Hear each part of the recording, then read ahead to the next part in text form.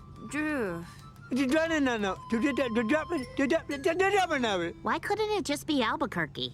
Well, gang, it looks like we've got another mystery on our hands. Freddie? What? You gotta lose the scarf. Oh, come on, guys. We're in Europe. Hand it over. You know I want this back later. Well, Scoob, what'd he say? Whoa! I'm losing it. Whoa! Well, look on the bright side, Scoob. At least it's not raining.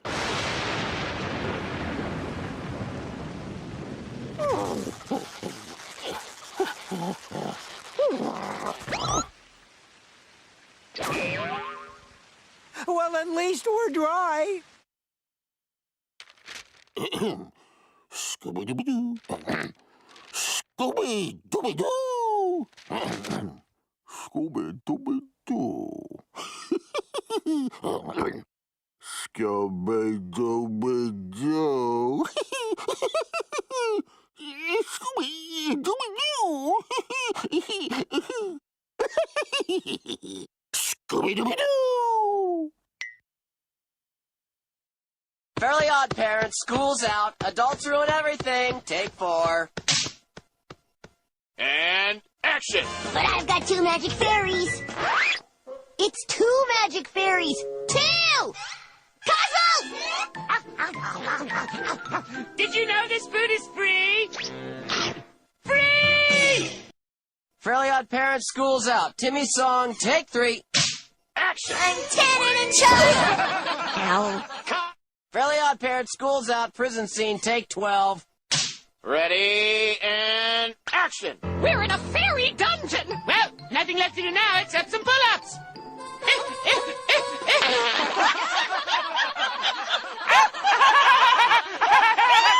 Somebody open the door! I can't even fan myself! Stop it! Stop it!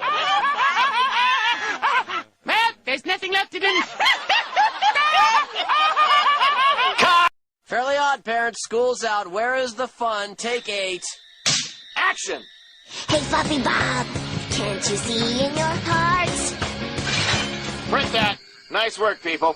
That's lunch, everybody. Guys, laser, moving up. Guys, hello? Ah! This is coming out of somebody's check. Movie in my trailer, which was supposed to be bigger than Cosmo's. Fairly Odd Parents, school's out, adults ruin everything, take 71. Action!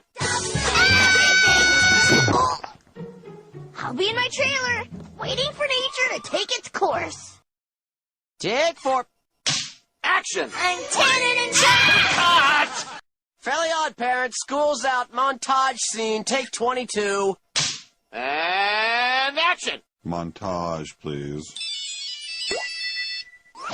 Oh, yeah, right there. He said montage, not massage. This is so embarrassing. Cut! Take 13. And action! action! Well, there's nothing left to do.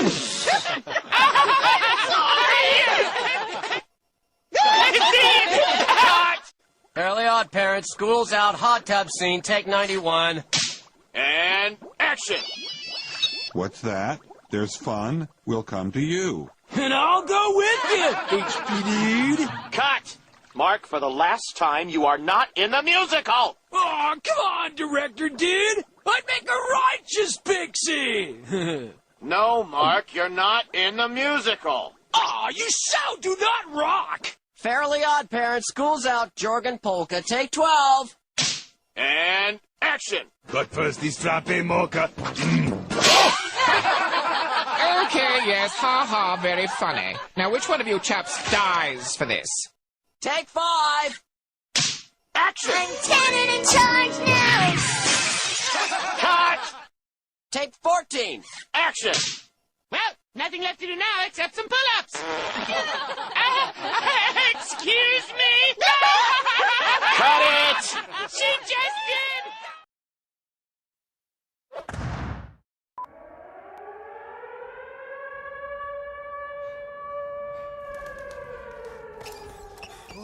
Oh.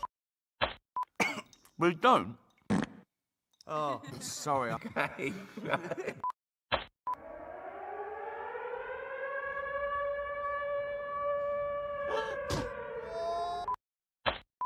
That was some fine fromage. Can you burp on cue? I think I could belch the alphabet if I knew the alphabet.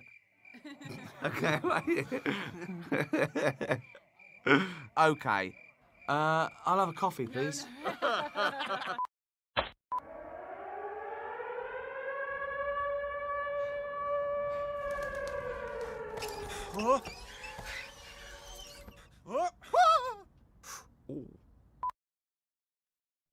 Scene 207, take 27. And action. There's no need to fear. Underwear is... Did I actually just do that? I'm sorry, did I just say underwear? Do it again. Please cut that out of the movie. Take 21. Action. There's no need to... Wait, what is there no need to? I'm sorry, script supervisor, what's the line? Take 25. Who's stepping on my cape? 27. What's my motivation again? You're a superhero. Whoa! Hey! Take 30. And action. Can I get an ice pack? There's no need to fear. Underdog is here. I'll be in my trailer. Howard, the ball! Get the ball! Yeah, here we go. Oh, no! Get the ball! Off my shoe. Yes, dude! Hey, where's the ball? Oh, forgot the... You better not be laughing at me! Hey, Whoopi. Just popping in to see if you're okay. So, you okay? Well, yeah. Are you in danger? Well, yeah. Are your underpants too tight? Well, yeah. It's not in the script. Whoopi, do you want to lick Howard's face? Well, yeah. He wants to lick my... It wasn't me, it was Whoopi. Right, Whoopi? Well, no. Oh, come on! Randy, you're supposed to hit the wagon. Right. Let's go again. I'm on the horse. I'm on the horse. Not even close. Oh, falling. How was that? Pretty good, right? Let's go again. I think we got it. Moving on. Has he ever said anything to you? No, not a word. We're the stars of the show. He's never even said hello. How much mayonnaise has he got on that sandwich? It's disgusting. All right, creep, we're ready for you. And action. Cut. Great job. That's a wrap for the creep. You know he gets paid the same as us, right? Wait a second, we get paid for this? What? No. Principal's office. Almost there. Okay, all right. We'll run an extension cord through here. I'm at full ninja sprint. This is not safe. Really stuck in there. Just gonna give it a good old ninja yank. Seriously, the entire show is run off of one outlet. This is ridiculous. I'll be in my trailer. Hey, could somebody plug the show back in, please? Throw every weapon we got at him, Viceroy! Ah, missed me. Oh, man. Yeah. Need another pair of ninja pants. Cut! Yeah. Aha! Why is this happening? Yeah. Yes. Still got my pants. Come on. That one's definitely going on the gag reel. Action! Cut!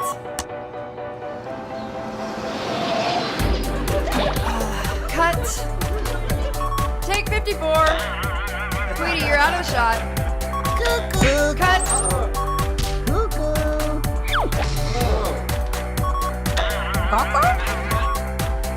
My mom!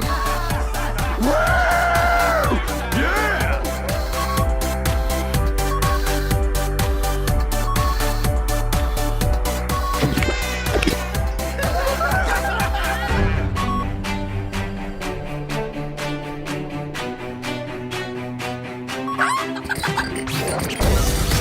Where's Bravo? Bravo, back on the set.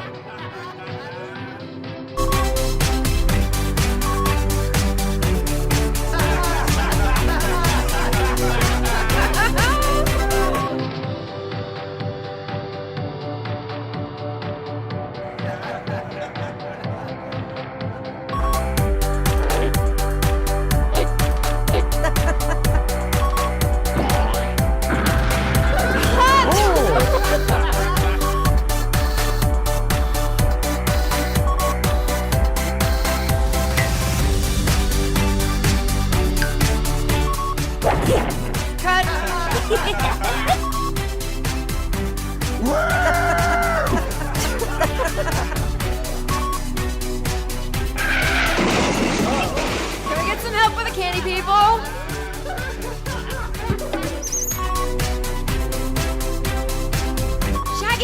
Shaggy, you're in the shot!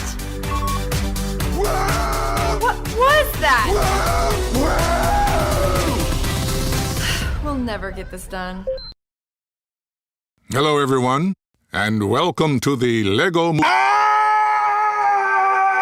I'm on a seafood diet. I see seafood and I eat it. Never mind. So, hey guys, I think we're about to crash into the sun. Who wants to see me do something really cool? Me. This is a great idea. Who wants to go into the sun with me? This is one of my worst ideas ever. Let's get in the sun.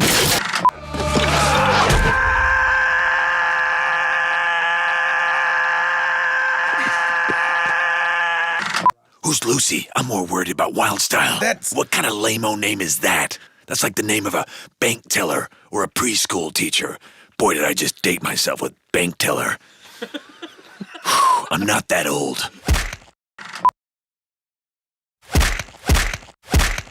We have no rules. There is no government, no stop signs, no bedtimes, no frowny faces, no poo-poos, no boo-boos, and no hoo-hoos. It started out okay, and then I was like, I don't know. That was perfect. That was a good, don't be hard on yourself. Perfect. This is my kind of movie. Oh, what do you know? All right, well, cool it with the laughing. I find everything funny. Oh, man, your laugh is making me... It's actually a pretty good laugh. Well, then you're not going to hear it anymore. Good.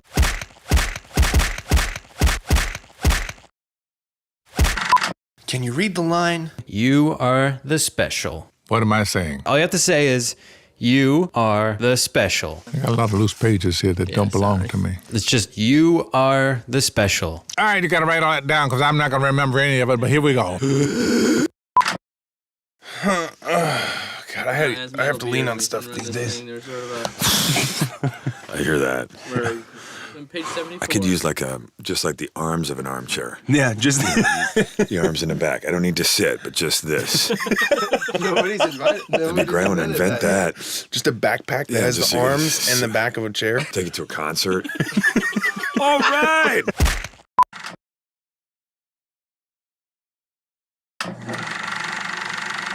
Peabody and Sherman, take 1. Action! Sherman, I made your lunch.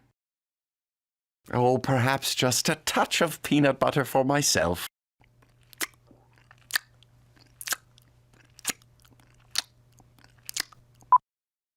Can I drive? I don't see why not. Whoops! My bad. Oh, sorry. Whoa!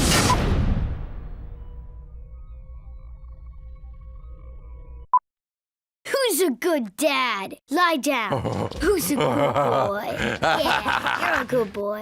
You are in so much trouble! Sherman, time travel is a very serious business. So remember, my tail may be wagging, but I assure you, I am very angry. Do not throw that ball again. Oh, yay! Good night, Mr. Peabody.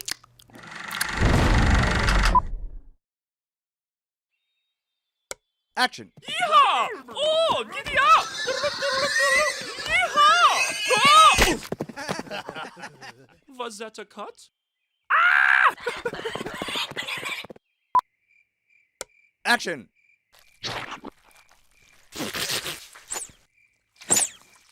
Cut! I'm so over this job.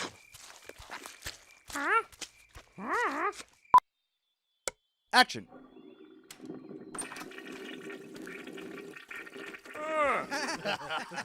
Hey, what are you looking at?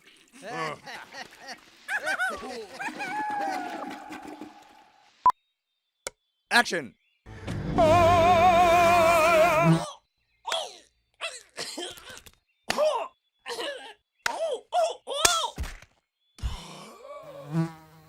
Medic! Action. Ever abandon your... Cut! What is it now, Elliot? Where's the camera? Why is it over there? We talked about this. This is the good side. This is the bad side. Winner, loser, winner, loser. I can't work like this. Action! Oh, can you see my eyes? You're better than this. All of my bones hurt. Perfect. Ow! My face. My beak. My face beak. Why can't birds see glass? Okay, I think we got it. Okay, great. I'll be in my trailer. Pigeon Toady, ready for the role of Pigeon Toady? The line is all good, bro. All good, Brahmalama Ting Tong. What up, Pigeon Bot? All good, Napoleon Bonaparte. Wolfgang Amadeus Brozart. Vincent Van Bro. Abraham Lincoln. Brosidon. King of the Broshun. Bro Rock. Bro Obama. Game of Brones. It tastes like daffodils. First thing that came to my head. It tastes like happiness. Good one. He's making me nervous. Flower, I don't know. Say honey and it's dreams. my riffing. Honey and dreams. I'm not gonna say, it tastes like honey and dreams. But don't do it like that. It tastes like lollipops. If you're setting up on that shot, like Right. you were gonna swing and Great. then you just break. Are you sure about this? Don't worry about me. All right. 4! Just like on the golf course.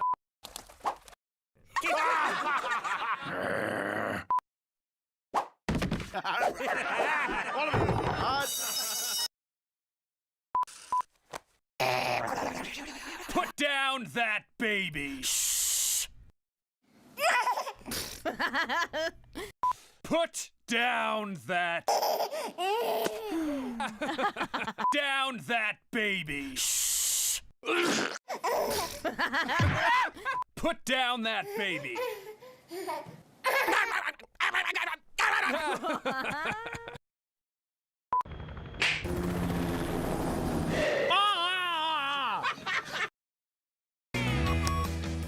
You should learn to surf from a real master. Right, gang? Yes, Sensei. We'll be there in 4, 3, 2. Oh, whoa, whoa! Undertaker, quick, give me a boost. Ah! Oh! I'll also teach you about teamwork. bucks. I am so getting fired for this. Yeah! Woo! I picked this up for you while I was on tour. Oh, thanks, Joe. I know how much you like these. Oh. Hey, Joe, what does RTL mean? I don't know, man. Rumbly tummy. Ooh, something.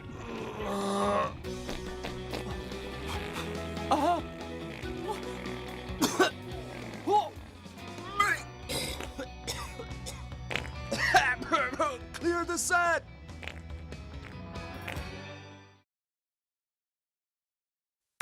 Look, nobody loves a joke like the Joker. Thus the name, you get it? Da da da da! Introducing. Yeah, you know what it is. When going stealth, you gotta hide every part of you. Physically and emotionally. Got it? Padre? Oh. Wait, are you serious? Get the merch gun. Copy that. Kapow, kapow. Not bad. Oh, yeah. No way. Let's try again. Highly offensive. Again. Seriously? Again. What is this? One more time.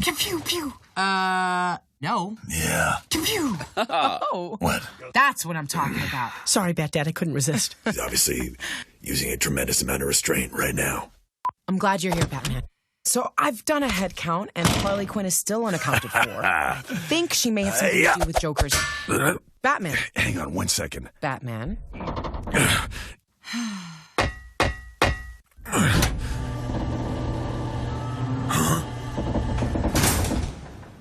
Oh, stupid. Okay. Well, we're finally a family, and you'll teach me to be manly, be alone. No, thank you, manly. When I... Yeah, okay, yeah. Great work. Thanks. That was enough for me. I'm falling! I'm okay. Clayface and freeze! Let's go again. Clayface and freeze, blink! My bad, you guys. My bad. Clayface, freeze! No, Clayface and don't freeze, Clayface. Clayface and freeze. Bring me Commissioner Gordon. Evil Army, get rid of! Nice magicianing, Voldemort. What is it? Thank you, Marcus. Voldemort!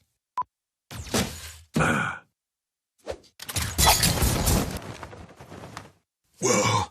You freeze!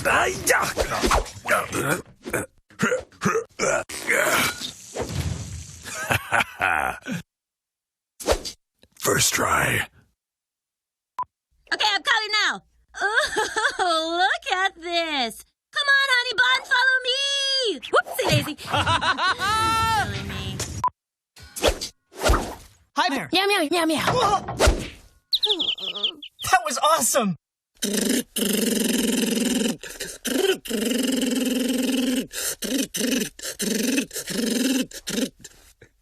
I do love this movie.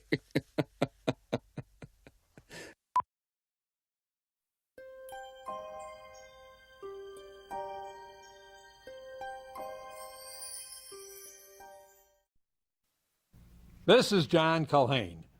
We're in for a special treat today.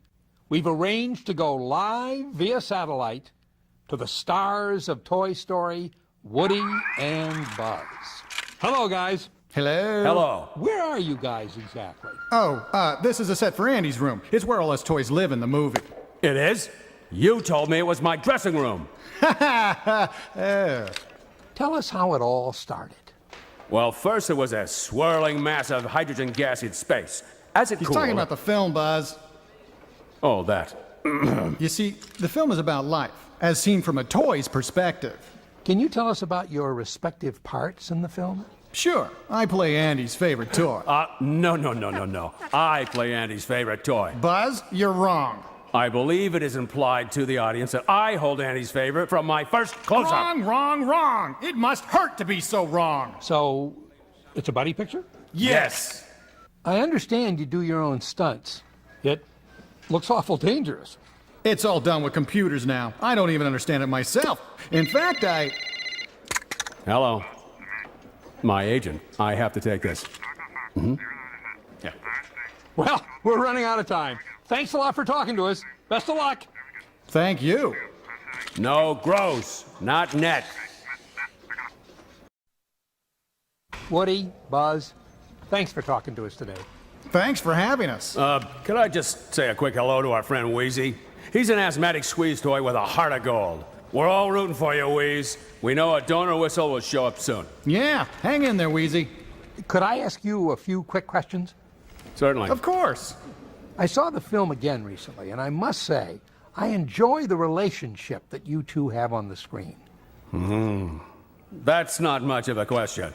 I think I know what you're trying to ask, though. We really tried to capture the competitive nature of being a toy. I've heard that the roles you play are similar to your real-life personalities. Well, that's... So true, I do have quite a following on and off the set. Well, not only that, Buzz, but you brought so much to the character. I mean, the script called for Buzz to be deluded, and on the set, you really got the sense that Buzz was absolutely clueless. It was amazing. Well, see? He's doing it right now. How do you do it? Oh, now the credit shouldn't just go to me. Woody was very successful playing a spineless backstabber. It almost seemed to come naturally. Much like your ability to cry on cue, huh, Buzz? I think this would be a really good time to show a clip from the film. You actually think you're the Buzz Lightyear? Oh, all this time I thought it was an act. Hey, guys, look! It's the real Buzz Lightyear! You're mocking me, aren't you? Oh, no. Buzz, look, an alien! Where? Ah!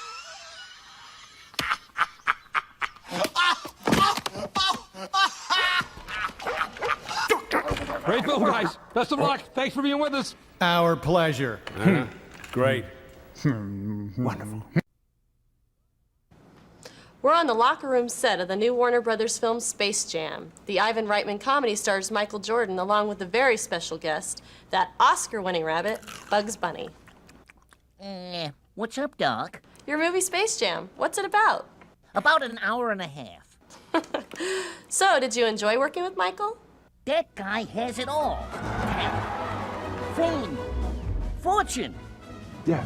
He's okay. All he's lacking is a little hair. So they called me.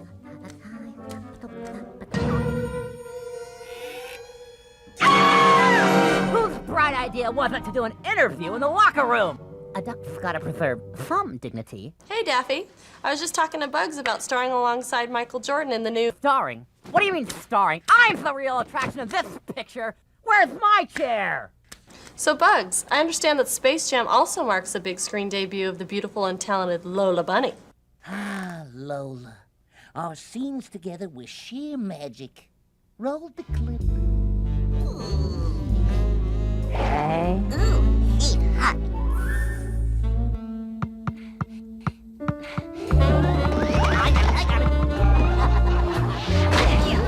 Girl's got some skills. Not that clip! Whoa.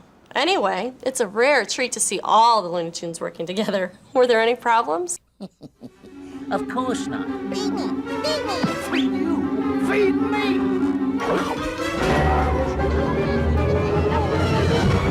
My mom says try your best in everything you do.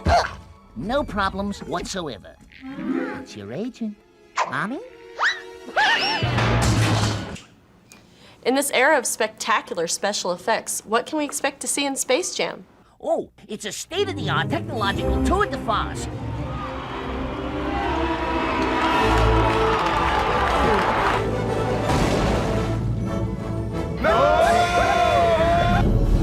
Come to Papa. You won't believe your eyes. Hey, perhaps I could be of some assistance. Wow. Well, Bugs, thank you for the inside scoop. Space Jam, starring Bugs Bunny and Michael Jordan.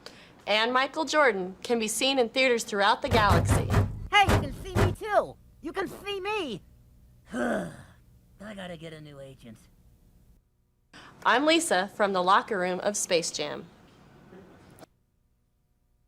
Are you happy with the way the movie turned out? Well, to tell you the truth, Chris, there was something about the movie I didn't understand. Well, what was that? I didn't understand why Beavis had to be in it. I mean, there was just this one chick, And I would have had a lot better chance of scoring with her if this fart knocker hadn't always been hanging around.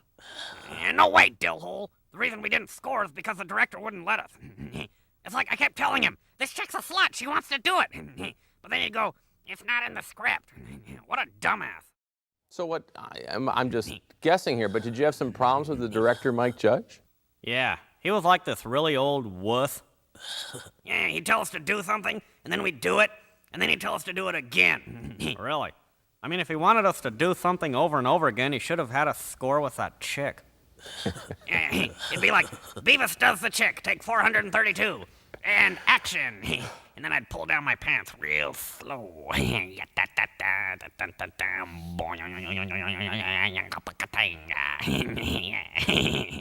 You know, the opening credit sequence has a kind of nod to the 70s. It's. You said nad. I didn't say nad, I said nod. Yes, you did. Yeah, you said it again, see? Anyway, it looks like the opening was shot during the 70s. No, it wasn't. We weren't even born then. Yeah, really, get your facts straight. We weren't born, and then when we were born, we were only like, 1 or 2, and then the movie was shot this year, so, you know, you do the math.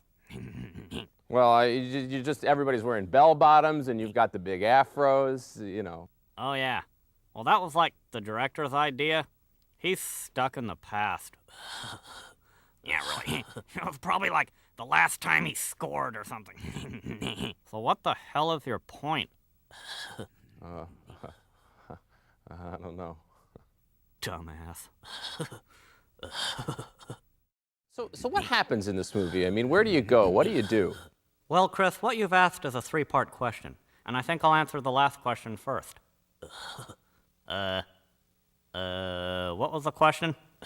Well, I guess you'd sort of be doing America. I mean, you'd sort of be seeing the country and, you know, having adventures and meeting some colorful characters, maybe getting into some trouble, finding your destiny, you know, that kind of thing. What? Huh? You know, so as you look back on growing up in Highland, what are your fondest memories? I remember this one time when we were like outside and we were doing stuff. Oh, yeah. Was I there? Yes, you were. Oh, yeah. Yeah, I think that was pretty cool, as I recall. Yeah. So you guys have some pretty emotional scenes in this movie. What was it like for you to do those? Well, Chris, I pretty much do it all, you know, like check this out. Now I'm gonna be sad. Watch this. See? Okay, now check this out. Now I'm gonna be happy. See? That's pretty good, huh? Yeah. Check this out. I'm gonna like act like I'm sad. Okay.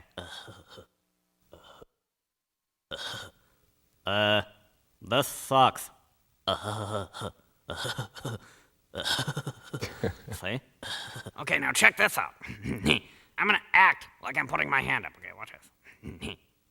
See? See, that I wasn't really doing it. I was just acting like I was doing it. Or check this out. I will kill everyone. You all must die. See? You thought I was someone else there for a minute, didn't you? Oh yeah. That was pretty good, Beavis. Have you thought about doing other types of movies together, like an erotic thriller, maybe? Well, like I said, Chris, I can do pretty much everything, you know? Like, check this out. I show you Taekwondo better than Thai boxing. That's not an erotic thriller, Beavis. That's a Chinese movie. Yeah, I know, yeah. Like I say, I do everything, yeah. I can do a spastic thriller or a Chinese movie, it doesn't matter. Do you consider yourself role models? Check this out. No comment. You've been held responsible by many for what's known as the dumbing down of America. Do you think that's true? Yeah, no comment. No comment. No comment. No comment. Thank you, drive-through. That was cool. What do you hope people will take away from this movie? I guess like popcorn and milk duds and bonbons and stuff. You said bonbons. Yeah? So what? Oh, well, sometimes I call my nads bonbons. You know, I guess I'm by myself when I do that, though. Bonbon. Boy, Beavis, you're never gonna score. Shut up, butthead. You're just gonna sit around by yourself for your whole life, making up names for your testes and your bunghole and your... Shut up, butthead, I'm serious. I was just kidding, I don't really call him that. Damn it, enough of this crap. When are we gonna start this interview thing? We are doing the interview. Really? No way, really? So you got all that stuff about, my nads and the bonbons and everything? Huh. You should have said something. It's gonna be on TV. Everybody's gonna know. Bonbons. You butthead, blow it up your you son of a bitch! Damn it, Beavis, don't ever say that to me. I'm gonna kick your ass! Dumbass. Hi everyone, I'm Greg, and I sing for the Wiggles. I had a lot of fun making the Wiggles movie. In fact, I got to do a fair bit of magic, I got to sing a lot of songs, and do a lot of dancing. Making the Wiggles movie was a great deal of fun. All of our friends are in the Wiggles movie. There's Dorothy the dinosaur, Wags the dog, Henry the octopus, Captain Feathersword, and there's a new person in the Wiggles movie, Wally the Great. Hello there, I'm Anthony from the Wiggles, and I had lots of fun in the Wiggles movie. The best thing was I got to eat plenty of food. There was fruit salad, lamingtons, hot potatoes, cold spaghetti, mashed bananas. Food. Oh, I love food. In the Wiggles movie, we got to drive around in the big red car, and the best thing for me was, well, there's this great apple throwing machine in the Wiggle house. I just pull a cord, and the apple comes there, and I take a big bite. It's lots of fun. Get to eat plenty of times. Hi, I'm Murray. We had a great time doing the Wiggles movie. I got to play guitar on lots of songs, and in the Wiggles movie, you get to see the Wiggles house. It's got a talking door, and we've got our own rooms, and it's fantastic.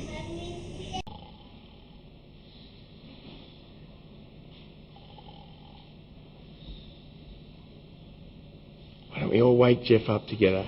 Ready? 1, 2, 3. Wake up, Jeff!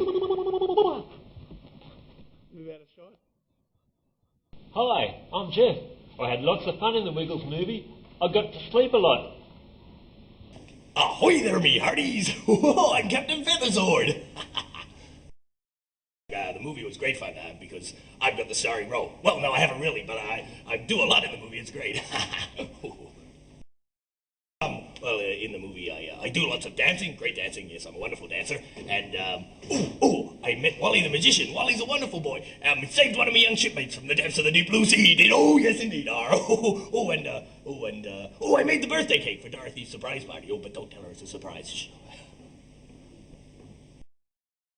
I do have funny voices, but it's usually only when the big howling wind out of the west comes along, and the wind comes on in, and it affects my voice in a most mysterious way. It blows in, and all of a sudden, everything's changing. I can't do anything. Nobody ever starts to work or something because it's big nobody sees anybody. It's oh, it's a strange phenomenon. But then the wind comes back and it's fine, and my voice is fine again. Oh, it's a wonderful thing. Yes, indeed. Dancing. Oh, my dancing. Oh, I have a wonderful dance style. It's something I came up with all by myself. Well, I did have a bit of help, but it goes a bit like this. It goes like this, and then I do some funky dancing like this. Oh, yeah. That's my best moves. How's my life? Is it good? How's my hair? My daddy gets to hold the microphone. We loved the movie. Oh, I'm glad you liked it, Riley. It's so pretty with its colored ring. But why did the egg change colors? Oh, well, that's part of the surprise. I don't want to give anything away. But it has something to do with imagination. I always use my imagination at home. Oh, well, good for you. That's important. I have a Bonnie doll at home. Oh, really? Yeah. Oh, do we sing and play together? Yeah, but he doesn't talk. No! Oh, thank you! What's the real pony like? Why are you purple? Why am I purple? Well, because I was born that way. What do you like to eat? Oh, what do I like to eat? Oh, I love to talk about food. I eat lots of veggies, but I also have to have a peanut butter and jelly sandwich now and then. I had a peanut butter and jelly sandwich too. Oh, wow! Meeting Bonnie sure is fun. Even better than a peanut butter and jelly sandwich. What's next for your career?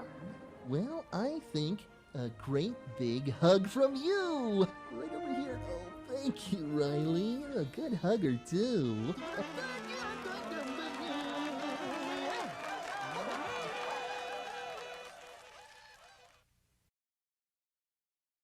Hey, Angelica, tell us about this Rugrats movie that's coming out. Well, the movie is called the Rugrats movie, but let's get one thing straight. I'm the star. In fact, the movie starts with me singing a song. Now, Angelica, I thought Susie Carmichael sang the first song. Brother. Susie starts singing the first song, but then I come out for the grand finale. I sing, I dance, and I do all my own stunts. All your own stunts? Yeah, I do my own stunts. Are they dangerous? Yeah, they're dangerous. If you call being dragged through the woods and almost falling through a bridge dangerous, I was even chased by wild animals. That sounds like a real adventure. Now, are all the Rugrats in this movie? Of course all the Rugrats are in the movie. Tommy, Chucky, Phil, and Lil are all in the movie. Those dumb babies stick together like glue. And now there's this new baby. But let's talk about me some more. Why don't I sing my song? A baby is a gift from above. Hold it, Angelica. I'm afraid we don't have time for the whole song. And maybe you could tell us more about Tommy's new baby brother, Dill. Baby Dill? That drooly blob spent the whole movie spitting up and pooping in his diaper, and he wrecks everything. This is the first time you've made a movie. Was it more difficult than making the TV show? Well, between you and me, making a movie was a lot different from making a TV show. Better toys, bigger allowance, more deliciouser food. But my mommy says now that I'm a big movie star, we're going to have a talk with the TV people and I'll be able to have my cake and eat it too. So if any of you producers are watching, make a chocolate, okay? Is there anything you'd like to say to your millions of fans out there? Yeah! When you go to the movie, get lots of popcorn and candy. And be sure and sit in the front row so you don't miss any of me. Angelica, let's talk about Tommy and Chucky. Their friendship is really put to the test in this movie, isn't it? Well, I don't want to give anything away, but Tommy and Chucky almost weren't friends no more. If it weren't for me saving the day, they still might not be talking to each other. Sounds like you played a vital role in the movie. If you win any awards, are you going to thank your co-stars? Well, when I win an award, why am I going to thank those dumb babies? They already got to do all the fun stuff and be the stars of the movies. Oh, wait, I mean, stop. Can we start again? I'm the star, not them. Cut. I'm afraid we're out of time, so thank you, Angelica. Wait. No. Wait. I'll sing my song again. A baby is a gift from above. A baby is a gift from above,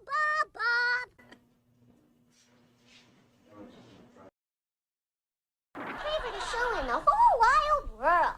Besides, my mommy said you gotta grab the slime light whenever you can. Well, I grab the slime light whenever I can, too. You know what, Angelica? Rugrats gotta be my favorite show. Well, Rosie, if you love me on TV, you're really gonna love me in the Rugrats movie. I actually hear it's a great movie. Yeah, especially all the scenes that got me in them. Did you bring a clip? Do I have a clip? Do babies poop in their diapers? Yes, they do. Run! Angelica, can you help us find my baby sister? Oh, I wouldn't be in such a big hurry if I was you, Tommy. Because when the new baby gets here, she's going to get all the toys and the love and the attentions. And your mommy and daddy will forget all about you. It'll be like, look, Dee, there's that little bald kid in the house again. My mommy and daddy won't forget me. That's what's Spike said before you were born, back when his name was Paul. Oh, yeah. But then you came along, and they put him out in the rain, and he turned into a dog. That's not gonna happen to me, Angelica. My mommy and daddy will love me no matter what. I gotta go. I got a lot of luggage, some important papers to cover, and I can't forget the nap. We movie stars need our beauty sleep. Bye, fans. Mwah, mwah, mwah. See you in the movies. All right. You're a cutie patootie, Angelica. Yeah, right. Angelica Pickles, ladies and gentlemen. We'll be right back. Today we're very fortunate to be connected via live video remote to the set of A Bug's Life. First, I'd like to thank the cast members for giving us a little of their time. Hi. Hello. How you doing? My name is Jeff Curdy. Perhaps you could all introduce yourselves. Why, certainly. My name is Flick, and I guess you could say I'm the hero of the picture. Well, it's more of a supporting role, really. I'm Hopper. I play the leader of the Grasshoppers in a role that, quite frankly, is central to the entire plot. I doubt the rest of the panel have anything to add. A Bug's Life continues a Hollywood tradition of insect stars who have been featured in many prominent roles. Yes, that's true. I've had memorable roles in many classic films. Actually, they were all B-movies. B-movies? Oh, that's hilarious! Oh, for me? Wunderbar! So, Heimlich, tell me more about your role in A Bug's Life. They've been playing clowns in the flea circus. Hey, watch it. You mind? Sorry, Francis. Pardon me, miss? Miss? I'm sorry, I just assumed that because you're a lady... You assumed what?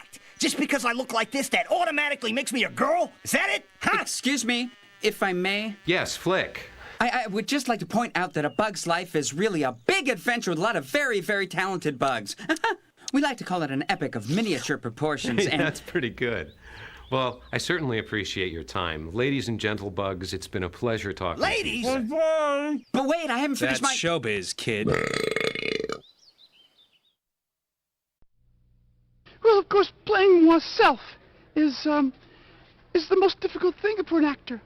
And being a character is something you can hide behind, but being oneself is really, really the hardest job of all. And I must say, I think I do it fabulously. Elmo's playing with his blanket, but then Elmo goes outside and plays with it some more. But then Charlie is skateboarding, and he hits Elmo's blanket. And then blanket goes up in the air, and it falls in Oscar's chair. You got a great director, great writer, great producer, and, you know, it's a lot of fun, except for that Elmo. Boy, he gets a lot of camera time. I said, Elmo, give me an extra scene, but he won't. It's all about him. I give him little pointers here and there about my method. My method. You know what my method is? Get done as quickly as possible and head to lunch. That's my method. Remember, have a rotten day. That's a major thing. And don't do what I do. That's why I can't live there anymore. I said, thank you.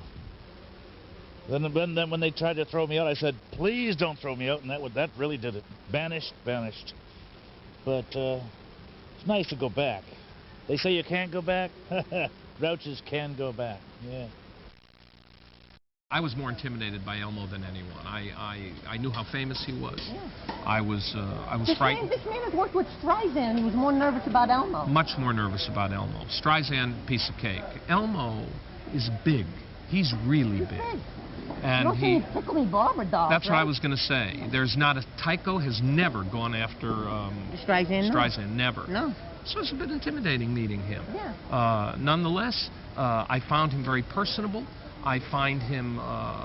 fuzzy? I find him fuzzy. Fuzzy. I find him very sensitive and concerned about the other people on the set. I've done a variety of kinds of jobs in various forms, various mediums.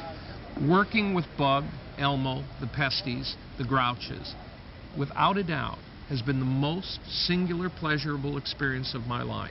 I have worked with humans. I don't like it. I don't. We get along with Huxley. Everybody gets along with Huxley. You have to get along with Huxley. Yeah. He's a very sweet, warm guy. We love very him. persuasive. Love him. I love doing his toenails. Ooh. Oh, yeah. Hardly a bunion. Gary who? He's got large feet, though. You gotta watch where you are when he's walking. Yeah, there used to be 4 of us. I don't know why people like the little why guy. would anyone really like Elmo? I mean, he's cute and furry and he talks with a cute voice. I don't know, I can't see I'm it. not sure. I'm not into that whole third-person thing myself. Yeah, it doesn't really fit in the whole Grouchland milieu, you know what I That's mean? true. I love Elmo. Elmo's nuts. Everyone thinks he's just kind of, cute little Elmo, sweet little Elmo, but Elmo is severely nutty. He cracks me up. Toy Story introduced our guests to the world, and now they're back in a fabulous new film with almost exactly the same name, Toy Story 2. I'd like to welcome our wonderful guests, Woody and Buzz. Hello, fellas, and thank you for joining us today. Hey, howdy, hey. Greetings. It is a pleasure to be interviewed by such an obviously professional and stylish interviewer as yourself. Compliment them right away and they give you better questions. Woody, why don't you tell us about the movie? Certainly. The underlying theme is mostly... Space explosions. What? Vast armadas of starships in intergalactic battle. There aren't any intergalactic battles with spaceships. Yeah, but this will get them into the theaters in droves. Buzz, it's not true. Yes, life or death struggle in the cold vastness of outer space. Whoa, maybe we're getting ahead of ourselves. What gets a story moving? Well, it turns out that I'm a very rare Sheriff Woody doll, and I end up being stolen by a greedy toy collector. And I lead a daring mission to rescue him. Well, that's fabulous. Now, Toy Story-wise, would you say this is twice the fun of number 1? Oh, it is. And I must overcome the evil Emperor Zurg, the sworn enemy of the Galactic Alliance. Buzz? Hey, that happens in the movie. You said you turned out to be a rare Sheriff Woody doll. How did that happen? Well, any kind of junk becomes valuable if there isn't very much of it around. The point is, I had my own TV show, and that's why I'm a collectible. And in fact, we've brought in a special treat for you, one of Woody's co-stars from the original show. Say hello to Bullseye! Oh, no. Here, boy! No. Down, Bullseye! To infinity and beyond! Wow, Bullseye! Stop, horsey! Whoa! Come see Toy Story 2! I'll certainly try. Well, that about wraps it up for this week. Tune in next time for more hilarious antics. Until then, remember, you're watching me, so I'm watching you. Well, I think that Thomas and the Magic Railroad shows that little engines can do big things, with the help of their friends. The Magic Railroad is a secret connection between Shining Time and the island of Sodor. Diesel 10 is the big bully that doesn't like steam engines, and he's trying to take away the magic from the island of Sodor. In Thomas and the Magic Railroad, Mr. Conductor, Lily, and Grandpa Burnett help me and the other steam engines restore the magic and order. Oh, well, Thomas and the Magic Railroad is definitely the biggest, most exciting adventure I have had so far. I had a lot of fun with Percy and all the other engines. Plus, it was neat to have people from Shining Time, like Lily and Grandpa Burnett, visit us on the island of Sodor. I think both children and parents enjoy my adventures, because together we go to places of fun and magic. In Thomas and the Magic Railroad, Grandpa needs to be reminded about the magic in all of our lives. Mr. Conductor makes sure everything is in order between Shining Time and the island of Sodor.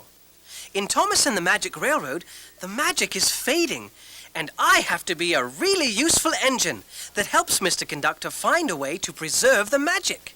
In Thomas and the Magic Railroad, Mr. Conductor and all of us engines believe in the 3 R's. It is important to be reliable, responsible, and really useful. What's it like being an ogre in a big Hollywood movie? Being an ogre movie star is not all glamour. I mean, there's a lot of swamp work, there's a lot of toad's eyes you have to eat, there's a press junket, photo shoots, private jets. I met the president last night. It's a lot of stuff, actually. What's it like being green? Well, it was Shakespeare, or was it Kermit, who said, "It's not easy being green." I have to disagree. I think it's very easy to be green. It's very easy to be big and green. Have you been doing your own stunts in the movie? Yes, I do all my own stunts. I broke every bone in my body. You know, ogres have 15 more bones than humans. What was it like working with Shrek? He was kind of a pain in the ass at first. We became really good friends. You know, he's really fun around Halloween's, being all green and ugly and stuff. Did you do all of your own stunts? No, it's actually a couple of gnomes in the suit and some great special effects. What are you planning to do next? I'm working on taking Don Quixote to Broadway as a musical. I'm playing the role of Donkey, of course, and I'm also in discussions with the original Mr. Ed about a remake of The Odd Couple. I'm gonna be playing Felix. Do you have any future plans for your singing career? Yeah, I'm cutting an album right now under the name Little MC Ass. Is it true you did all your own stunt work in Shrek? Yes, I did all the stunts in this film. It was a very exciting experience. It's actually the first time that I've got to swing from a tree. But I did learn a little bit of Kung Fu. After watching Charlie's Angels, I was well impressed with the girls' work in that. Do you think Shrek is someone you could be attracted to in real life? Well, of course, he's so cute. I mean, he's green and he does actually eat swamp rats in real life. But he is really just a sensitive, caring, funny guy who just loves to keep everybody laughing. And yes, actually, definitely. What attracted you to this role?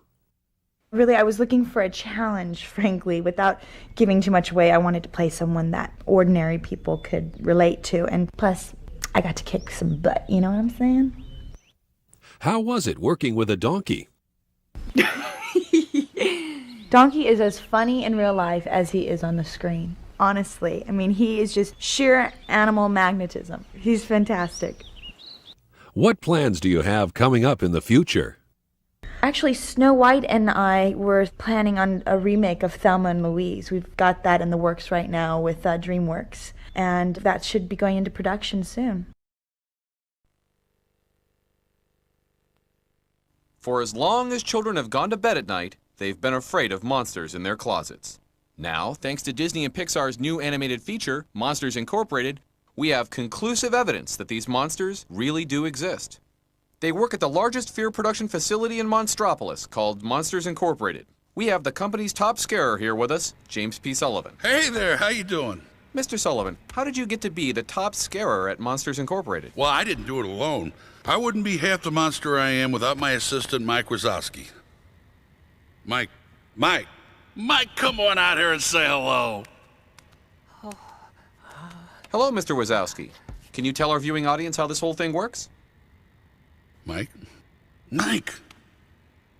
Well, we use these doors to visit the kids. Let's say Sully's next assignment is in Kathmandu. Right now there's no Kathmandu, but I activate the door thusly, and boom, our world, Kathmandu. Kathmandu, our world. Wow, that's amazing. What happens next? Well, first I train with Sully every day to make sure he's in peak condition.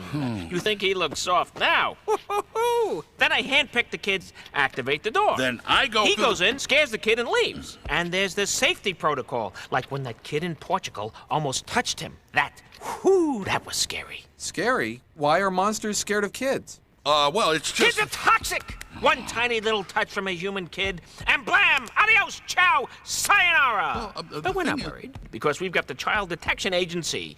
We use the proper code, and the CDA come from out of nowhere, find the contaminant, and the problem is swept away in seconds. Yeah, right. What's that security code again? You know, 2319. Hey, I'm not finished! False alarm! I better go help him out. Okay, it was nice talking with you both. I didn't get to say hi to my mom! Well, run movies around roving mysteries and around friendship. Ooh. Well, I'm a method actor. Sometimes I'm really scared.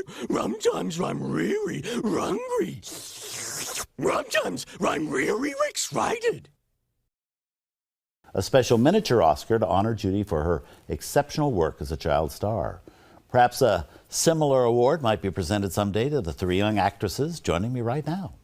Actually, we're really just playing ourselves. Of course.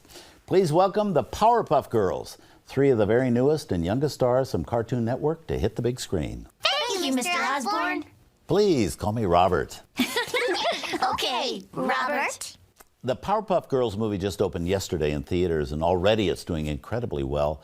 Tell me, what was it like for you as kindergartners to take on such a big project? Well, when you're used to taking on giant mutant three-eyed goldfish and other huge, variously freakish monsters, a movie doesn't really seem like that big a deal, you know, stress-wise. Well, you mentioned monsters, so I have to bring up Mojo Jojo, the villain in the movie. Or is he? We're not telling. What Bubbles means, Robert, is that we don't want to spoil the movie for anyone who hasn't seen it yet. As if. Well, I understand. But maybe you can answer this. What's up with the monkey's brain, anyway? I mean, it's huge and, well, kind of gross. Another chemical X-related accident. I see. The same ingredient that gave you three your superpowers, right? Right. And it affects some other monkeys in the movie, too, doesn't it? There he goes again. Not telling. You're, of course, referring to the doot-to-doot-to-doo-doos, right? Yes, they're the flying monkeys in your movie. Who spit. Exactly. Obviously an homage to the flying monkeys sent by the Wicked Witch of the West and the Wizard of Oz. Except, of course, for the spitting. Right. Nice segue, Robert. Thank you. Blossom, being the smart one, what's it like? Oh, I think it's a great honor. And, no, wait. Actually, I think those labels are lame. The smart one always means the boring one. And I'm not boring, I'm a fiery redhead. And who made Bubbles the cute one? I'm cute. Look at this bow. And what makes Buttercup the tough one? Tell that to the monsters I beat up. I'm smart, cute, and tough. I'm the whole package. Okay. Being a superhero, do you feel the need for a cool catchphrase? Not really. My actions speak louder than words. Unless my words are...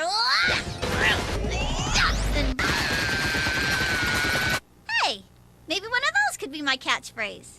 Blossom, your secret. What is it? I find inspiration from the world's many female superheroes, like Wonder Woman and Hawk Girl and,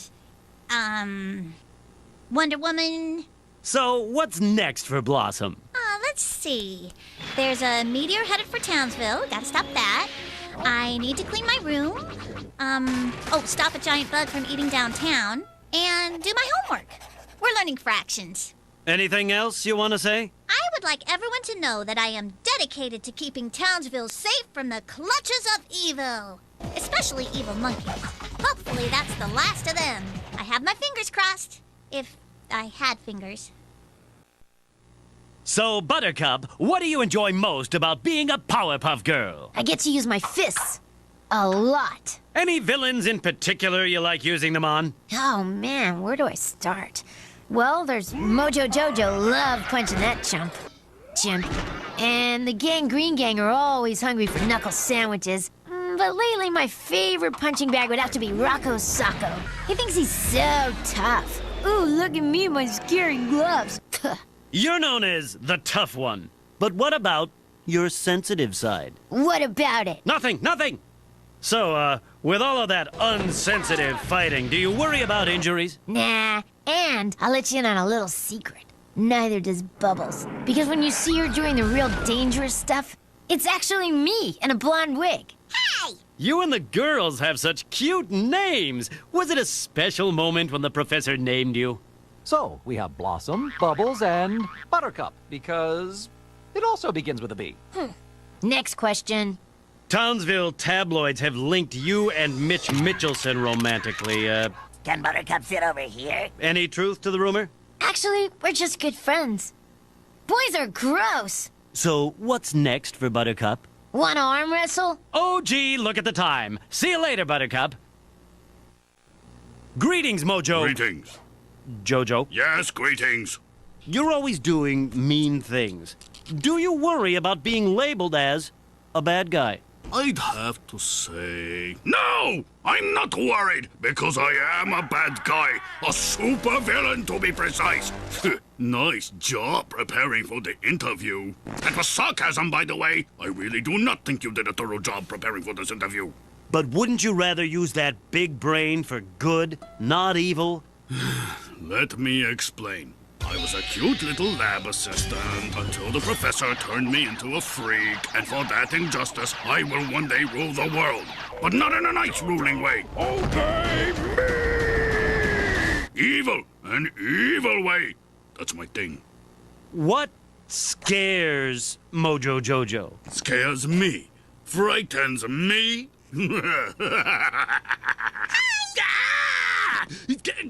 Scram! Rotten bubbles. What is next for Mojo Jojo? Jail time. Greetings, Mr. Mayor. Greetings and salutations. So, what was mayoring like before the Powerpuff Girls arrived on the scene? Oh yeah, the good old days. What a delight!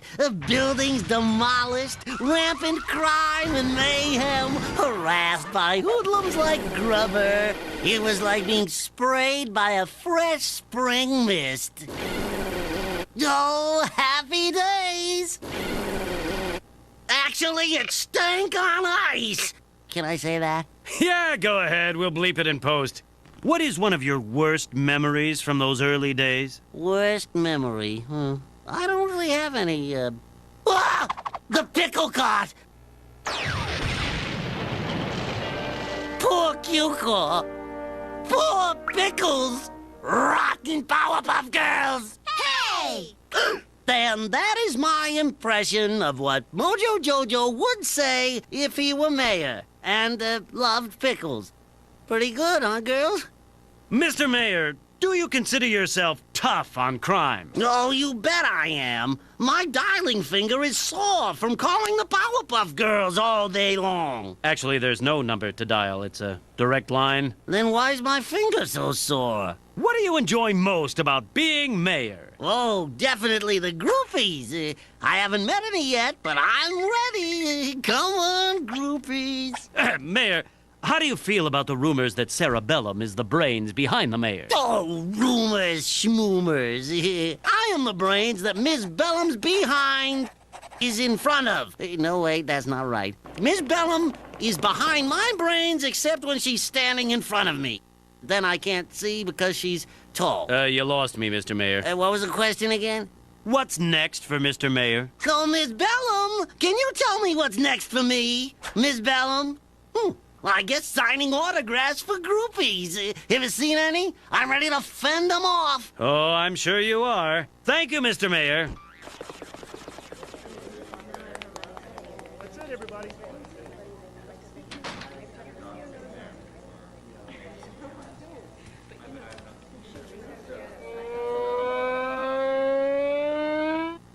Hello? Hi. Hello? You know, I was in the movie too. Oh, really? All right, which part? Oh, I was an extra. I play man who gets spit on by a flying monkey and runs screaming into a wall. Can we roll that clip?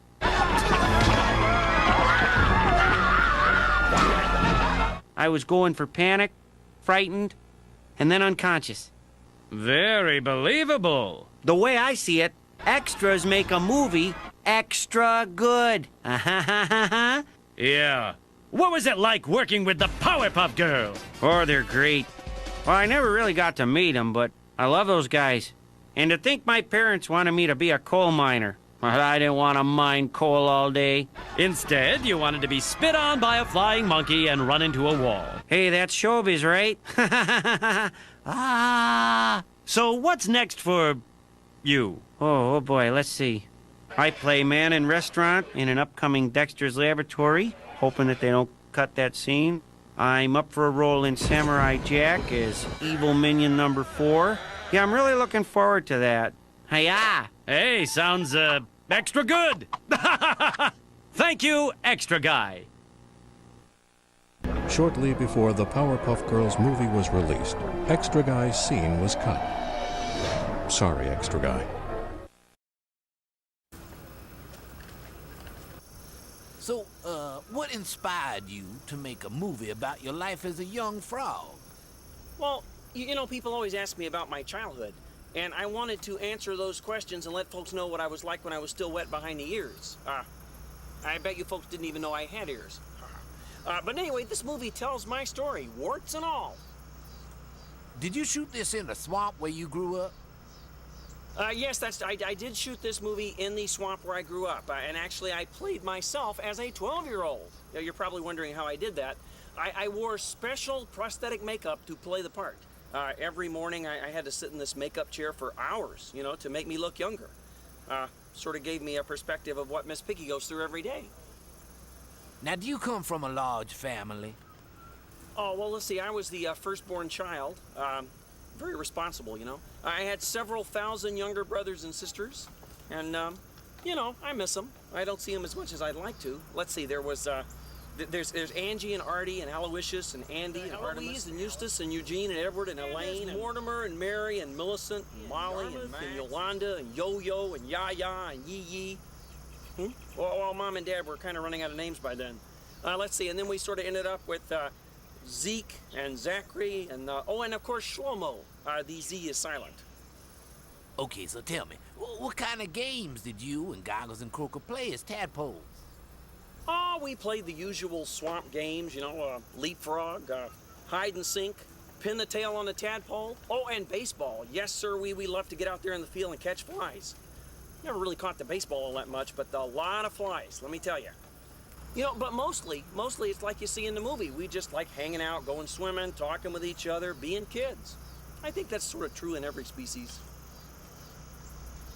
Now that you've grown, do you still see Goggles, Croaker, Blotch, and Pilgrim? Oh, sure. I see those guys whenever I get back to the swamp. And you know, sometimes they even come out to Hollywood to visit me when we're shooting. Yeah, that's always fun. You know, we go to Hollywood parties, you know, 2 frogs, a toad, and a dog. We blend right in. Folks just assume we're some kind of rock group or something. Kermit, which place do you like more, Hollywood or the swamp? Yeah, I always get back to the swamp whenever I can. You know, it's so different from Hollywood. I mean, oh, sure, we have our rats and weasels there, too. But they're a lot friendlier in the swamp. I'm just curious. Does Miss Piggy ever come out to visit you in the swamp? Yes, Miss Piggy did visit me in the swamp, but not often and not for long. I don't know, I think she's allergic to alligators. Did you encounter any, as they say, technical difficulties making a movie in a swamp? Well, you know, when you're filming in the swamp, it's hot and sticky and thick with mosquitoes. But that works out great when you've got an all-frog crew, because they never have to break for lunch. You know, they could just open their mouth and there you go, craft services. Oh. Do you think the swamp community will go Hollywood now that they've had a taste of showbiz? Well, I don't know. You know, we like it simple here in the swamp. But they have started a Swampland Film Commission to try and convince Hollywood to shoot here. I think their motto is, come for the swamp, stay for the bugs. Do you have any more stories about growing up in the swamp? Oh, there's a bunch of stuff that wasn't in this movie. Like the time oh, and there was the time that Croaker... Oh, and who could forget the time Goggles and Blotch went to the... You know, I think you should just stick around. Maybe we'll get to tell you those stories, too. How do you feel about humans now? Oh, well, humans are some of the best people I know. What was it like that first time you saw the town of Leland? Well, that's tough. I mean, it's just a small town, you know, but it's sort of like going to Oz, you know?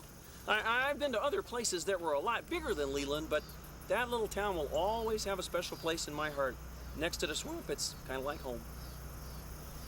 Kermit, what does friendship mean to you? Well, it means being there for each other all the time, you know, when things are good and when things are kind of scary, like in the movie. I think leaving the swamp taught me that more than anything else. And I've tried to have that kind of friendship my whole life, you know, with frogs and toads and alligators and bears and, yep, even a pig. Hey, guys, I kind of have to go now. I've got about 3 hours of makeup, okay? All right, thanks. Thank you. You're watching another edition of the Rusty Sprocket Show. Greetings, viewers. With us today are up-and-coming musical group, the Moonfibbers, and everyone's favorite special guest, Miss Clavel, commenting on the mood of gazelles and the universe in general. But first, I'd like to welcome the famed vegetable duo, the red, round, and particular Bob the Tomato, and his green and hunky sidekick, Larry the Cucumber. Well, hey, thanks for having us. Hello. Greetings, interview subjects. Your feature film, Jonah, a VeggieTales movie, came out in theaters this fall. I myself have seen it 53 times already. I particularly enjoyed the wink of the tow truck driver during the finale. Oh, he is a sly one, isn't he? But for those of our audience who have not yet seen the film, can you tell us what the story is about? Sure. There's music and pirates and porcupines and mystery and suspense, and there's this half-worm, half-caterpillar guy named Khalil, and camels. Oh, and lots of twisted cheese girls. Basically, it's the story of Jonah and the whale, and about how everyone needs second chances. Yeah, and the other thing I got out of this movie was that whales are great spitters, which surprised me since they don't really have lips. Yeah. We have a member of the Anti-Defamation League of Wales on the phone with a response. Good evening, Dr. Baleen. You're on the Rusty Sprocket Show.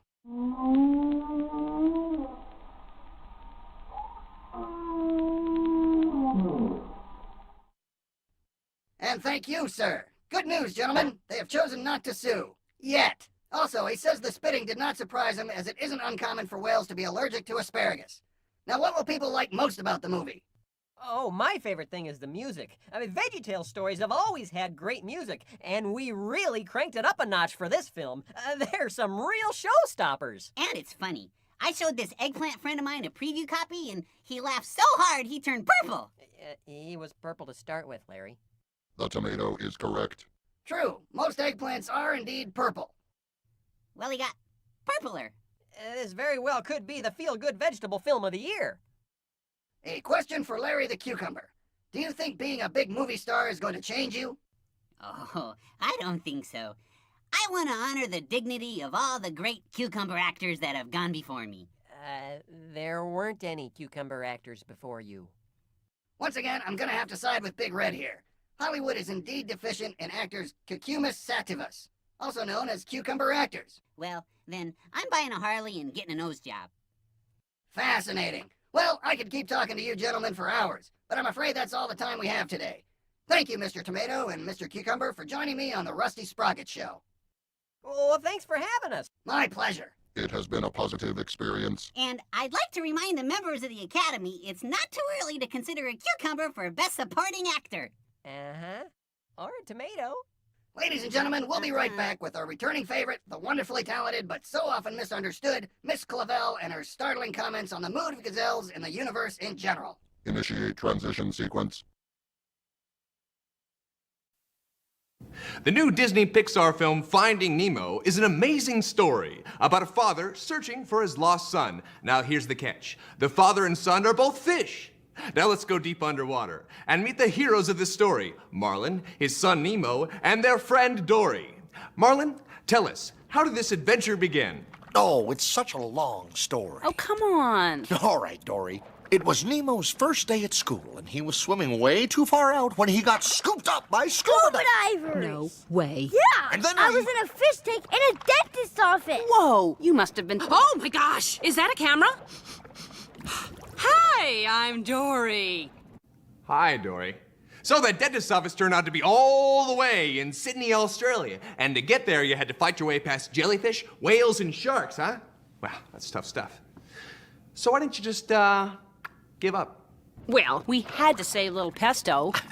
It's Nemo. Dory has a little trouble remembering things. That's right. Can't remember diddly. In one ear, out the... Oh, my gosh. Is that a camera?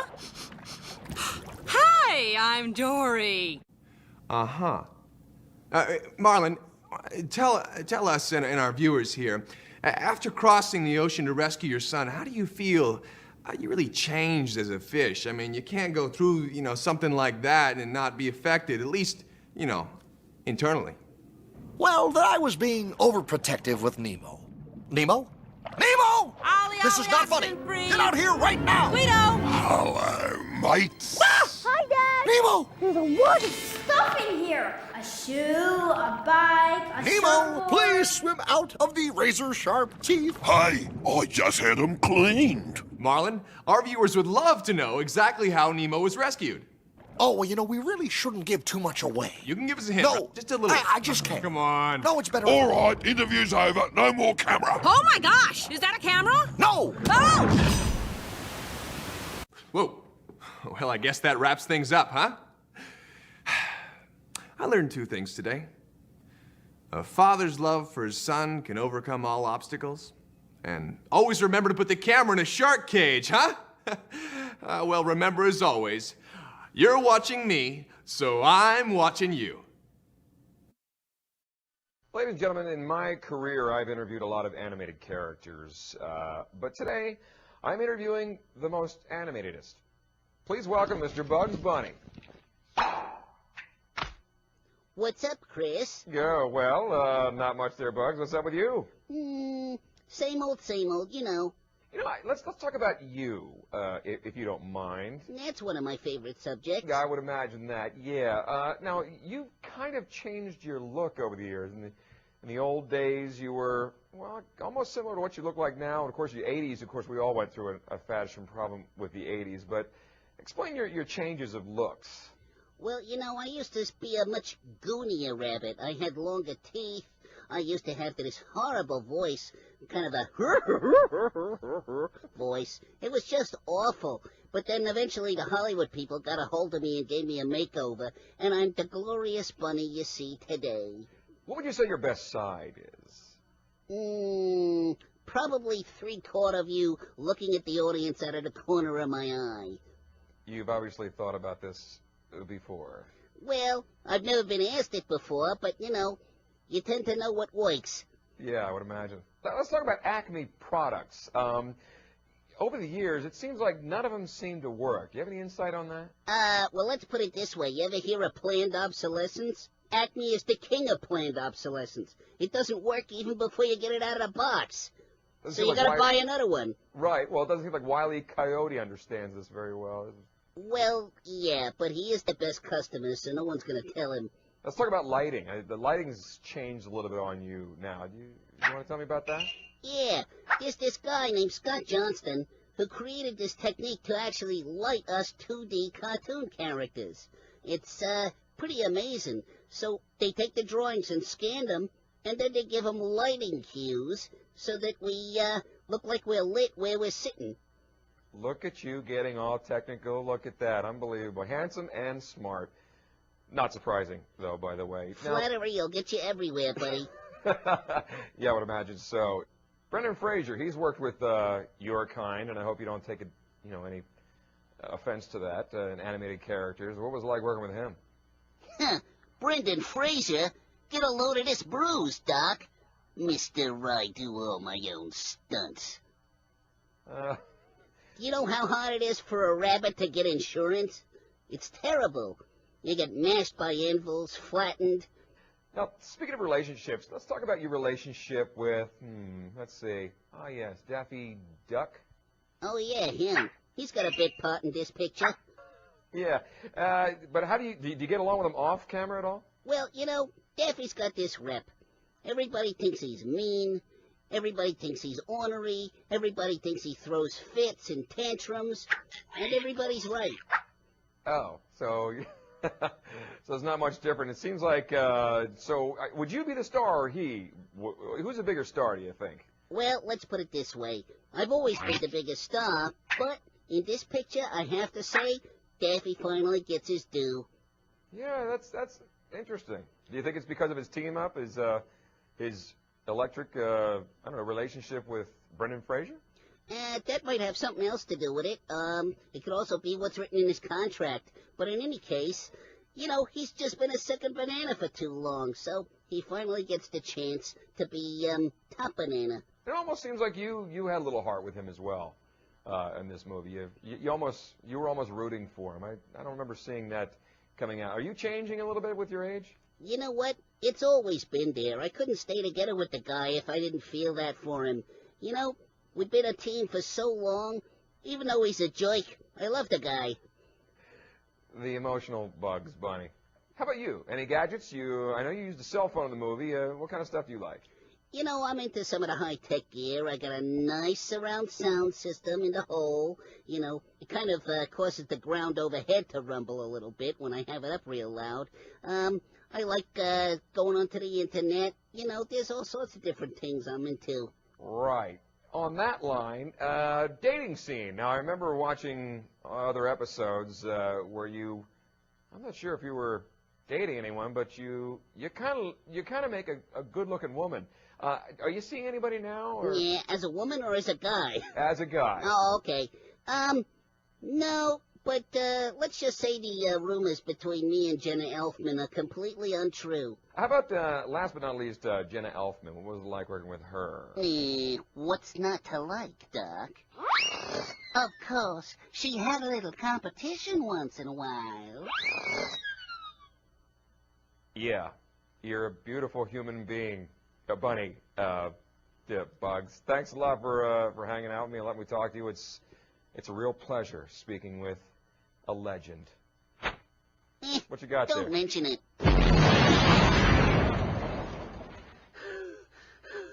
You're Take care, Bugs. Thanks.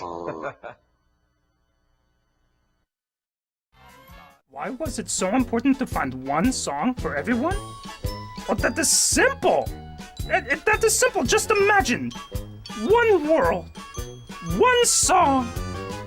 Everybody singing in harmony.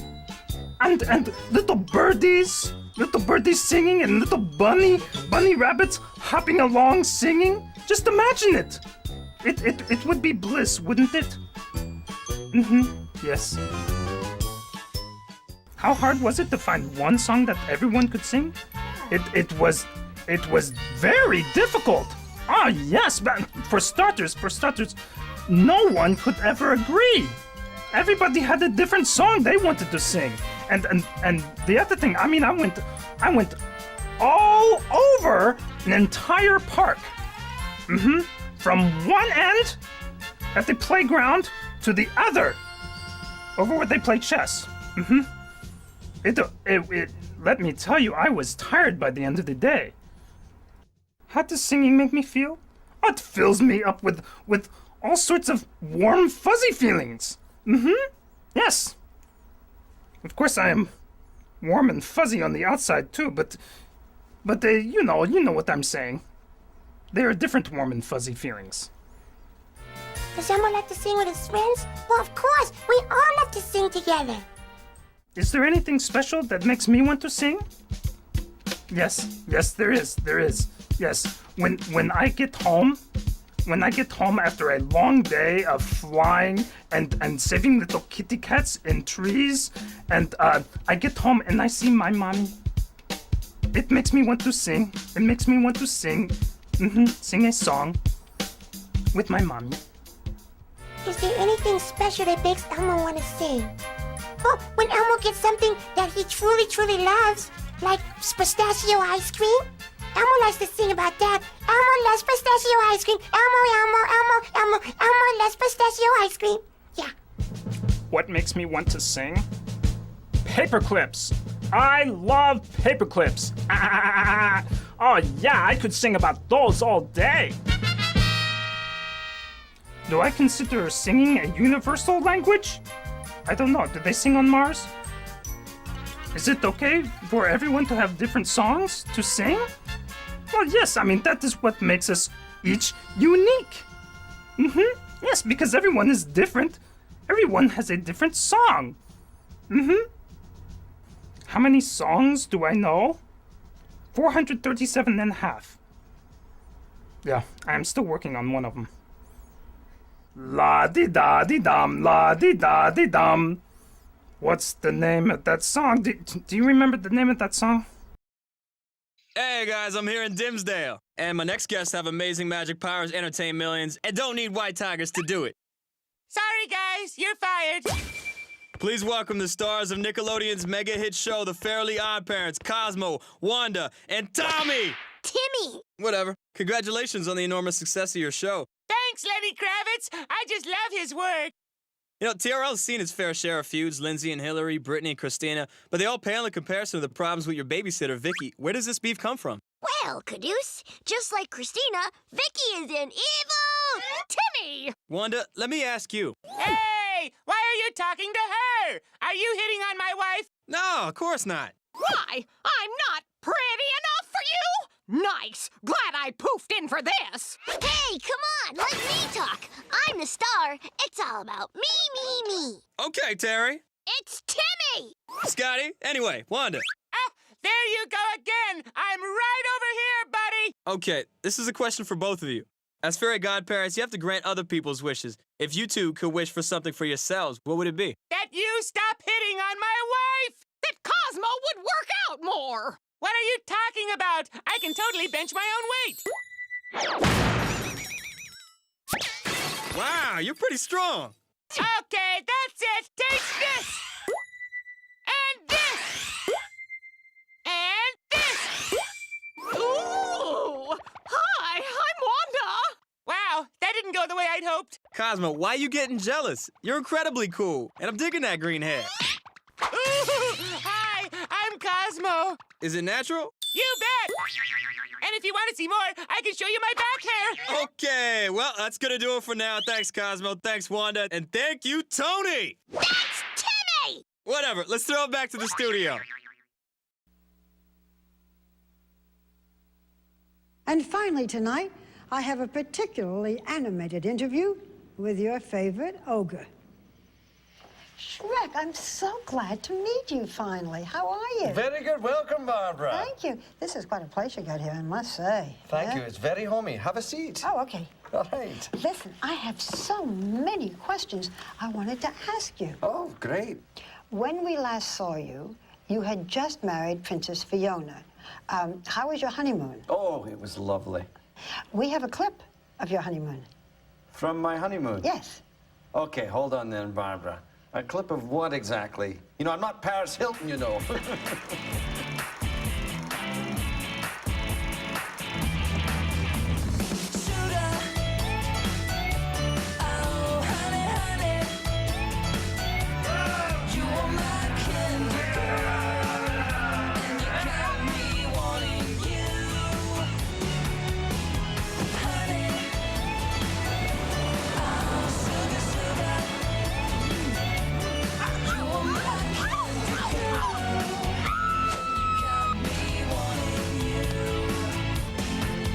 What's the best thing about married life?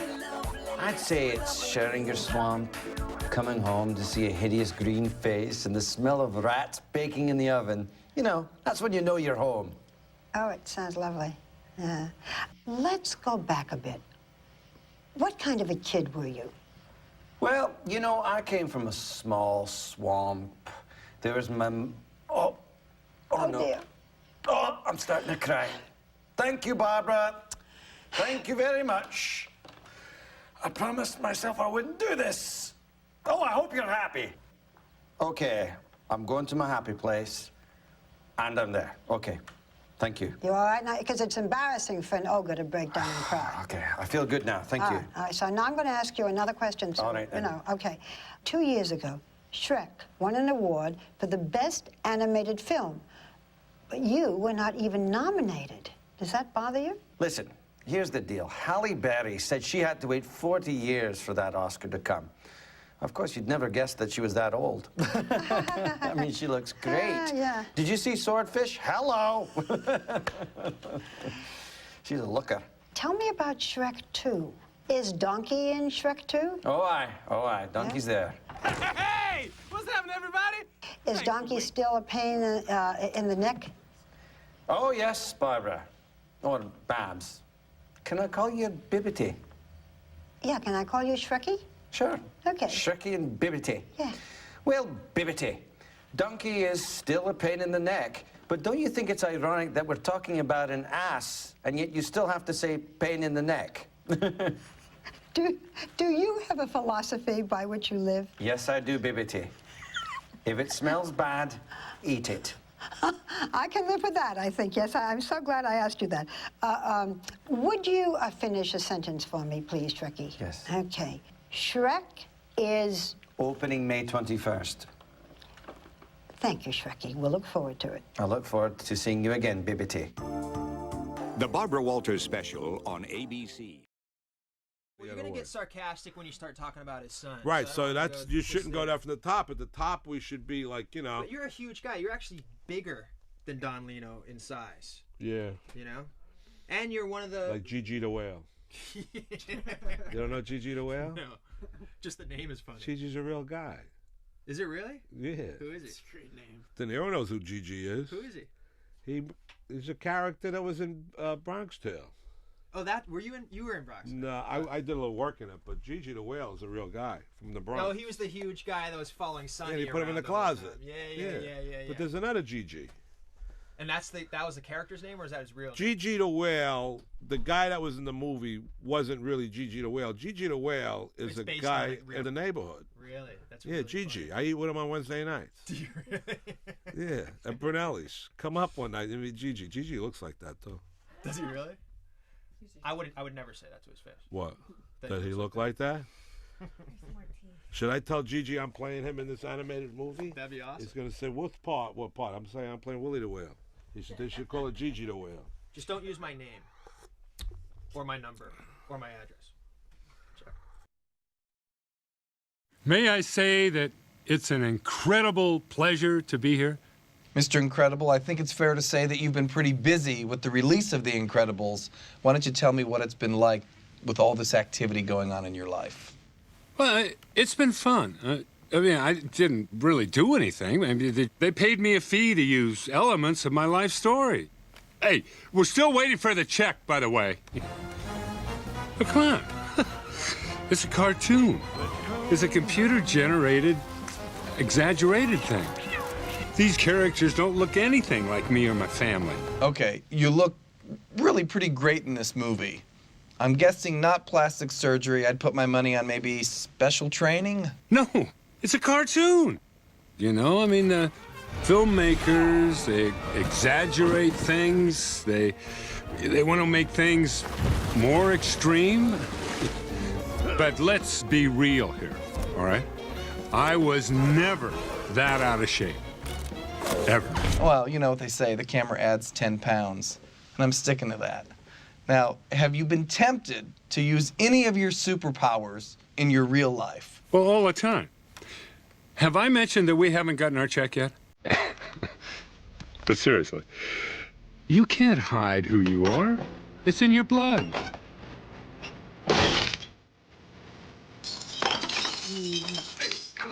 Gee.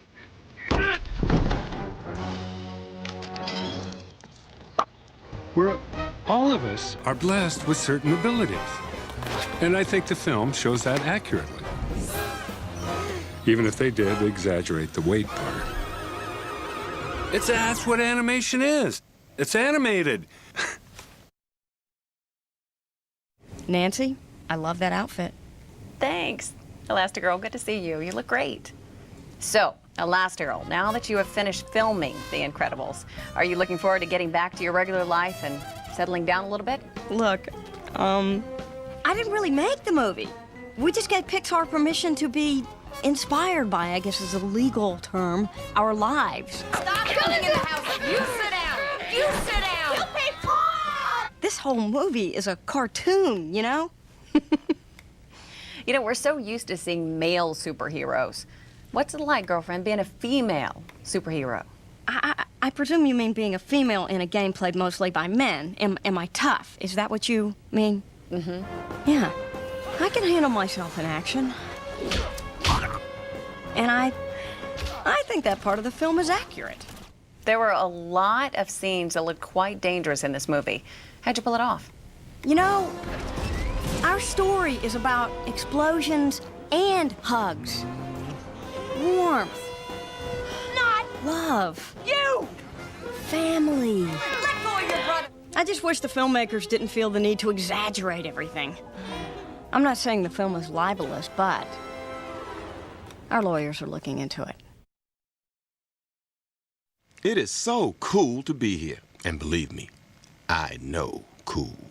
Frozone, good to see you, man. Great name, by the way. And of course, I know the answer to this question, but for those who haven't seen The Incredibles, what exactly is your superpower?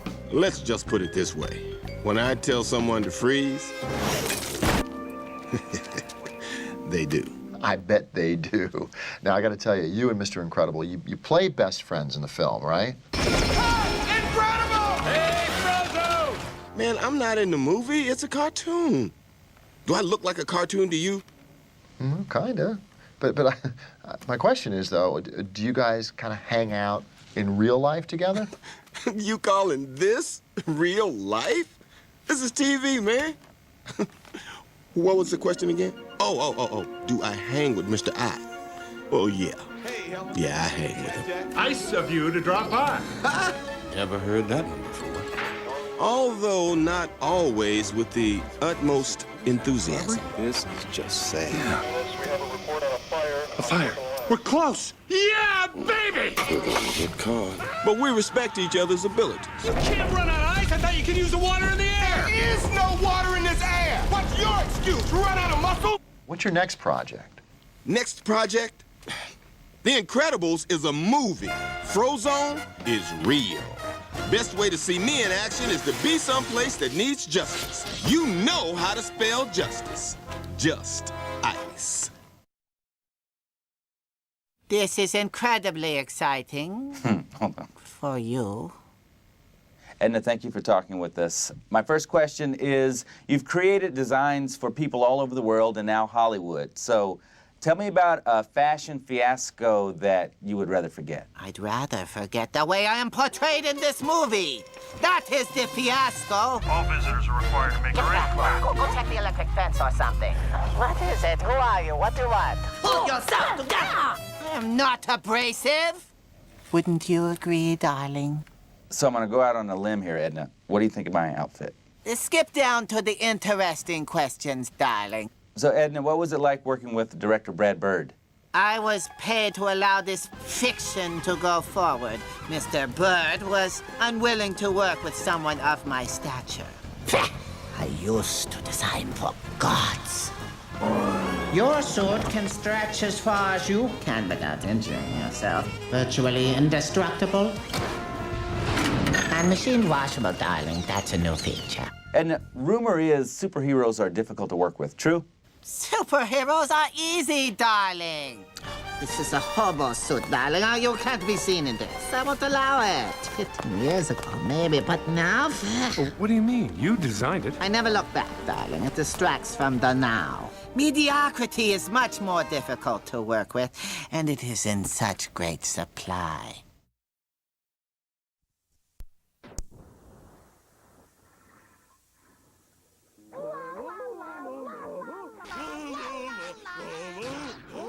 SpongeBob, what kind of jellyfish is that? It's not a jellyfish, Patrick. It's a spaceship. Hey guys, it's Carlos from the Zone. I was wondering if you could answer a few questions. Questions? Run for your lives! No, Pat, don't you see? It wants to learn about our world, and it's chosen us. What? Yay! We've been chosen. Yeah, so guys, could you tell us about your latest adventure? Well, this one adventure we had was a real Lulu. You mean when we went after Neptune's crown? But it wasn't just about some old crown. It was about believing in yourself. Now that's something I think we'd all like to hear about. Well, it had everything. It had drama. It had action. It had romance. It had some comedy. There were even parts of the adventure that we weren't even in. It seemed bigger than our usual adventures. Yes, and with fewer interruptions. Well, thanks guys. We'll see you in the movie. Bye. Movie? What's that? I know.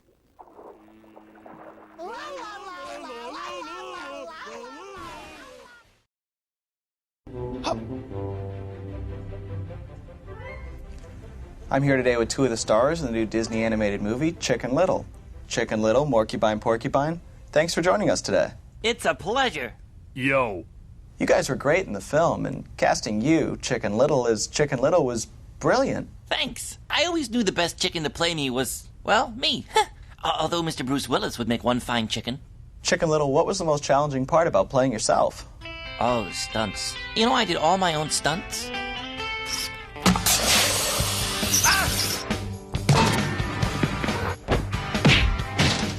Ooh, that had to hurt. The most painful thing since coming out of my shell. That was a joke. Next question. Chicken Little, I hear you did your own singing in the movie. Were you professionally trained? I am the champion. I am the champion. Okay, are you watching the same clips I am? Chicken Little, just between us, do you really believe that the sky could fall? No, of course not. Don't be silly. Why, do you know something I don't know? Tell me a little bit about your co-stars. Well, there's my good friend Runt. President accounted for, Mr. Woolsworth. Always there for you. Get out of the pressure. Go on without me. And Fish. Fish, are you okay? Did they hurt you? Say something! Yeah, don't tap the glass. They hate it when you do that. And then there's Abby. Isn't she the best? She's smart and funny and beautiful and... Well, not that I have feelings for her, because that would be awkward. Yo. Oh, yeah, and Morcupine, Porcupine. Whoa. Yo. No. Always knew his lines. Pro. So what's next for you, Chicken Little? Do you have any more movies lined up?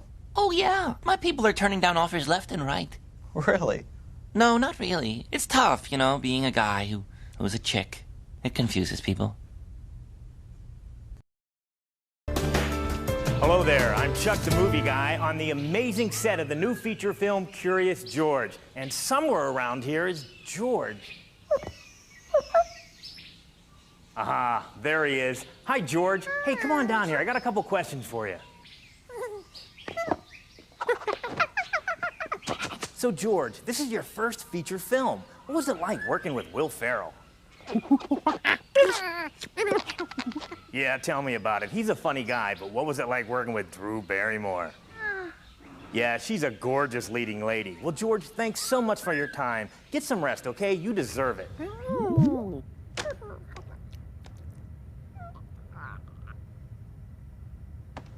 Coming up next, I sit down with Will Ferrell and Drew Barrymore to talk to them about the new feature film, Curious George. Hey, George, you want to go get a banana split?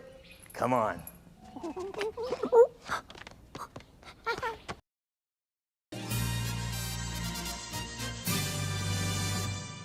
I went into audition for the villain in Spider-Man 3. Hiya! Oh yeah, baby. I'm one bad bear. But then I wandered onto the wrong stage. It's cool, because now I get to be the hero.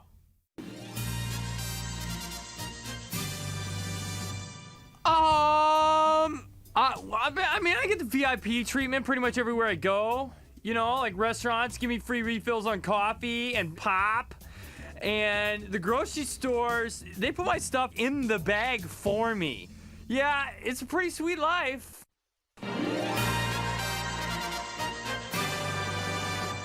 Authenticity was important to me. I'm a method actor. I hung out with the real wild bears to get how they talk, get their rhythms down. After a week or so, I realized real bears don't talk. You mean Sir Boog? Ego. Sure, he's a real pro. Yeah, I mean, did you hear his roar? That sounded real. I'm thinking about becoming a writer, write my own script.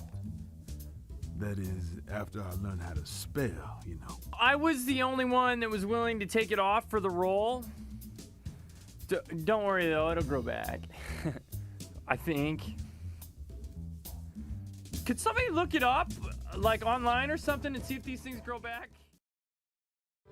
Out on Disney DVD, it's the new Air Bud movie, Air Buddies. Let's talk to the cast, starting with my favorite, Rosebud. Hello. B-Dog. Yo, what up? Mudbud. Hey, dudes at home. Butterball. Hi, y'all. Budda. Namaste. Now, this movie has you all on a mission to save your famous dad, Air Bud. Dudes! They've got Mom and Dad! Let's get them! Now, who do you think is going to enjoy this movie the most? I'd have to say everybody. Now, Rosebud, I hear you insisted on your character's theme being all girl power. I am the only girl, so I needed to stand out. I hear you're coming out with your own designer signature scent. Care to tell us about it? It's called Territory. The slogan is, Mark Your Territory. Now, what did you all learn about each other while making this movie? Never, ever, ever, under any circumstances, pull Butterball's paw. Hey, what are you talking about? Oops. Oh, that's disgusting. Ew. What can I say? I'm a method actor. Do any of you have a special way that you like to prepare for a scene? I like to practice yoga. It keeps me in touch with my inner puppy. Up dog, down dog. Now, what scene do you remember the most? The blueberry pie scene. I think we might have overdone it a little. Well, that's what you boys get for acting like total pigs. Was the pig pen scene a challenge? Oh, yeah! I have fond memories of the pigsty scene. Now, I hear that B-Dog got quite nervous when the wolf was on the set. You got it twisted, G. B-Dog doesn't get nervous. Do we really have to go in there? Don't tell me you're a scaredy cat. That's just me acting. What? What are you laughing at? Nothing, dude.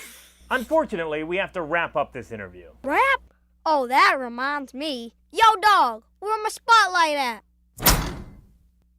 A reign supreme, as great as I seem. At a theater near you, I'm living the dream. Up at dawn, suckers be gone. I'm snatching the paper before it hits the lawn. Check this out.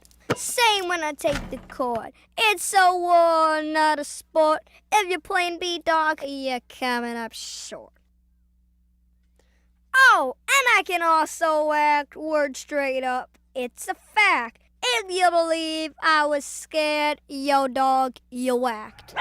It's great to be me. It's easy to see. I'm the ultimate hip-hop P.U.P. Guys? I'm scared of the dark. Now it's time to talk to the big star of the film. Ladies and gentlemen, Underdog. So I'm always wondering, since superheroes can't lie, how do you really feel about movie reviews? Oh, I love newspaper reviews. They absorb really well. What was it that made you say, that I want to do this movie? The script just smelled really good. So what was it like working with Jim Belushi? All right, I'll answer that if you promise me an ear rub. All right. Now, I understand that you're a huge Chuck the Movie Guy fan. Is this true? I'm sorry, you wouldn't have a little plastic bag, would you? Oh, sorry. So what's next for Hollywood's big actor? Well, acting is cool and all, but of course I eventually want to direct. Well, thanks, Underdog, for your time, and I look forward to the sequel. So, Barry, what is with the sweater? This is my favorite sweater. I wear it all the time. I like the way it fits, and the stripe is my signature. It's good for day, good for evening wear. I can go out to dinner like this, or I can just fly around. Can you tell us a little bit about yourself? Well, I'm a nice guy, regular guy, I'd say. I like jazz. I like yellow. I like black. I like flying. I like honey. Oh, I like me some honey. Can you tell us about your friend Vanessa? Vanessa's a florist that I met recently. We both like coffee and flowers, and that's really all you need for a friendship. So what's your impression of humans? I find the humans to be a little excessive in a lot of the things that they do. They're eating crazy, they're driving crazy, they're saying crazy things. They should work more and talk less. So what's the best part about being a bee? The best part of being a bee? We love to keep our hive humming and producing honey. That's our thing. And that's the great thing about being a bee is you never find yourself in a coffee shop going, what should I do now? Maybe I'll write a screenplay. So what are bees, the envy of the insect world? The bee is the only insect that makes a delicious condiment honey. It's great at small social gatherings. It's good for a snack. It's great on ham. And we couldn't be more proud of it. What is most important to bees? Bees live in a world of rules. Rules keep us on the straight and narrow. I don't know who came up with the stripes, but we don't break that rule either. Every bee wears them. Have you traveled much? I actually have traveled around quite a bit. I've been to England, I've been to France, I've been all through Asia, Africa. I mean, my passport is just full of stamps. And that in itself was difficult because my passport is so small. They had to just take a pen and put a little dot on it. Is there any bee trivia that you can share with us? It takes 37,000 bee hours to make 1 pound of honey, and then another 4,000 hours just to pick all the crap and crud out of it. Do you happen to have a mosquito friend called Mooseblood? Oh, yes. Mooseblood and I are very good friends. He's my only mosquito friend. You don't want to get too close to a mosquito because things can end very quickly for them. They land on the wrong thigh and it's over. Barry, thanks for your time. So, Poe, I'm a huge fan, so tell our viewers all about yourself. My name is Poe. I'm a panda, and I'm a kung fu master. Would you like a little demonstration? Give you a little taste? I didn't do any stretching. That's probably why that didn't look as good as it could. Well, that's not bad. It's better than what I could do. But tell me about what it was like to meet Shifu for the first time. Oh, Shifu? He's the most awesomest kung fu teacher in all of China. He's little. Don't let his littleness fool you. He'll put the hurt on you. Well, I'll be sure not to do that. But tell me why believing in yourself is so important. When you believe in yourself, everything is possible. Well, not everything. I still can't see my toes. Now, I'm not asking you to give away any trade secrets, but tell me about your fighting style. Panda style is something I kind of made up. Looks a bit like this. A lot of spinneroos in my style. It's sweeping the nation. Well, Poe, thank you so much. All right, everybody, I am here with Rhino. Rhino, how are you, sir? I'm doing great. Chris, how are you? Not too bad, not too bad. I see you brought the ball. You know, they can valet park that. Really? Yeah, this is a pretty nice hotel. I mean, I know if you're looking for a quick exit, you keep it here, but... I'll do that next time. I appreciate the tip. No problem. So is this your first time to L.A.? Not my first time, Yeah? but I don't live here. I just, come here when, necessary, to do great and important and exciting things. Right. No, I've heard rumors about your adventure. So it all... have? I have indeed, and it all starts with a TV show, right, that you're a big fan of? Oh, yes. Well, you're talking about watching Bolt's adventures Certainly, on the Magic right? Box. Oh, Yeah. So what's the big appeal with Bolt, man? Like, fill me in, sell me on it. come on. Haven't you seen Bolt? He's I- awesome. I mean, he can shoot lasers out of his eyes and take great helicopters crashing down. He can run through solid objects. Oh, and he can obliterate large structures with his super bark. Wow. He's amazing. Wow. He's legendary. Well, that must have been a big kick for you to actually get a chance to meet him then, right? Oh, yeah. Oh, man, I mean, like, if I met my hero, Jack Bauer, I would have lost it. You like Jack, too? Oh, yeah. He's amazing. He could do anything, right? He could shoot down helicopters, too. He could do. He does so much. And what's really incredible is that it's only been a couple of days, but he never eats. He never goes to the bathroom. Exactly. He never has to shave. I mean, right. he's like a robot, man. He's amazing. I know. Well, if you're really big on TV, like, what other shows are you into? Oh, anything involving action, peril, gunplay, explosions. I really like the A-Team. Lost is kind of exciting Lost, and yeah. very unpredictable. Yep. That hero show where they all have superpowers. I mean, it takes like 7 or 8 of them to make one of Bolt, but they're people. They do the best they can. Right. But it's all good. If it's on the definitely. Magic Box, it can't be too bad. Now I know this might not be part of your taste, but we got to talk about American Idol. Oh, American Idol. Certainly, yes. Now, do you have any picks? Well, first of all, do you watch American Idol? Oh, yes. Oh, Whenever really? I can. I mean, protecting Bolt is a full-time job, but whenever I can get away, I check out American Idol. Okay, Paula, Simon, they keep things interesting, definitely. Sure, definitely. Bro. So, what was your reaction when you actually met Bolt for the first time? Exciting experience, right? It was so cool. I mean, imagine, you could say, meeting Jack Bauer. What would you say? Would your brain just go into total meltdown? I don't know. I mean, he's such a cool guy. Nothing I could say would be worthwhile. You might be babbling like an idiot. Exactly. But, having a little awesome in me, I was able to hold it together, just barely. Sure. Well, let's talk about your awesomeness. It was tough, though. Where did you originally learn to be so awesome? I don't think awesomeness is something that can really be taught, or it has to be, experienced. I think it's something you're either born with or you're not. I mean, you can spend a lifetime of frustration chasing awesome without ever catching up to it. That's true. Now I have to ask, since you for the better part, you live in the ball. Okay. That's true. Do you get a good workout? I mean, because you look like you're really in shape. So I mean. Oh, thank you. Oh yeah. It's nothing really. Oh, you show it off. Come on. Oh, you're kind. You're kind. But yes, being on the move, rolling, rolling as I roll does help to keep one fit and trim. Right. Do you have any kind of like on your iPod? Do you have any like traveling music that you like to stick with?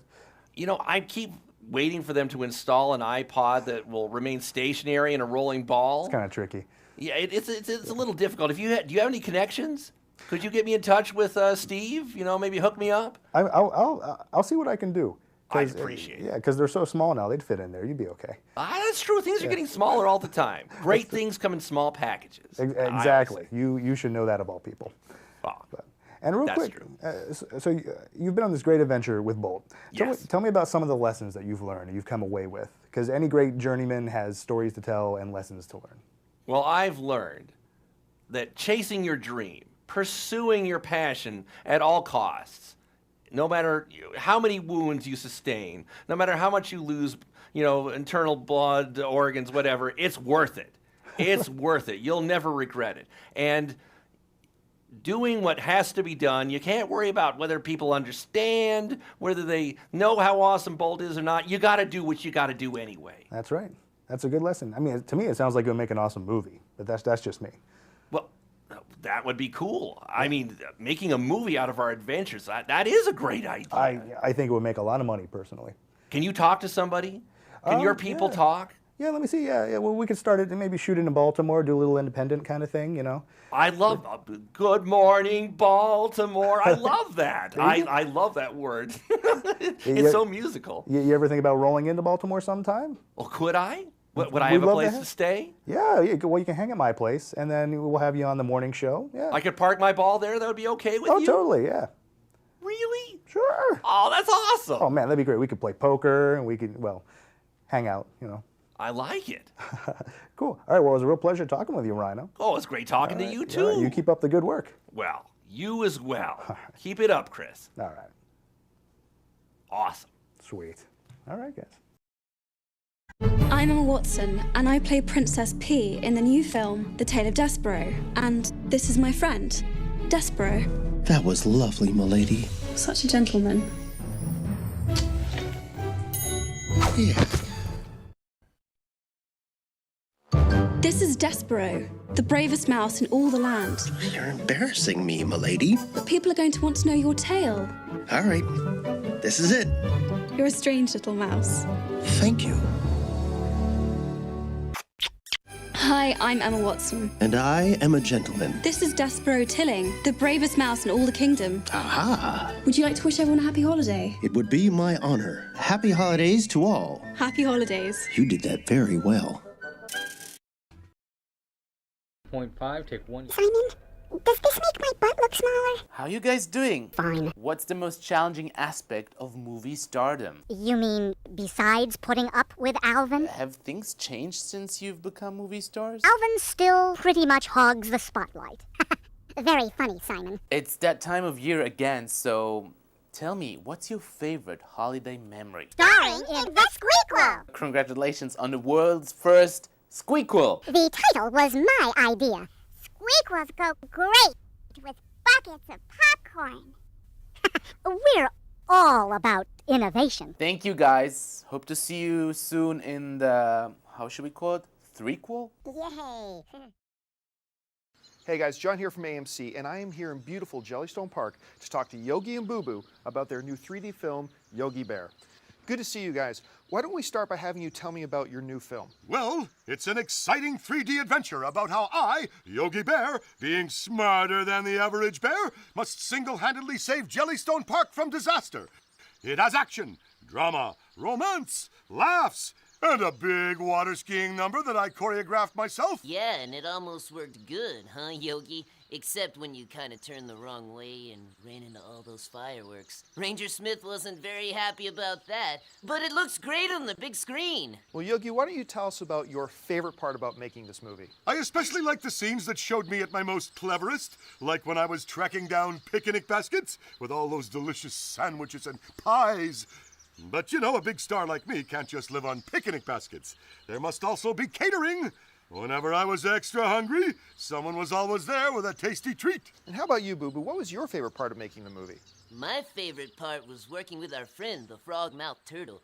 He's so cute. And when we fell into the river and went down the Whitewater Rapids, that sure was fun, too. Well, guys, thank you so much for taking time to join us, and good luck with the film. Thank you. And remember, go see Yogi Bear at your local theater. Come on, Yogi. Let's get the basket nabber out and take a ride. Happy holidays, everyone! Hop is the story of a bunny named Evie and a human named Fred. I play the bunny. I'm next in line to be the Easter Bunny, but I'd rather be a drummer. So I run away, wind up in Hollywood, almost get hit by a car. It's all very exciting. I have no idea what you mean. Everything's real. Easter bunnies, Easter factory, roller skating chicks. Oh, did you mean James Marsden? Is he not real? I knew he was too good to be true. No one is that handsome. That washboard stomach, that gorgeous nose, that gleaming smile. He is very lifelike. I'm impressed. Yes, we can. Some of the greatest musicians of our time are able to poop candy. Musical abilities and the ability to poop out sweets go paw in paw.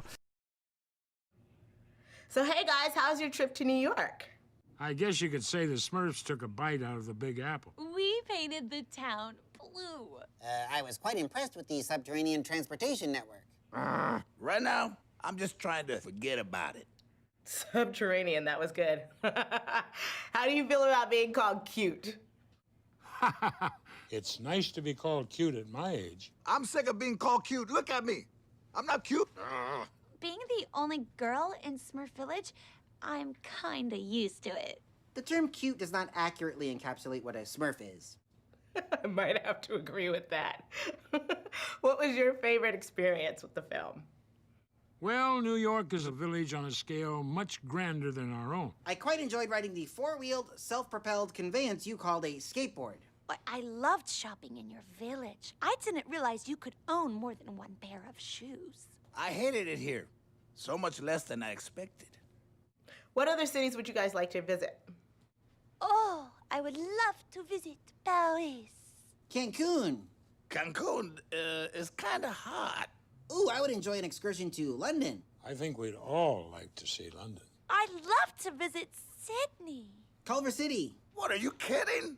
Vegas, baby. Sounds Smurfy to me. Thanks for talking with me, guys. Well, the plot of the film, basically, it starts out with a character named Gary, who's played by Jason Segel, and Walter, who's played by Walter. And then there's Amy Adams, who plays Mary. And Gary and Mary are about to get married, or so Mary thinks. But Walter is kind of the third wheel, you see, because he's Gary's childhood friend. So they all decide to go to L.A., Mary hoping to get married to Gary, and Walter hoping to meet the Muppets.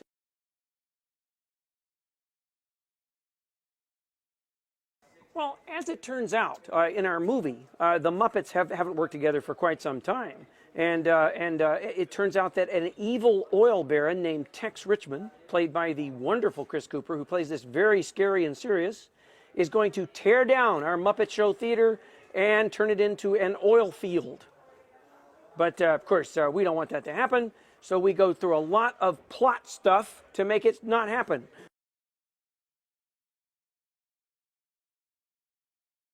We're just so thrilled that a whole generation of now adults who grew up with us as the Muppet Show Muppets can now meet us again with their own kids. I think it's wonderful.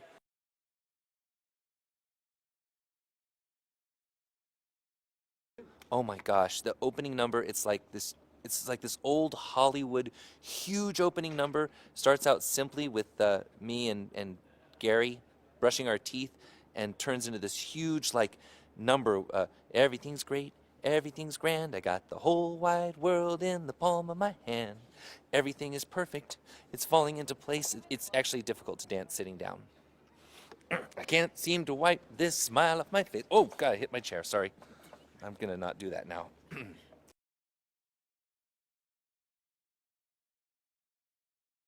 How much of a fan am I? Okay, look, I've been waiting for Disney to release seasons 4 and 5 of The Muppet Show. I've got 1, 2, and 3. I need seasons 4 and 5. Are you listening, Disney? Seasons 4 and 5.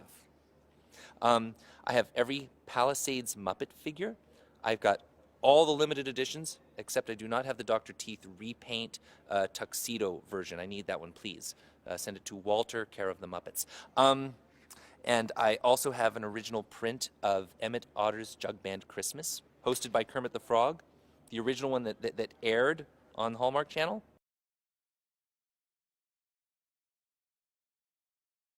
In a nutshell, The Muppets is about this huge Muppet fan, me, Walter, who lives with his best friend since childbirth, Gary, played by Jason Segel, and Walter gets to go on a journey with Gary and his girlfriend, Mary, played by Amy Adams, and they go to Los Angeles. Now, Mary thinks they're going because it's their vacation and Gary's going to propose to her. But Walter gets to go, and he's all excited because he's going to tour the Muppet Studios. And upon touring the Muppet Studios, he stumbles upon a plot to destroy the Muppets. And so Walter, with the help of his best friend Gary, and Mary have to find Kermit the Frog and reunite all the Muppets to put on an enormous show to raise money to save the theater from ultimate doom. And I would tell you more, but I don't want to give away the ending.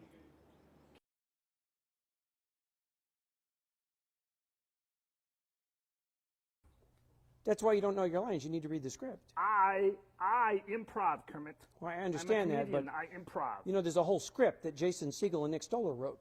You're kidding. No, I'm not kidding. You didn't get your Jason copy? wrote. You didn't get your script? Jason wrote the script. Jason wrote the script. Oh, he's a funny guy. Well, he is a funny guy. Oh, yeah. Yes. Yeah. And you know, the Did director. he write any funny lines for me? Well, of course, you have to read the script, and of course, it's important that you read the script because the director, you know, James Bobin, he is working from the script, and if you don't read the script, then you're not going to know what you have to do. It's all Do you about have the a script. copy I can borrow?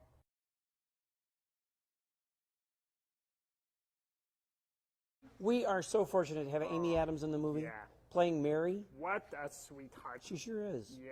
She's wonderful, Yeah. attractive, talented. Very attractive. Yeah, very talented too. Do you think she likes bears? I don't know. I guess. Come it. Yeah. Be honest with me. Okay. How do I look? Well, you look fine. I mean, you look great. I see you've had a shampoo.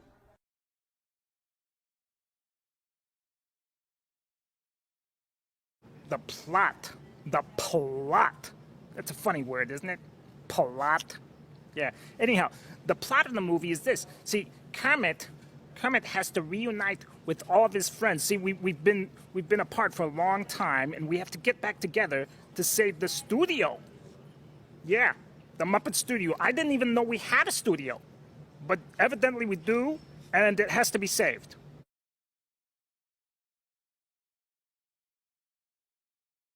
There's this frog, you see. His name's Kermit. He's a frog, he's green, he has this funny thing around his neck. Anyhow, he's a nice guy.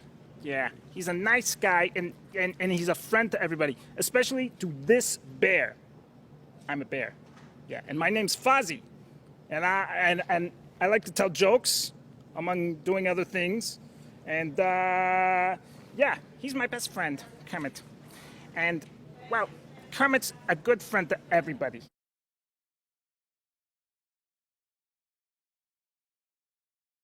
Is this movie big enough for me? Darling, I make anything big enough for me. If I'm in it, it's big.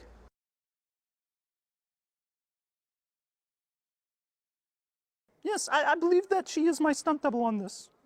That's right, isn't it? Yeah?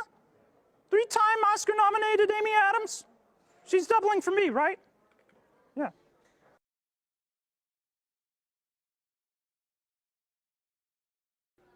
How would I describe Kermit?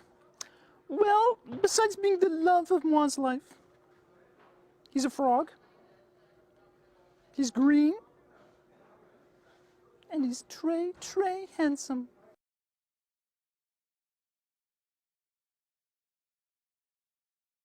Kermit, he discovered me and decided that, you know, Miss Piggy was giving him a hard time.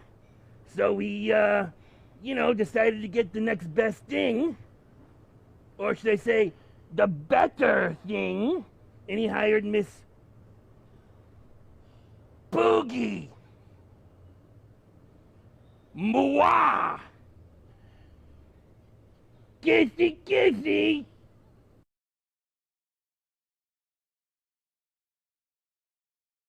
Now's my chance to become, you know, a Muppet and actually take Miss Piggy's place. So that's why I'm here. Yeah, you saw All About Eve, right?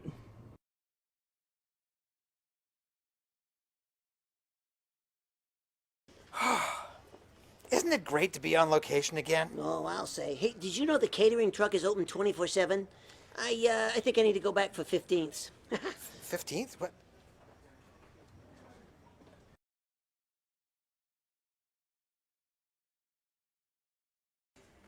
So, Rizzo, have you worked with Jason Segel yet? Oh, I sure have. He's a very giving actor.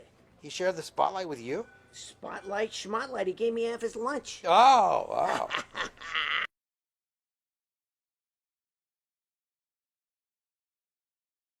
Ooh, Amy Adams is in the Muppets film. She's bodacious.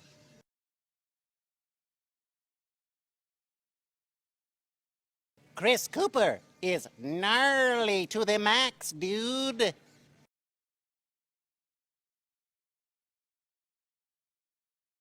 I'm Scooter. I'm the gopher. Not technically a gopher, but I'm a gopher like, go for coffee, go for tea, go for the costumes, go for, the laundry, go for the dry cleaning.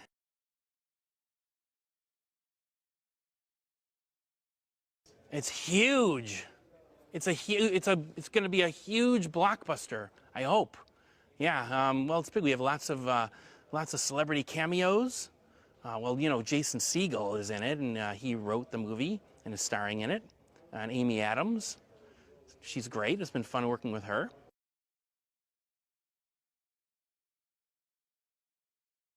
Oh, the dance numbers are fabulous.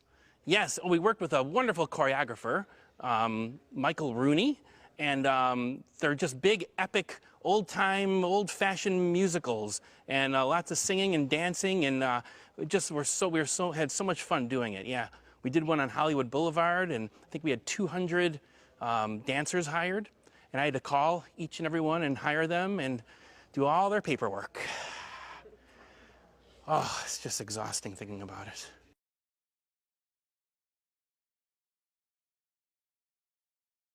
What's the movie about? Oh, about an hour and a half. Oh, wow, for sure. Yeah, see what I did there? Good one. That was a good one.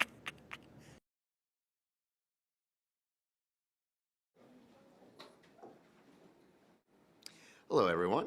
What made you decide to allow press into the Hotel Transylvania? I normally never let humans in my hotel, but I wanted to show it off as it's been recently revamped. Get it? Revamped? A little hotel humor there. I like that. Johnny, what's it like being the only human at the hotel? There's like these cool zombie bellhops that carry your luggage and flying witches who clean your room. And then there's this crazy Quasimodo guy who makes worm pancakes with cream cheese. Totally awesome. You'd think I wouldn't fit in because I don't drink blood and have interchangeable limbs and I'm not like a 5,000-year-old mummy. But Dracula and his friends totally accepted me. What can I say? I'm a lovable guy. Speaking of lovable guys, what are these guys really like, especially Dracula? Yeah, I know Dracula's got a reputation for being a scary guy, but really once you get to know him, he's totally not scary. He's just a big ol' softy, especially when it comes to his daughter, Mavis. It's adorable. Mavis, is that true? I love my dad, but he can be a little overprotective. Drac, is that true? I'm sorry, but some of these kids I see looking at my honey bat are a little scared. Please, what about that boy who said he liked me for my brains? Of course he did. He was a zombie. And I thought I was wound up too tight. Last question. What's in store for Mavis's big 118th birthday? Oh, this one's going to be a monster of a celebration. Bigger than her sweet 116, you bet. Bigger than her bat mitzvah, without a doubt. Frank, you going too? I'll be dancing up a storm. I don't like to brag, but I was born with 2 right feet. You're going to love it. I'd stake my reputation on it. You get it with the stake? I'm done with this interview. It's a wrap. You know, it's like I'm not even here right now. So tell me what it was like visiting Gay Paris. Of course, I was created in France, so I have a certain je ne sais quoi. Yes, you do, Vexy. I thought that Paris fashions were smurf-tastique. I get so puffy when I travel. You fellows and ladies were big in the 60s and really big in the 80s, and now you're really big global celebrities, so how does that feel? Being the only girl in Smurf Village, I'm kinda used to it. No pictures, please. Well, my brother Hackus and I cause a commotion everywhere we go. Naughty, naughty! Excellent. Well, merci, mes amis. Sure thing. Well, in Cloudy 2, we discover that the Flintstoner is still running and creating deadly food monsters. Tell him, Barry. And Moon gotta go back and get the gang back together. Name was Zappa, and Manny. Exactly. All my friends are back. Sam, Brent, Earl, Manny. Yes, and I finally get to meet Chester V and Barb. It's epic. At first, I didn't know what to think of this little guy. But he's pretty awesome. Well, all of them are friendly. Banana!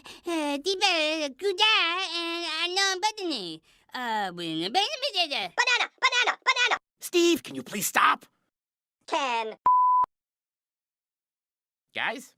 It doesn't have the anymore.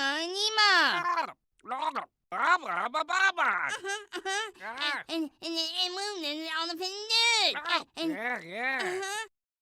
Wow, that's an exclusive just for you.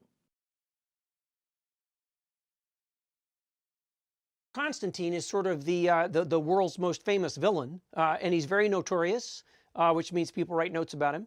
And he's kind of the bad guy of the movie. He speaks with this strange sort of mid-European accent, nothing at all like me. He's a little like me. You will notice his collar is a bit different. He's a little stubbier, slight shade of green difference. But actually, he's a little slimier than I am.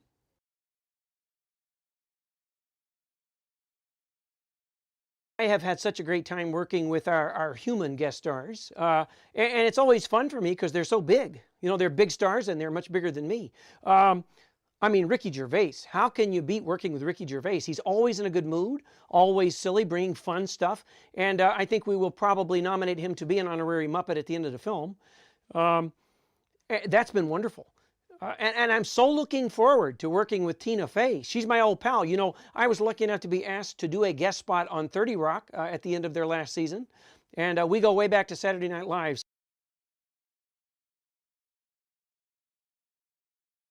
As most of my fans know, I am playing the part of Kermit the Frog. It is a role I was born to play. It's kind of an expansion on my own character. As you will note, I'm really not wearing any costume at all. It makes it very easy on the budget. I get my collar dry cleaned about twice a week. I have a couple of them. You know, stuff like that. Now, in terms of makeup, it does take some time in the mornings. I have to take the shine off, you know, being a frog. It can be a problem with all the lights. I reflect a lot of light. So, you know, just dull down the old wetness, keep the moisture to a minimum, and move forward.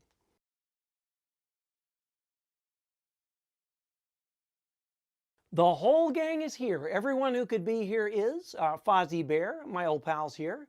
You know, Fozzie and I have known each other for about 30 years since The Muppet Show. And, of course, we couldn't do a Muppet film without Fozzie. And of course, Scooter's here. You know, he's helping out as always with his clipboard and trying to help me stay organized, both on camera as who he is and behind the scenes too. The great Gonzo's on hand. He's right here with us. He's got all of his chickens, including Camilla is here. And of course, Miss Piggy's here, and she's looking lovely. She changes costumes 4 times every scene, which can be tough on the budget, but she looks beautiful.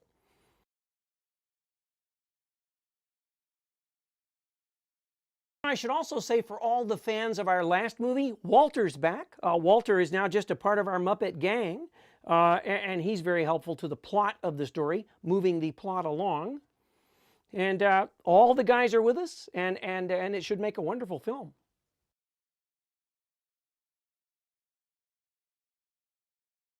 What's it like working with the human cast? You mean like Ty Burrell, Tina Fey, Ricky Gervais? Ricky Gervais is human, right? Yes, well, I actually prefer working with humans. Yes, or at least other actors with opposable thumbs. Mm-hmm. Yeah, I mean, they can open doors by themselves, they can pick up props. It just makes life a lot easier.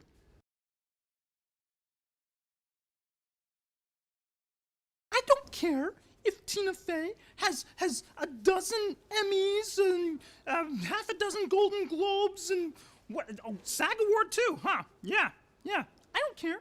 I've got at least twice as many awards as she does. I may get mine at the thrift shop, but they're mine. I bought them.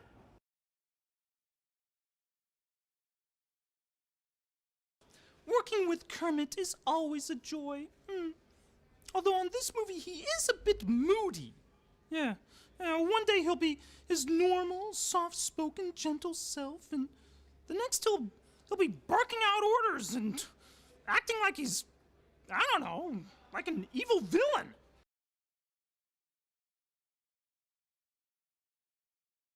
I have done a lot of research in preparation for shooting this movie in London. Yeah, I went online and looked up all the good restaurants to go to, all the good shopping, booked us on all the good tours. Yeah, this weekend Kermit and I are going to go to Stonehenge. Yes, very romantic. The best advice I can give anyone who wants to be an actress like moi is to go see this movie as many times as you can afford. Yeah, and study it very closely, and but most importantly, go see it and pay full price.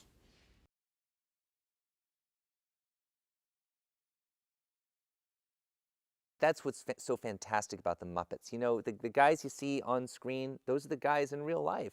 I mean, Kermit's always who he is. That's why he's such a great role model, you know?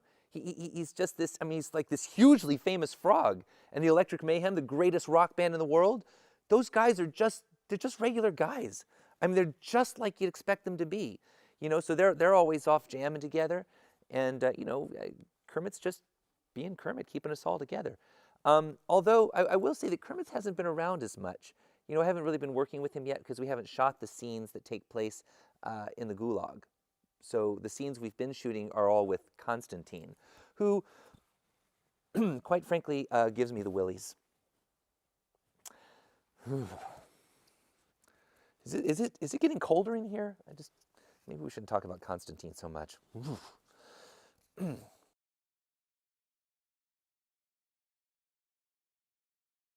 More singing and dancing, more great songs by the wonderful, talented Brett McKenzie, and sung by the amazingly wonderful, talented Muppets.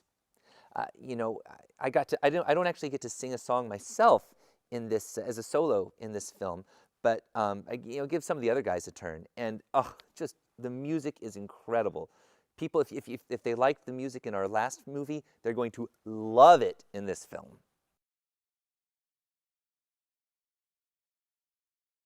I think audiences are going to love this film. It has got so much to recommend it. You've got incredible songs. You've got these huge song and dance numbers. You've got action, adventure, explosions.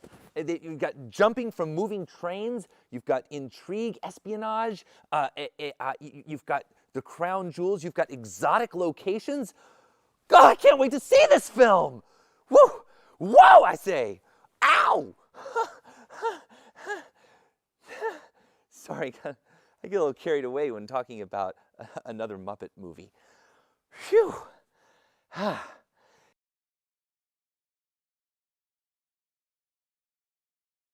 Well, one of my favorite parts of the film that I got to do was the running of the bulls.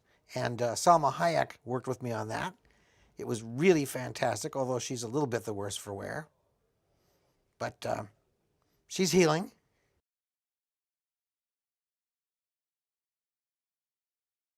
Are you kidding? Tensions? There's no tensions between the Muppets, except for one. You know, that's just a given.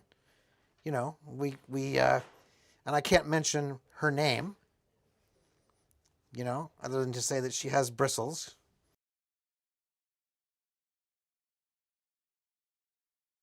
Oh, it's always great to work with Kermit. He's just such a good collaborator. He draws the best out of you. You know, you feel like you're giving and he deserves it.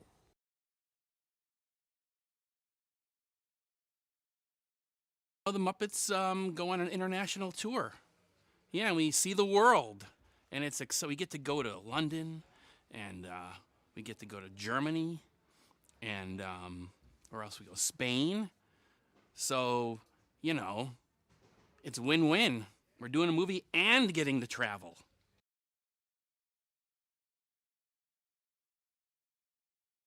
Oh, well, you know, without Kermit, we wouldn't get anything done. You know, Kermit's kind of like he's kind of like the glue that holds us all together. He's like the green froggy glue that holds all the Muppets together, you know?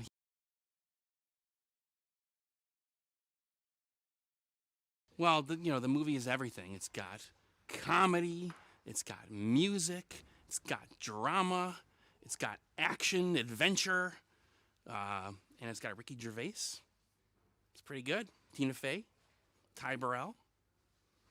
I know, and Miss Piggy. I wish she wouldn't stand over my shoulder.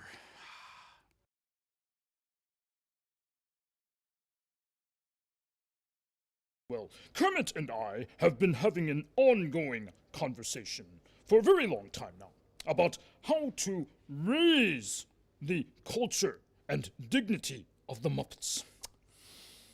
I've decided that it is a pointless cause.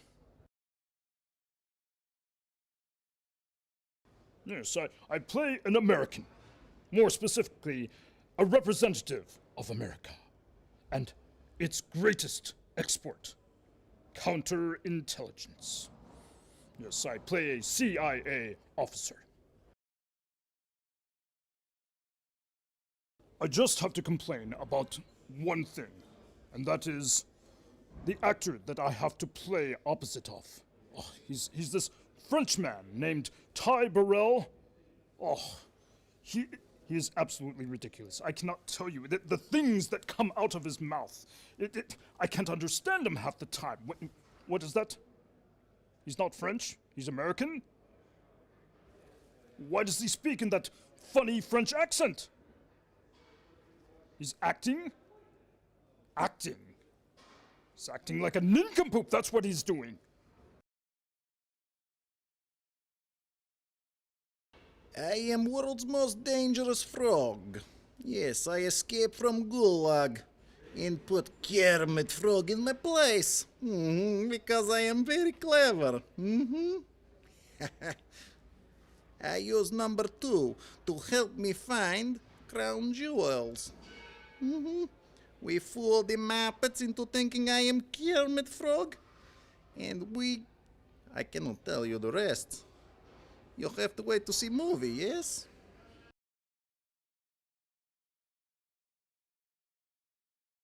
Am I friends with Muppets?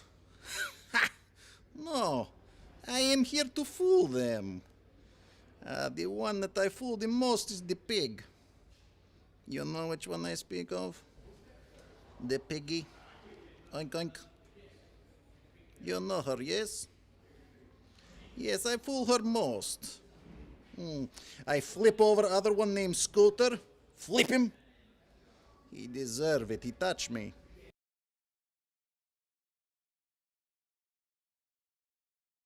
I have worked with number 2. Yes, his name is...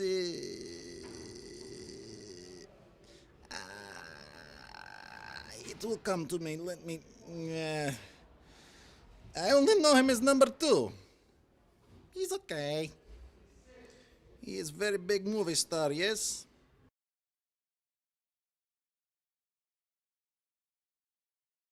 Yes, I am number 1. Ray Liotta and Danny Trejo are teddy bears. I go up to them on first day of shooting. I give them big bear hug. I say, come here, little Danny Trejo. Come here, little Ray Liotta. Yes, and then I bend them to my ways. That is what being number 1 is all about. You see?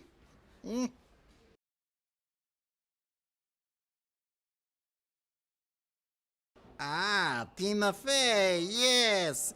Tina Fey I like, yes. She has little taser gun that I enjoy from time to time.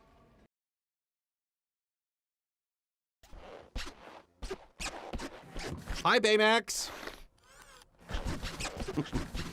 Baymax? Hi. I've got a little bit of a headache, Baymax.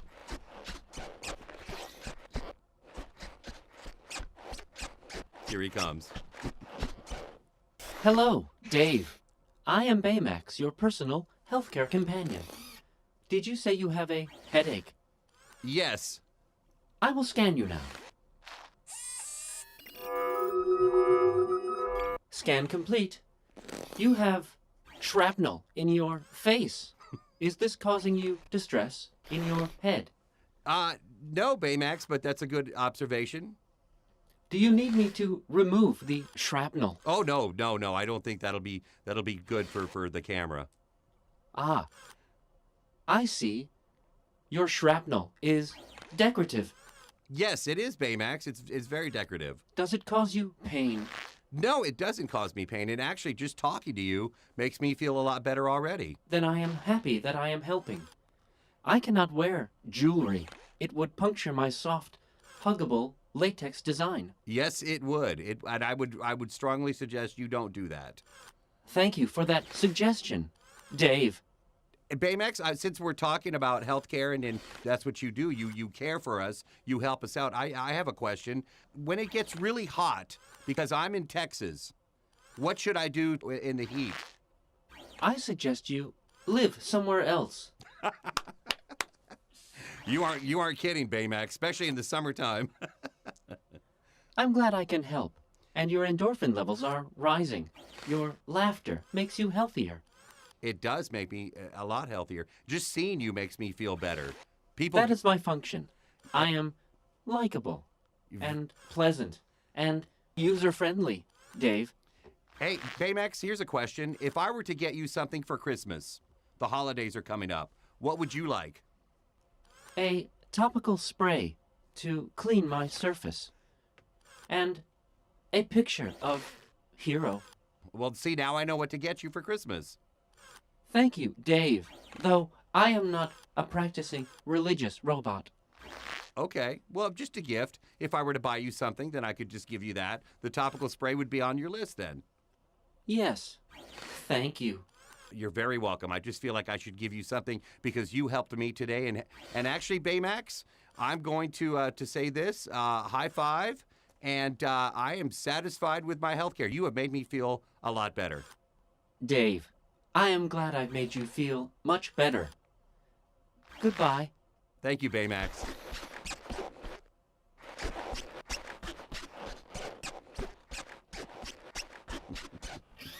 Hero, if I had a nose, I would want a nose ring.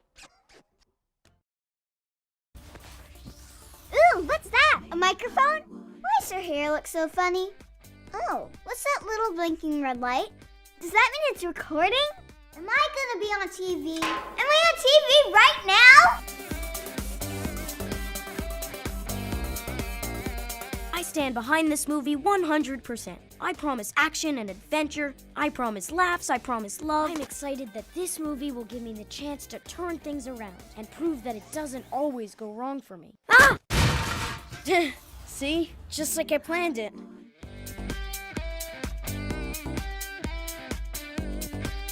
My sister can be bossy, and she always speaks her mind. But I have the perfect solution to get along. Ignore what she says.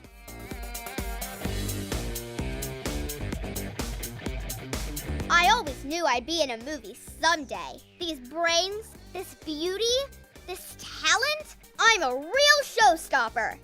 Hey, that's not what I meant! Made in Hollywood. The first thing I thought is that it was a good, clean movie. It has everything. Action, dancing, comedy, the works. Thanks, Linus. What was the question again? So tell me, Junior and Tulip, what is Storks? Great question. Storks is a film about a Top Gun type guy, me, who goes on a life-or-limb adventure. Well, you're kind of more like a mailman. I would say like a fighter pilot. Who delivers packages and mail like a mailman. Well, let's agree to disagree. Tulip. Well, I am his awesome sidekick, and together we have to deliver a baby, which is a hard job, even if you've been trained and worked your whole life as a mailman. Fighter pilot, who is amazing and incredible. Mailman. So please describe your working relationship together. The great thing is, like, we're best friends off camera. We have the best time. Right, best friend? We are not friends. I would describe us as distant work associates. How similar are you to the character? Well, you know, in real life, I'm not part of a pack, per se. I actually have a bunch of solo projects I'm working on. In particular, my album. Are you really going to talk about your album? It's called Howl. Okay. And here's a taste of the first single. Are you done? What is your favorite thing about storks? I love the action in this film. The opening has me and the boys racing through storms, doing death-defying drops out of clouds. Well, no, it was your stunt bird, though, that did that. It looked like you, though. That's movie magic, huh? Well, I did do the one where we launch off of Stork Mountain. Well, on a harness. And you were screaming so much, you were like, oh no, oh my. I mean, who ever heard of a bird who's scared of heights? Okay. It's like, am I scared We can of move on to walking, the next question. You know? Okay, straight up, you are just Was me. there a lot of improv on the set? Absolutely. No. So tell me, Wolves, what separates storks from other movies about birds? You're looking at it. No. Seriously, though, this is a groundbreaking film about the definition of family, the desire to find the bravery within oneself despite tremendous emotional and physical barriers, and... Nah, this Storks movie has wolves in it. What other movie called Storks has wolves? I mean, I can think of only like 3 others. Hey, I'm Ferdinand, and I'm so excited about my first movie. They even put my name on the back of the chair. At least, I think so. Oh,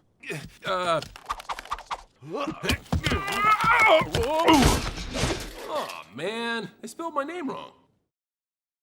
Hi, I'm Una. I'm Dos. I'm Quattro. And say hello to Mike. No, Quattro, that's not Mike. That's a Mike. Oh, sorry. Say hello to a Mike. What?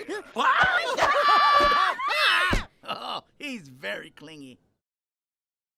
Of course. You want an autograph. Where's my pen? Nope. Huh? Oh, wow, look at that. Ah, got it! Now, who should I make this out to? Oh, you are so lucky to have us here today. Make sure to get our good side. Maybe it's this side and this side. Just kidding. All our sides are perfect. Hi, Hoofsklaus. Oh, hi, Hoofkretter, yes.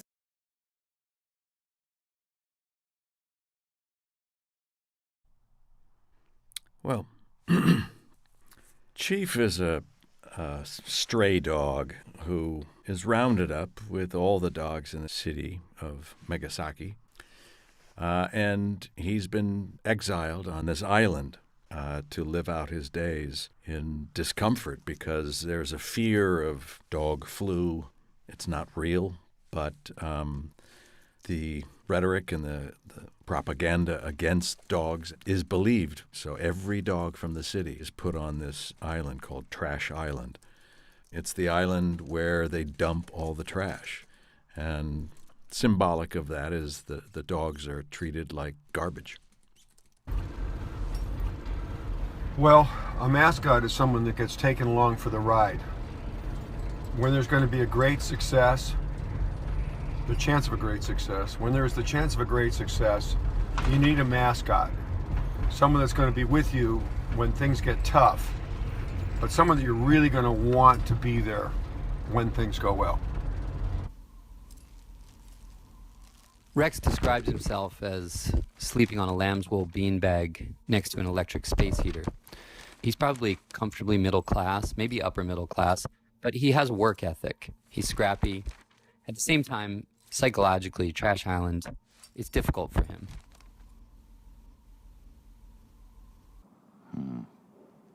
I admired Spots. I thought Spots was a very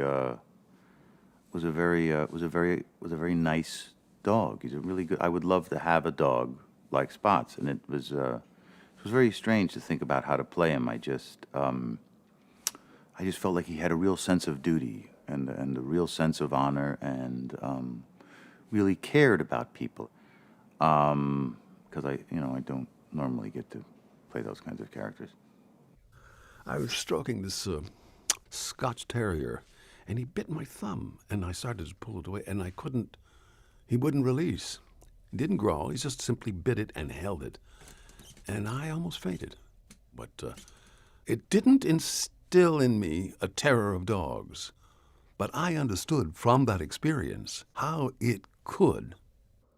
And I love his name, Duke. It reminds me of, would you know who I'm talking about if I said, would you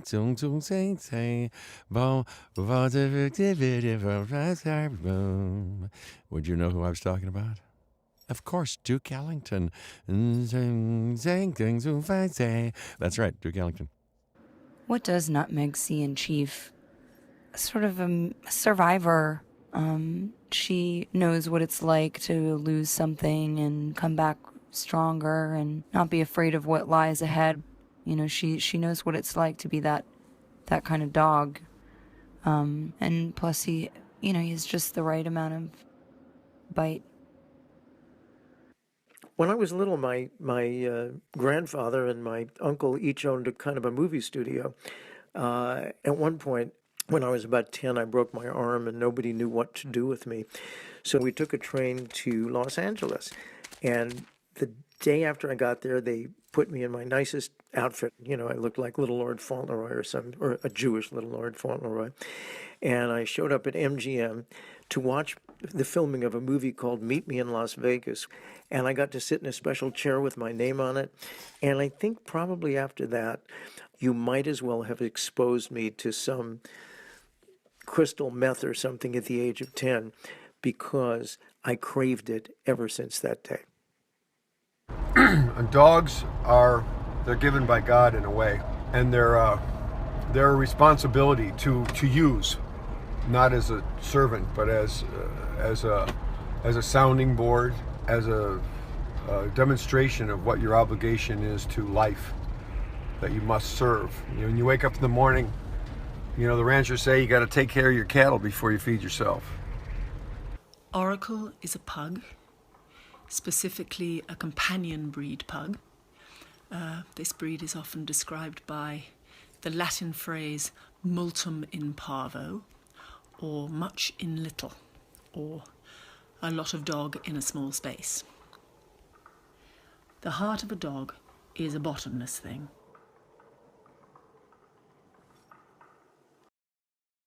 Winnie, it is good to see you again. We met at Walt Disney World, you may remember. First question for you today, sir. What is it like to see your friends again? Well, the cast is quite wonderful. Ewan let me have a bigger trailer, you see, and I thought that was ever so nice. Because, well, oh, his was bigger? Bother. How much fun did you have making this movie? Well, I was allowed to do my own stunts, and sometimes even on purpose. Oh, before we keep going, you wouldn't happen to have any honey, would you? No, I don't. I actually ate it all before I walked into the room. Has Christopher Robin changed much since the last time you saw him? Well, as I recall, he's much taller than I remember. And, I've probably grown too. I wonder if he'll even recognize me. Hello, Eeyore. Good to see you again. We met at Walt Disney World, you may remember. First question for you today. What drew you to this movie? Well, it's not like I'm that busy anyway. How much fun did you have making this movie? Define fun. What do you think will surprise audiences most about this film? Well, Tigger likes to surprise everyone. Very troublesome habit. Hey, Tigger, good to see you. What drew you to this movie?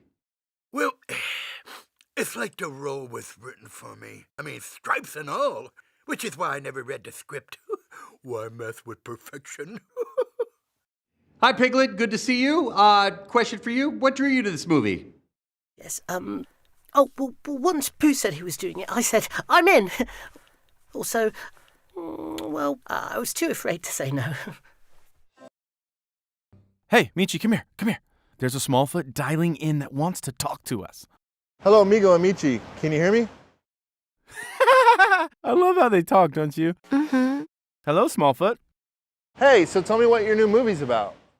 I'm sorry, what's a movie? Oh, wait, is that thing where you project a series of images in rapid succession to a large group of people who've come to see a good story? Yeah, that's it. Oh, well, this movie will blow your minds. I mean, you get to meet my boy Migo, who makes this epic discovery. It turns our home above the clouds upside down. Look, I don't want to spoil anything, but it is epic! It's all big. It's big action. It's big laughs. Big emotion. I mean, big. Like, bigger than even me. As you can expect, it gets a little hairy. You see what I did there, hairy? Because, well, we're hairy, obviously. I've heard a lot about something called the SES. What is that? Yeah, no, I'm so glad you asked that. You happen to be speaking to the group's founder. SES means Smallfoot Evidentiary Society. They're the coolest, funniest, weirdest group of friends. We make it our mission to prove that Migo is right, that Smallfoot are real, and that this whole other world exists beyond this one Yeti village on the top of a mountain above the clouds. We collected all of these bizarre artifacts like this. We call it the Scroll of Invisible Wisdom. Seriously, what the heck is on this thing? What would you say this film's overall message is? I think this movie is really about the search for truth and really understanding that there's no reason to be afraid of each other just because we're different. Yeah, stand up to that Stonekeeper. I mean, I had to risk eternal banishment from my village. I don't know if you know this, but there's not a lot of choices when it comes to finding a new place to live up here. It's like snow, snow, snow, rock, snow, snow. Not a lot of choices, okay? Migo, Michi, thanks for talking to me today. It's been a pleasure. You are more than welcome. Have an awesome day, and you, my friend, you've been the best. And remember, Yeti or not, here we come.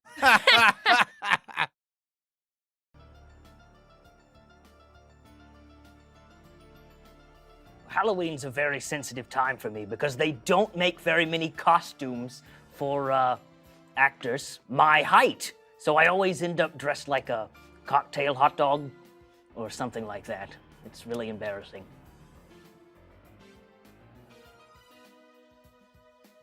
Well, I play myself. This is an autobiographical film for me. I was made to play this part.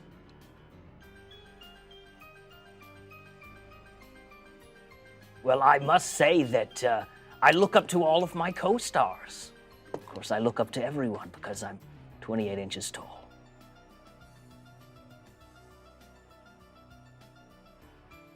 I learned what I'm capable of, how talented I truly am. All those years of art school finally paid off. How do you like me now?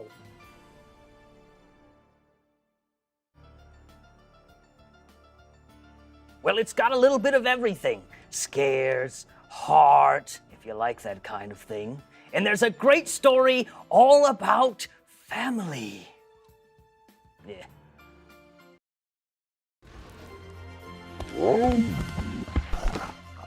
Where is Burke now? We left it about a year ago. Where are they now? What are you taking away from this film that you've worked on for over a decade? What are you most proud of with this trilogy? What is it like to say goodbye to this trilogy? You do know my leg isn't a chew toy, don't you? Is this what you want? Yeah, go get it. How am I supposed to get down?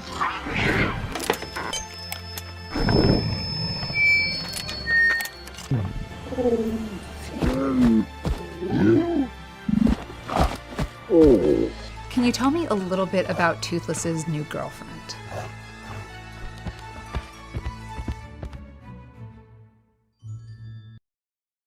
Hi, Tom. So, I have to tell you, when I found out I was going to star in a movie with Tom, of Tom and Jerry, I was so happy. I totally freaked out. How did you react when you found out that you got the part? Okay, so you were a little nervous? But now that our movie's about to come out, do you think your career is starting to heat up? Oh my god, Tom! You're on fire! Like, literally! You're on fire!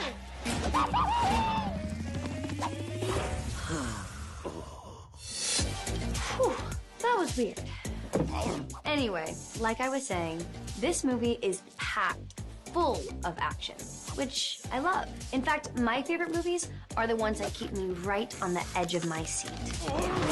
Actually, just like that. I love it, Tom. You are so method. You just completely lose yourself in your role? Is that something you can just turn on the moment you hear the director call action?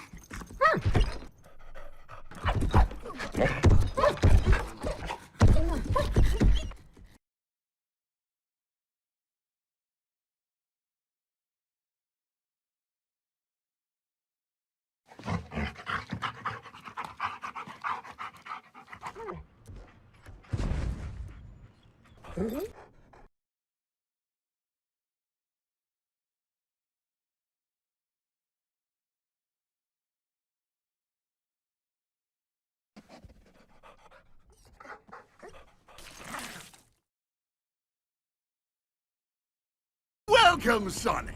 Glad you could make it. Please, I'm going by Blue Justice now, trademark pending. And this is Tails. He's a double threat, fluffy and adorable. I'm so nervous, Sonic. I've never been on camera before. You're doing great, buddy. Show him what you can do. Pretty cool, right? Of course. It is bigger and better in every way. And I'm in it. There's more action, more adventure, and since I have an agent now, there are perks. I have 4 words for you. Contractual chili dog breaks. Well, he plays an echidna warrior sent to destroy me at any cost, and between us, I like to improv, keeping things loose. Knuckles goes method, and between takes, it gets weird.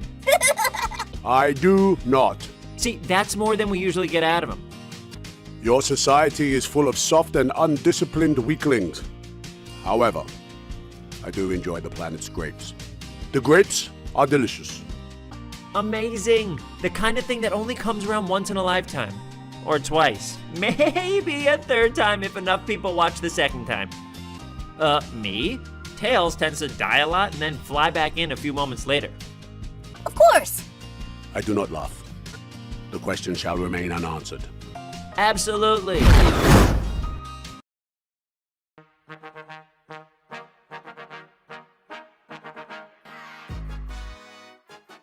Oh, so great. I taught them so much, like how to be a hero, well, just like me.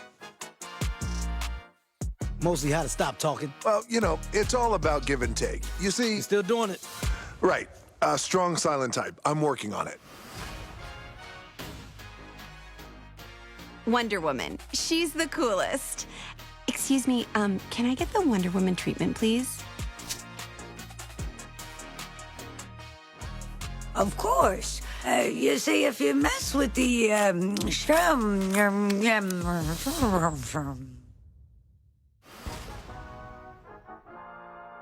The greatest collection of heroes in cinematic history. And crypto. Wow, not hurtful at all. Big action. The stuff Wonder Woman can do. Oh, come on. This never happens to Diana. And suspense that will make your hair stand on end. But most of all, you can expect a super time with all of us super pets.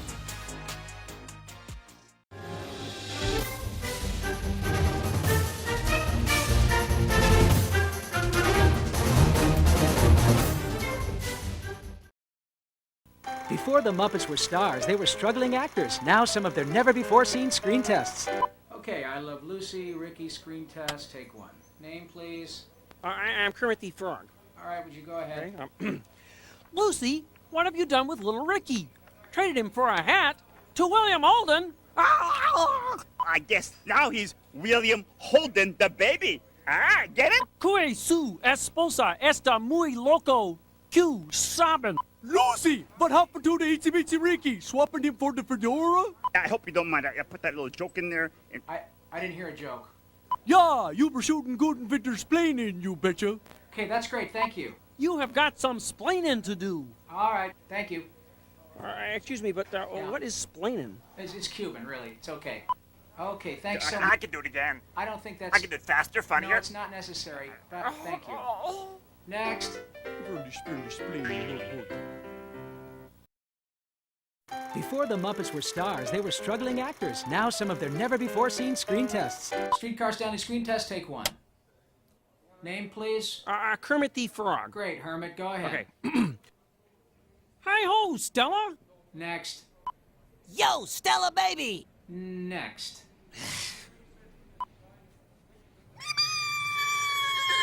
No. Give her the Stella! Okay, I don't think the Bergman thing works.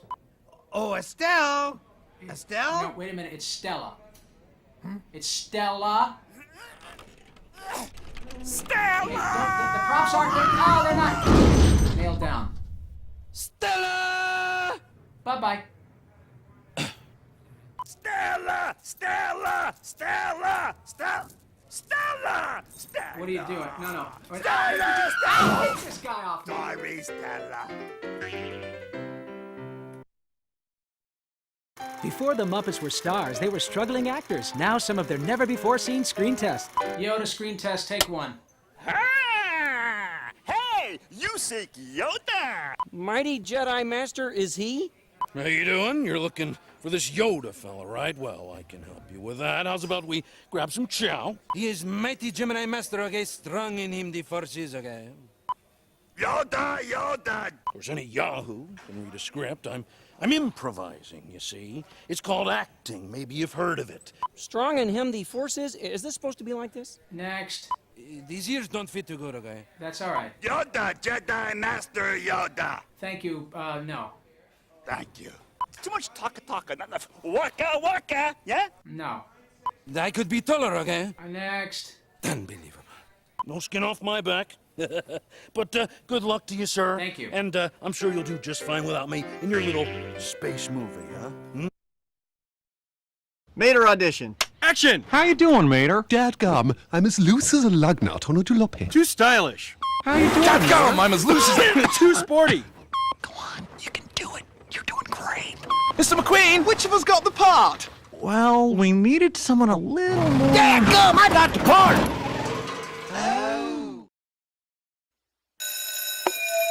Okay, auditioning for the Ant Bully, the role of terrified ant number 1697. Run! Run for your lives! The destroyer is coming! I am terrified! Thank you! It is Destroyer! Come with me if you want to live! Expecto Patronum! Wrong movie. Run, I say! Pardon me. What, yes? You're not an ant, are you? I can do ant. I'm sorry, we need a red ant. I can do red! Yo, I'm ant number 1697. I'm here to send the destroyer straight to heaven. You best believe that. Oh no! The destroyer has come to destroy me because I'm an ant now! Excuse me, did you just paint yourself red? No! Yes? Yeah, listen, the movie is called The Ant Bully. What about the bully role? I can be real mean. Watch this. You, dirty ant! I'm sorry, the bully role has been cast already. Oh. Yeah. To who? Hey, you're just a little kid. Aren't you the cutest thing? Oh, my goodness. I'm okay! Cut! Roll sound. Speeding. Roll camera. Speeding. Ken, scene 2, take 1, marker. And here's where I live, Sueño Casa. It has a disco, it's got a dune buggy. And of course the roof opens up for my helicopter. Cut. That guy's such a girl's toy. Why do you guys keep saying that? Roll sound. Speeding. Roll camera. Speeding. Ken and Barbie, scene 5, take 1, marker. Oh, I'll see you tonight. In my dreams. Wow, that's cheesy, Ken. Cut. Roll sound. Feeding. Roll camera. Feeding. Okay, Buttercup, show me peril. Marker. There is no way out. Just kidding.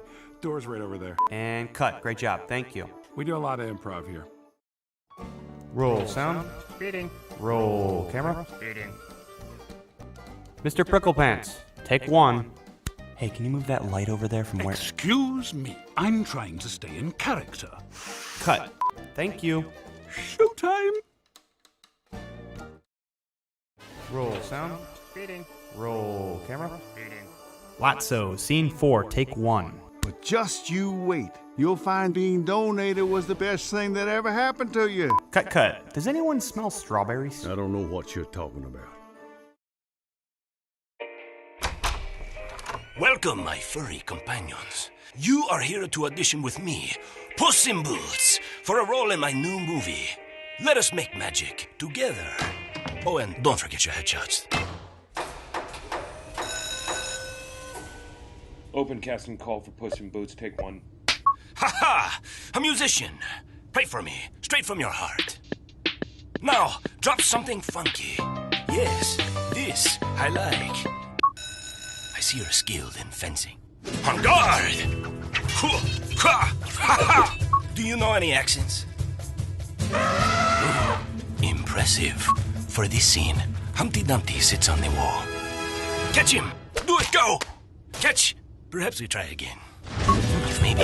Okay. Oh, frijoles! Clearly you are theatrically trained. Holy. Ay. What was that? My dear, cover yourself. Are you trying to give us an R rating? Go back around.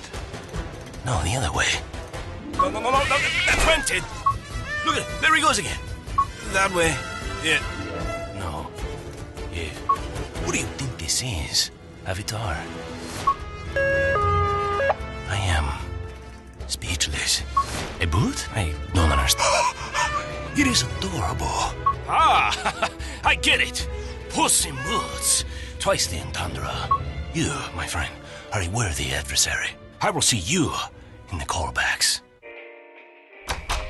Callbacks will start in 5, and for the last time, bathrooms are on the right, litter boxes on the left.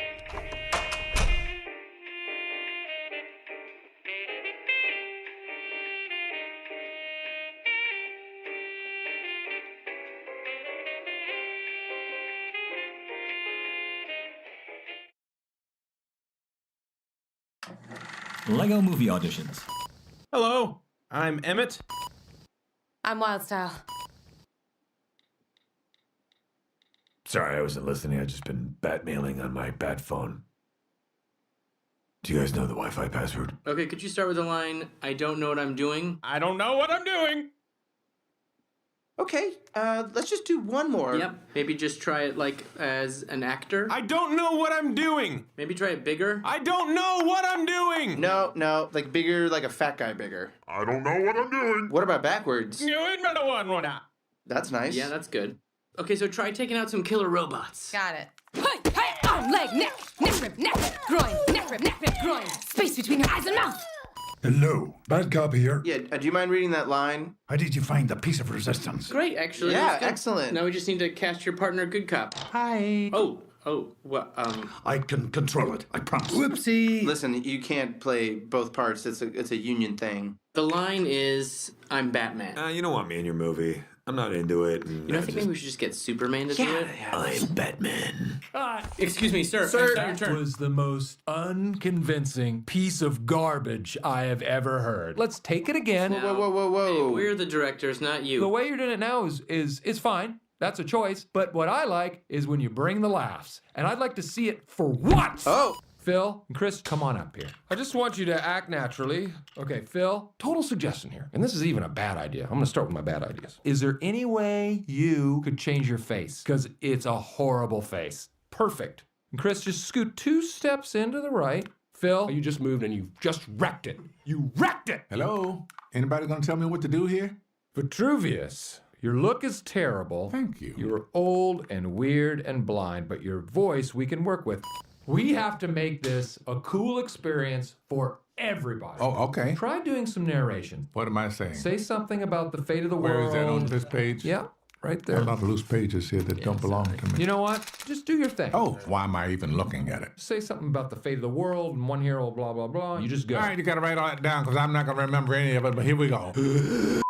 Yes, this is great. This is exactly what I'm talking about. If you want to be incredibly obvious and stupid. If that's what you were going for, mission accomplished. I'm going to talk like Batman. Got to talk like that. Target casting, day 3.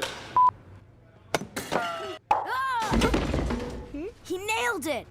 Why are you right for the role of Lucy? Because I'm always right. I like your style. Wow, this is humongous. Well, I'm sold.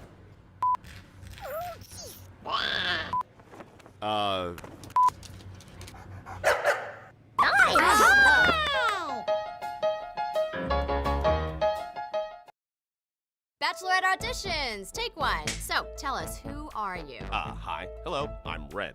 We know what color you are. What's your name? No, that is my name. The perfect mate for me would be someone who likes to do all the same things that I like to do. You know, long walks in the park, short walks in the park, medium walks in the park. What was the question? We haven't asked you any questions yet. What's your name? It's Bomb. Yeah, can you speak up? Bomb! Sorry. Why do you want to be on The Bachelorette? Well, my anger management group said it might help me to find someone I truly love. Besides myself. I clean my room well, I have a great memory, I'm a good listener, I have a great memory. Would you say you have a special talent? Some say I do. It happens when I get excited. Okay, bring in The Bachelorette. What? Now? Oh, no. Oh, no! Blew it again. You're just not what we're looking for. Okay, fine. No big deal. No biggie. I am gonna take a rose, though. This is for me. All right, let's see. So the flowers are in place. And the mushrooms have been power washed. Check. And the wheelbarrow's out of the shot. Oh, okay. Smurf movie auditions. Everybody's ready. Very well. Roll tape. Who's first? Up first we have, Clumsy Smurf. Me. Oh, I'm here first. Sorry about that. Grouchy Smurf. Why am I here again? We just want to see how you look on camera. So if you don't mind, would you just give us a little turnaround? No. Hefty. 96, 97, 98, 99, 100. Yes, very impressive. Now, if you Now could just... for the one-fingered push-up. 1, 2, 3. Panicky? Where are the cameras? Breathe. It's okay. Over here. And Brainy. To Smurf or not to Smurf? That is the... And next up is Vanity. Vanity! Come on, that's your cue. Oh, right here. Oh, So yes. sorry I'm late. You can't rush perfection. Oh, Vanity. No, not you. Me? Vanity, the other Vanity. Me? Yes, your agent should have told you. I'm afraid we're trying to take this new film in a, well, different direction. You're fabulous, but you just don't have the right look.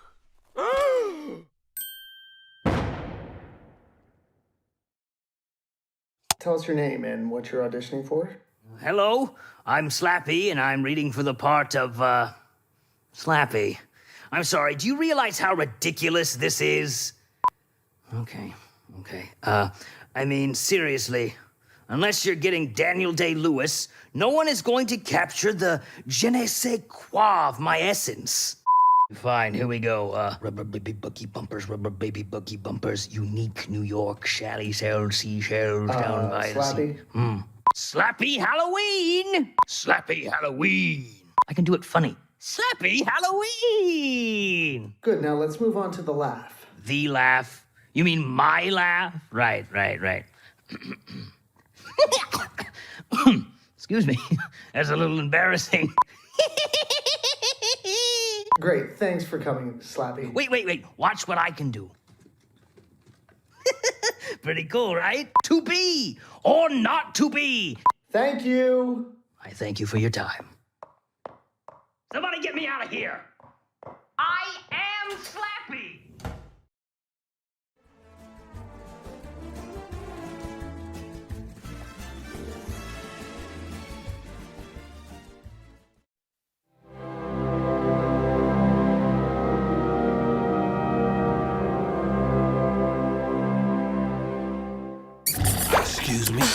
Typical.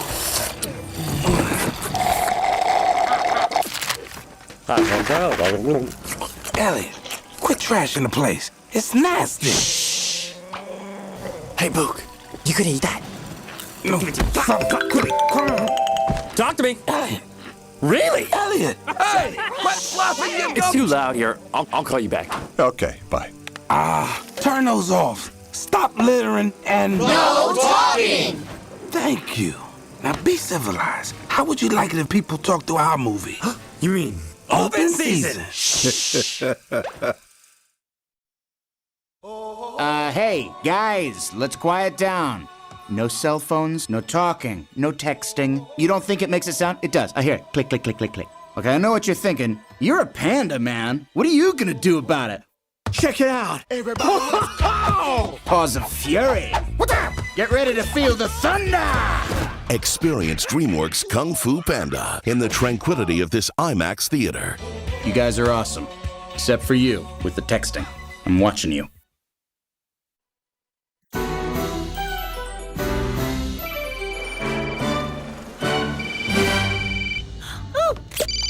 Hello?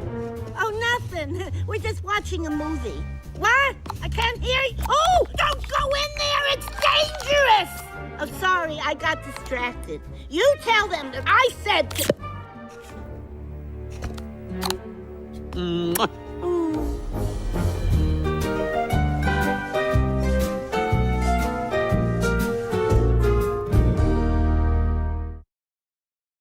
Oh, hello. My name is Blue, from the movie Rio. Everyone ready for the magic of three-dimensional technology? Put on your 3D glasses and... Do these things make my beak look big? Well? Smells like popcorn.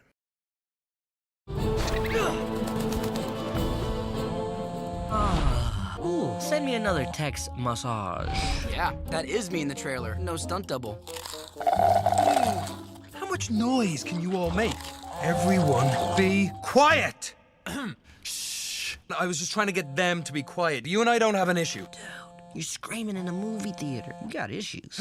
Tiny sounds add up to epic disturbances. Resist the urge to talk and text during the movie. Epic, only in theaters. Hey, Luis, have you seen my 3D glasses? No, but don't worry, bro. I'll find them. There they are. Please put your 3D glasses on, everybody. Ooh, on your face, obviously. Put them on your face.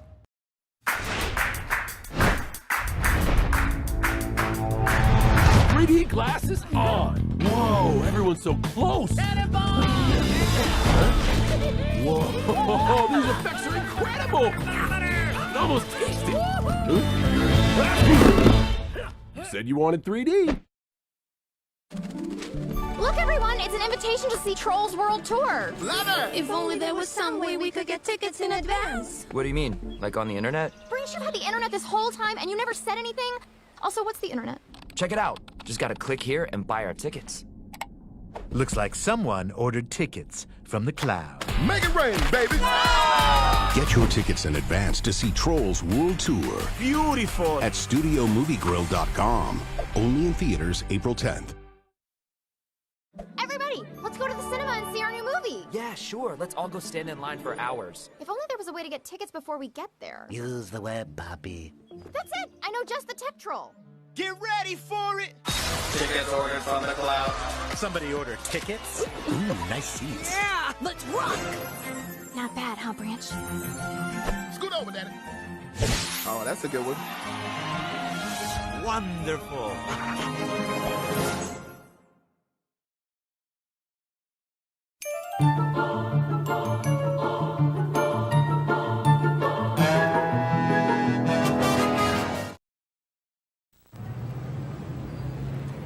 They've been called second bananas. They've been called straight men. But most agree only one name really says it all. Basically, We're there to make the stars look better, and that's a responsibility, and I think that everyone will agree with me that we don't take lightly. No, it's true. We may not get the best lines, but we move the story along. Sidekick isn't a dirty word in this business anymore. And I think we owe that in large part to the actors that came before us. I mean, look, Porky Pig had a full-fledged career as a star going, and he really only started doing his best work as a sidekick. And there's no shame in that. Look, I ain't supposed to be here. I'm not a sidekick. I'm a co-star. My name is in the title, for crying out loud. What? I think I would know if I was a sidekick or not.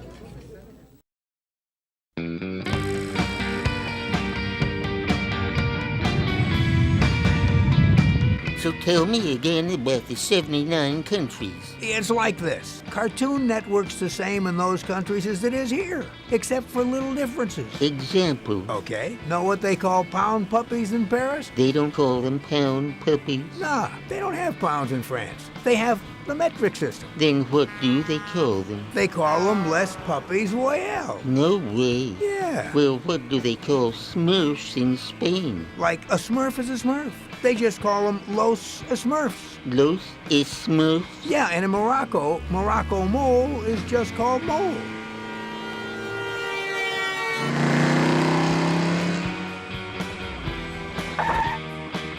Would you look at that? I can't see over the wheel.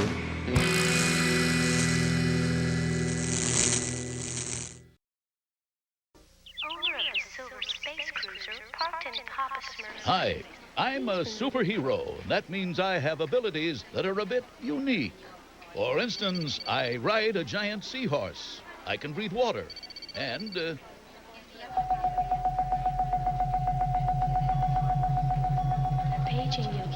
I call that aquatic telepathy.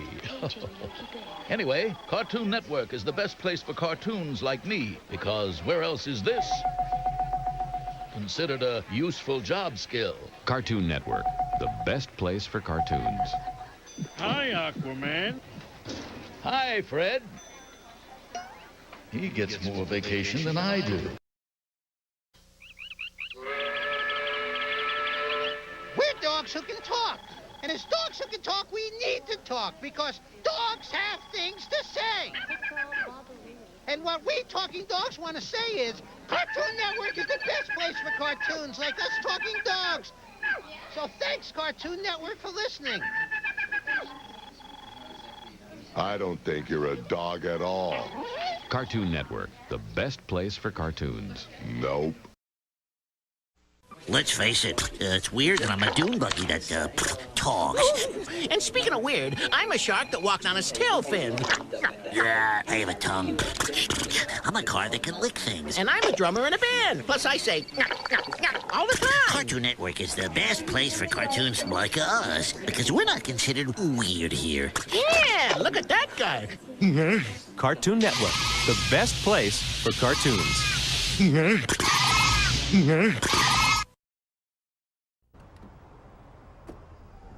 Dang nabbit, I can never find a parking space after lunch. Cartoon Network keeps adding stars without adding parking space. There's a space reserved for Papa Smurf. Bloody freaking die. Wise Papa Smurf, corrupted by his own power. Can no leader go undated? Hey, fellas, looking for a parking space? You can take mine. Now this guy's a true hero. Could have sworn I parked in the Wally Gator F lot. Or was it in... Oh, boy. Now I remember. I flew into work today. Silly me. Oh, brother. Oh, man, look, there's one. There's one. All right, boys, I need your foot power to help me gun it.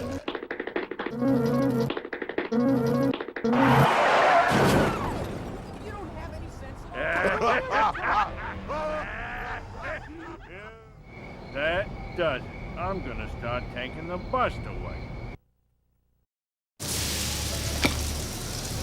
First day? Sheep in the big cafeteria. Stick to your own kind.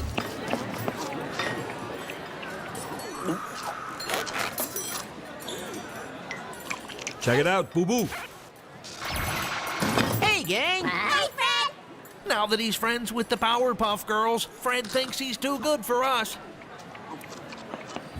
Get lost, sheep. You're on my seat. This table's reserved. Villains only. Come on, Sheep. You can sit with us. Yes, go sit with the freaks. Freaks? Have you looked in a mirror? Listen up. When it comes right down to it, we're all freaks. Every one of us. And that's what makes this network great. Who you calling freak, freak? Yeah! Cartoon Network, the best place for cartoons. This is why I never come here anymore.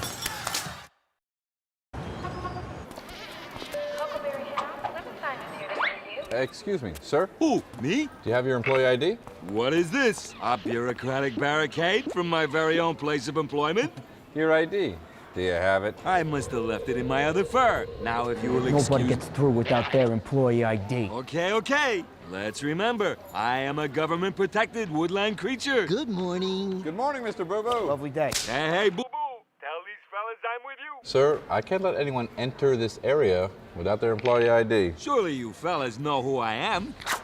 Inside Private Eye? I'm taller than you.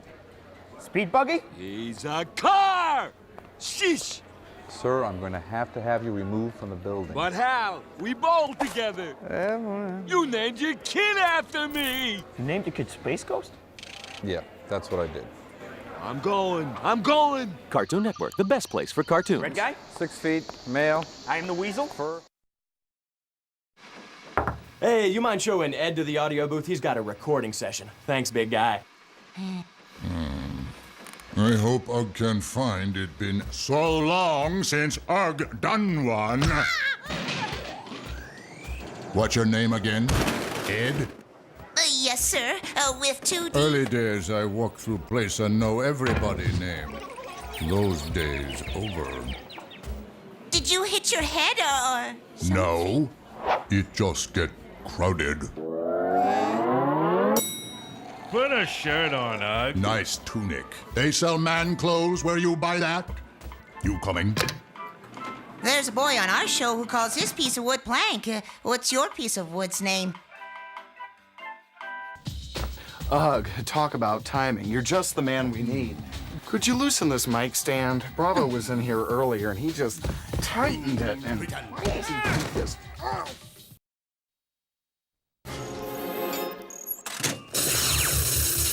Cut! That's a wrap. Great work today, Dexter. Hey, Mandar, you want to do something tonight? Sorry, Dexter, but this evening I plan to spend some quality time with a lovely female specimen, if you know what I mean. I don't think I want to know. Excuse me. Oh, I'm busy.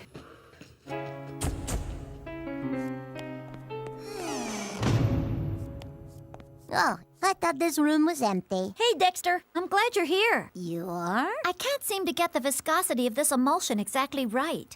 I would be happy to help.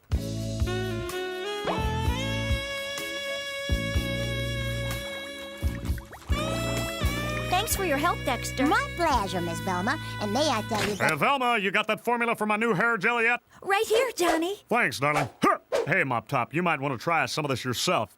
Dinner? Sure, Johnny.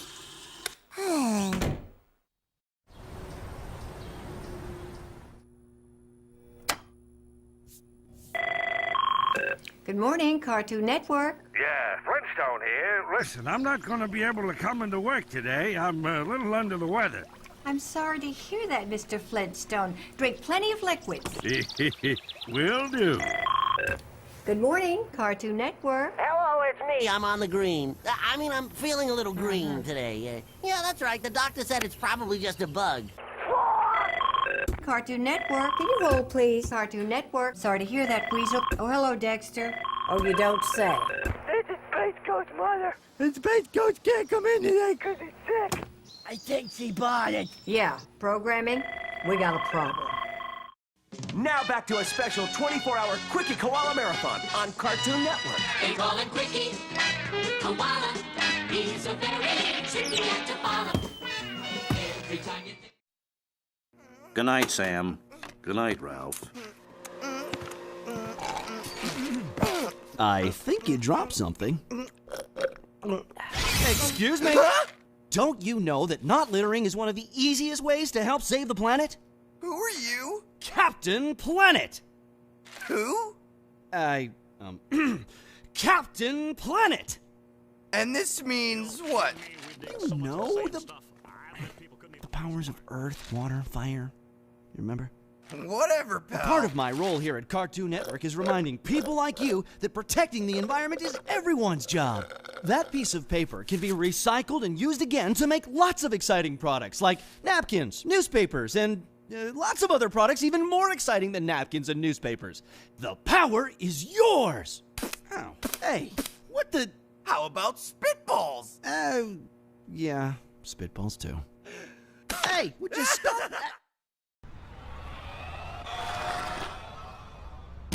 Scram, what? Oh, sorry, Scrappy. No problem. My fault. Eustace. Scrap. Oh, do you work here? Scrappy! Yeah, for a while now.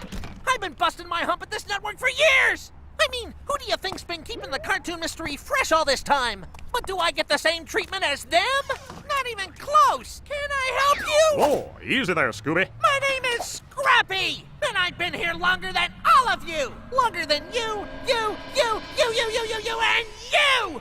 Oh, mama. The problem as I see it is too many cartoons! They're the kings and queens of this network, and they know it! I put in the hours, the late nights. Where's my key to the castle? You are here today, Scrappy? You are a genius! How'd you figure that out? Cartoon Network, the best place for cartoons. Not for me! Not for me, man!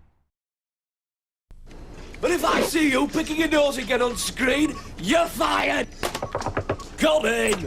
I got a problem with you, Buster. Us tunes don't think we're on this channel enough. What, you fancy being on a bit more then? No, dummy. All day. All day? We want an all-Nicktoons TV channel. What? Sort it out, Nitty, or I'll send the beavers in here again. Not the beavers. I'll do it. Good. The brand new Nicktoons TV channel starts Monday, 22nd of July. Now, from Nicktoons Animation Studio, it's time for Nicktoons Caught on Tape.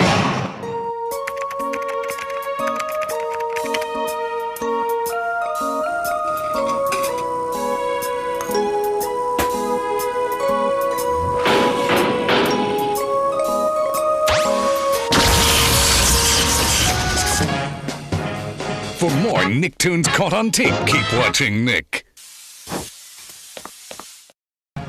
Now, from Nicktoons Animation Studio, it's time for Nicktoons Caught on Tape.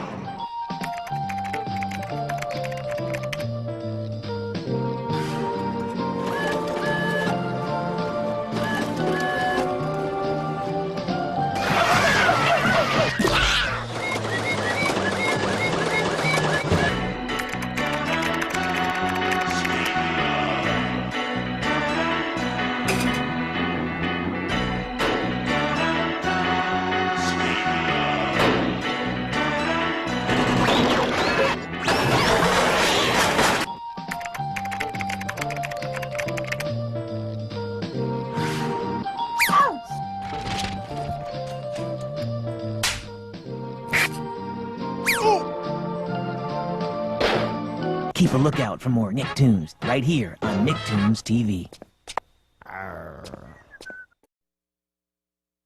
From the Nicktoon Animation Studio in Hollywood.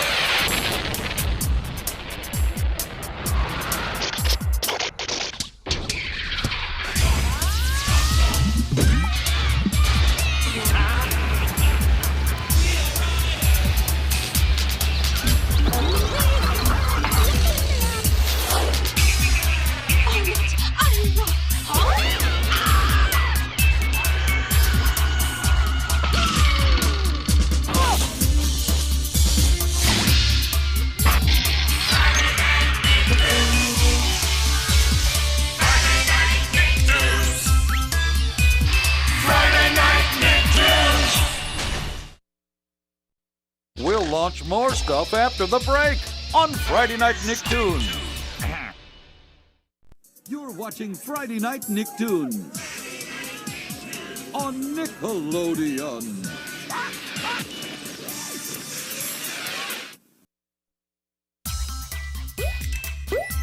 Now, back to the Fairly Odd Friday Night Nicktoons. You're watching Friday Night Nicktoons on Nickelodeon.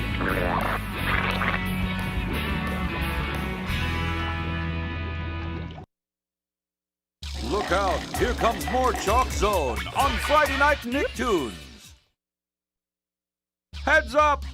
We'll be back with more Friday Night Nicktoons. Let's dive into more SpongeBob on Friday Night Nicktoons. Now, blast back to my life as a teenage robot on Friday Night Nicktoons. Now, back to the adventures of Jimmy Neutron, Boy Genius, on Friday Night Nicktoons.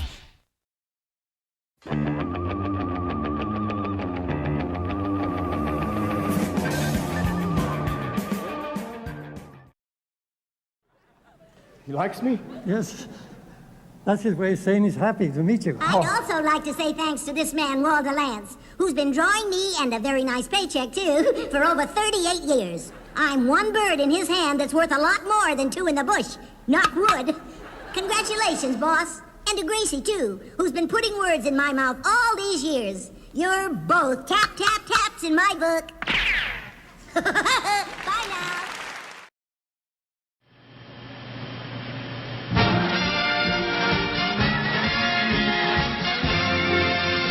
Fooled you, didn't we?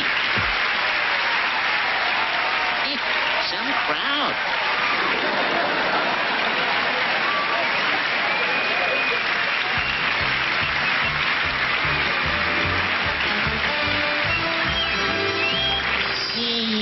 What's up, Doc? Well, Bugs, we're announcing the nominees for Best Achievement in an Animated Short Film.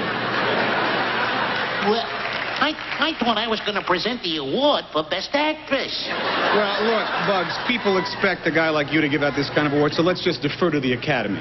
Well, all right. It's going to be a long night. The nominations for Achievement in an Animated Short Film are... The Frog, the Dog, and the Devil. New Zealand National Film Unit. Producer, Bob Stenhouse. Your move. A Greek Tragedy, Sin Ete, PVBA. Producers, Linda Van Tilden and Willem Tyson. Producers. Luxo Jr., Pixar Productions. Producers, John Lasseter, William Reeves. And the envelope? Whoops, okay, Doc, you do the honors.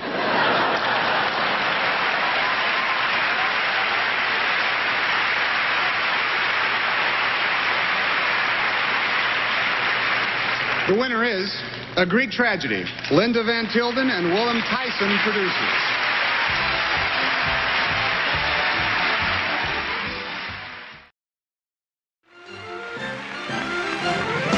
Okay, Mickey, go ahead. The nominees for achievement in an animated short subject are... George and Rosemary, Eunice Macaulay, producer. The Man Who Planted Trees, Frederick Back, producer. Your Face, Bill Plimpton, producer.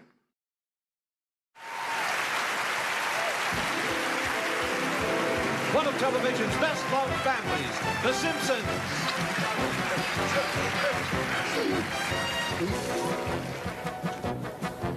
Bart!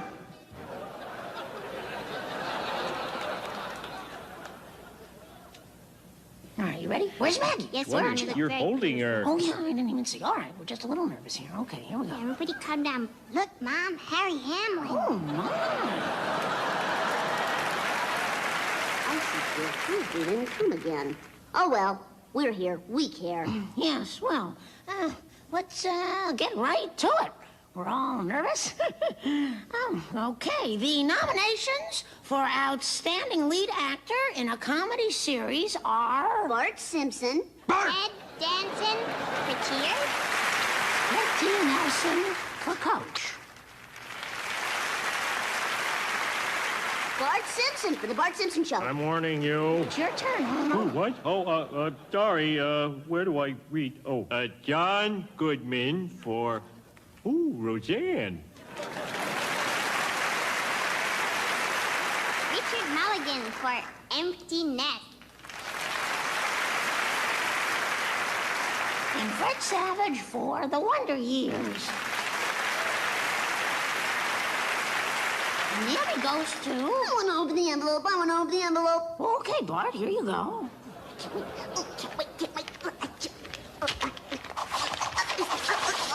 Oh, why, you little... Oh, it's all right. Quick, let's just pick somebody. Does anybody remember a name? Can't do that. Members of the creative community, this could be a blessing in disguise. A chance to do away with winning and losing. If you agree with me that competition should be a thing of the past, that we should stand together as peers, then we should rip up every winning envelope. If you agree with me, then stand up and applaud. So they want to beat each other. I just want to assure the Academy that I'm going to punish them both when I get them home. Wait. I've pieced it together. Okay, here we go. The Emmy goes to... Can I read it, Mom? Please, can I? Okay, Bart. But everybody here and throughout America really care about this. So you can only do it if you promise me that you're going to do it like a little gentleman. I promise. All right. The Emmy goes to... Bart Simpson! That does it! The Emmy goes to... Ted Danson.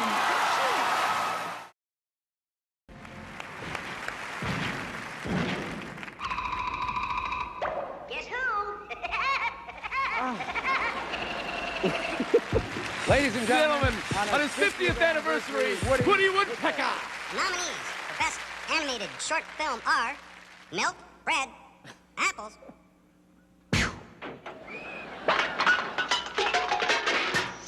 Okay, the nominees for Best Animated Short Film are... This is Ridiculous. Creature Comforts, Nick Park. A Grand Day Out, Nick Park. Grasshoppers, Bruno Pazzetto.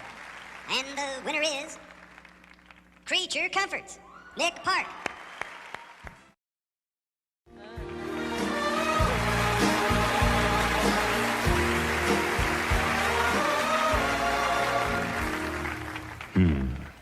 Oh, there. So, have you seen any of tonight's nominees? No, but I've read the books. The nominees for animated short subject are Blackfly, Christopher Hinton. Manipulation, Daniel Greaves. Strings, Wendy Tilby. And the Oscar goes to... Whoa. Hi. What is he doing here? Thanks. It was getting stuffy in there. And the Oscar goes to Manipulation, Daniel Greaves.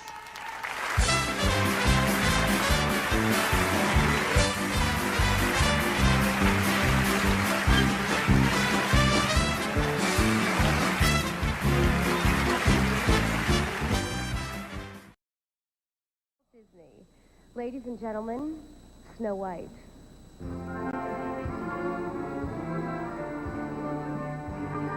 Good evening, everyone. When I got my big break 56 years ago, I never thought that someday I'd be standing here. But frankly, it's about time. I'm not getting any younger, you know. On the other hand, I'm not getting any older either. So, here I am, presenting the Academy Award for Best Achievement in Animated Short Films. And as you all know, I've got more than a little experience with short subjects. The nominees are Adam, Peter Lord. Mona Lisa Descending a Staircase, Joan C. Grass. Rechi, Michaela Pavlatova. The Sandman, Paul Berry. Screenplay, Barry J.C. Purvis. And the Oscar goes to Mona Lisa Descending a Staircase, Joan C. Grass.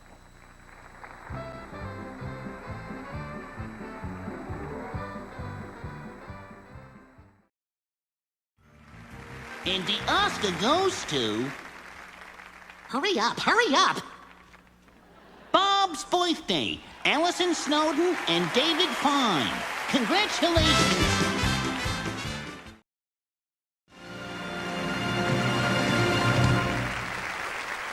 How do you like that? He forgot us again.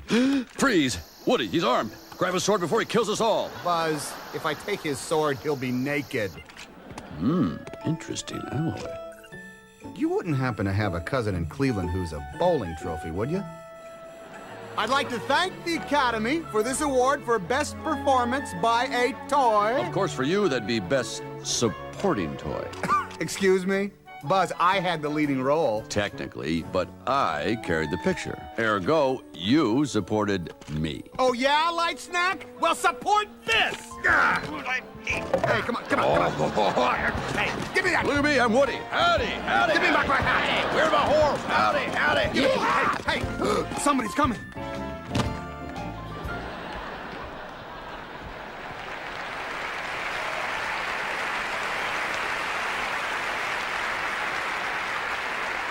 What a mess. That Lassiter's always forgetting his toys. He forgot me, too. Oh, no, honey, don't go there. Now, Woody and Buzz, they were gonna do a big number here, but they look a little tired, so we're gonna replace them with two real human beings performing the Oscar-nominated tune from Toy Story, You've Got a Friend in Me, and You Do. It's composer Randy Newman and his friend, Lyle Lovett.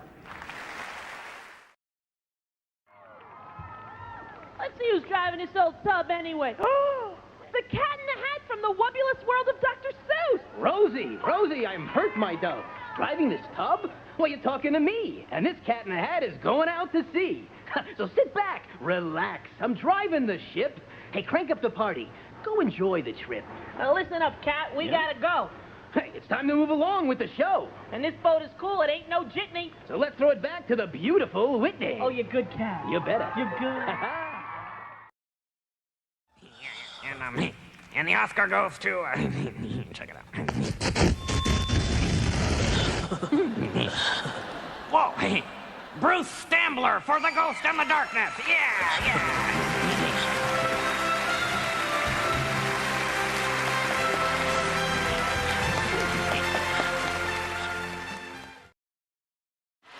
Let's see what Larry and Bob have to say about this. Are we on? I think so. Even though it was Phil and Mike that were given the Grady Nutt Award this year, I wanted everyone to know that Larry and I are not bitter. And we extend our full congratulations to this year's winners. That's right. Well, then, that's about it. I bet you those guys couldn't do this. Yeah, or this. Or this. Who's the funny one now, mister?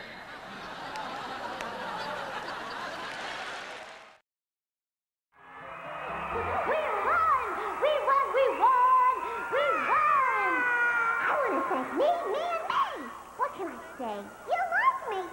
Oh, thank you. Okay, baby, back to the set. Let's move it.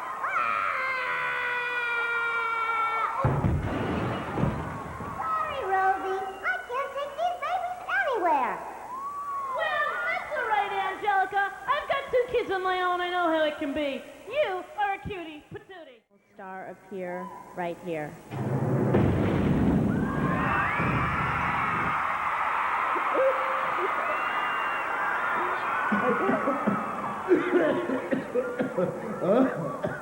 Oh, thank you. Wow. Well, let me start by saying what an honor it is just to be nominated with a dog, a mouse, and a whale. I guess I only hope this win will teach animals the advantages of speaking English. I promised I wasn't going to cry, but I feel the love. Oh. And I got news for James Cameron. Who's king of the world now, pal? Don't worry, I'm not going to ask for a moment of silence. But I would like to thank the greatest writers a cat ever had. The cast, the crew, hey, the guy who wrangles my litter box. Most of all, the kids who voted for me. Thanks to you, I'm eating tuna tonight. Thank you.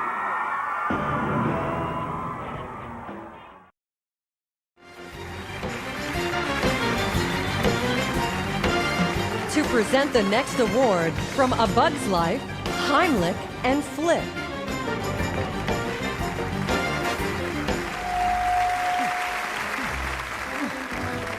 This thing is so heavy. Ugh. Do you remember this thing being so heavy during rehearsals? Hey, where's Heimlich? If they've got that kind of food in the green room, I can't wait to taste what they have at the governor's ball. Hi, we're here to present the award for Best Animated Short Film because we're animated and we are short. I get it. Now, a small favor of the winner. I realize this is your big night, you know, king of the world and all that. And stepping on the little people is a Hollywood tradition, but please, when you come up to accept your award, just watch your step. Thanks. And the nominees are Bunny, Chris Wedge. The Canterbury Tales, Christopher Grace und Jonathan Meyerson. Jolly Roger, Mark Baker. More, Mark Osborne und Steve Califer. When Life Departs, Karsten Killerick and Stefan Fieldmark. And the Oscar goes to...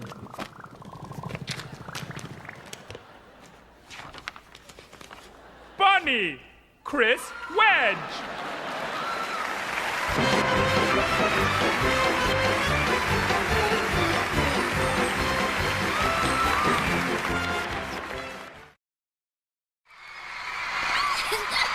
Thank you, everybody, everywhere. I love all of you. I want to jump in your arms because I love you all so much. I want to run to a field of poppies in my diaper. And I want all of you to... Who do you think you are, Roberto Baloney? Yay! Hello out there. Hi, Mom. Hi, Dad. And hi, everybody. Hey, Tommy, now you're supposed to show him your armpit.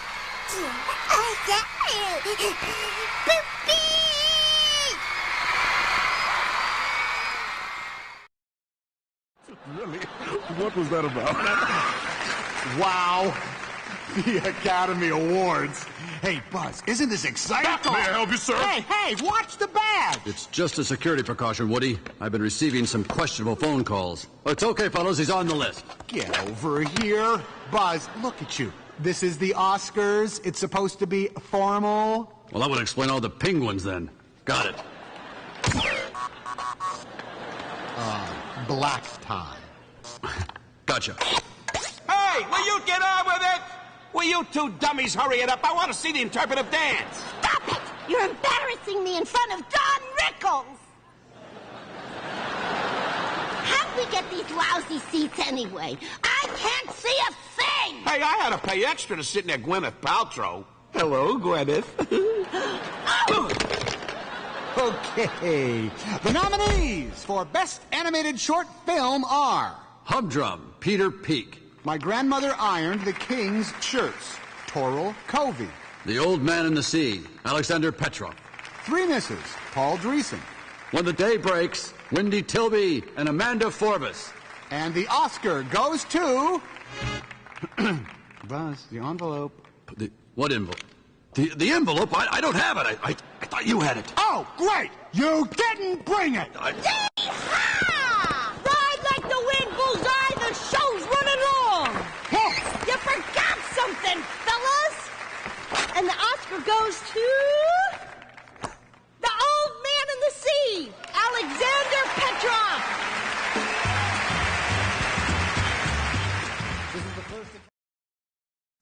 Let's hear it for the Moose Bowinkle!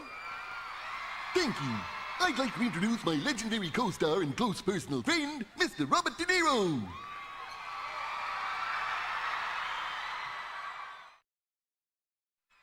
Hey, everybody, it's time to, what's wrong, Patrick? I wanted to give out the next award! You're just in time, Patrick. We're announcing it now.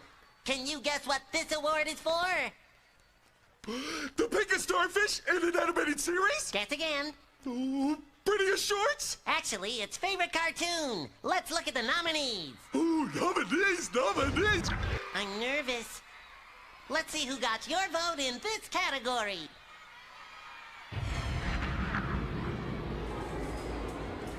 And that blimp for favorite cartoon 2, The Rugrats! La la la! I'd like to thank all my adoring fans for picking Rugrats as your favoriteest cartoon. And don't worry, those dumb babies aren't gonna drool on this nice award, because I got a special place for it in my bedroom, and they better keep their yucky hands off it or else. Thanks, and merci beaucoup. Right like the wind, Bullseye! That's our cue!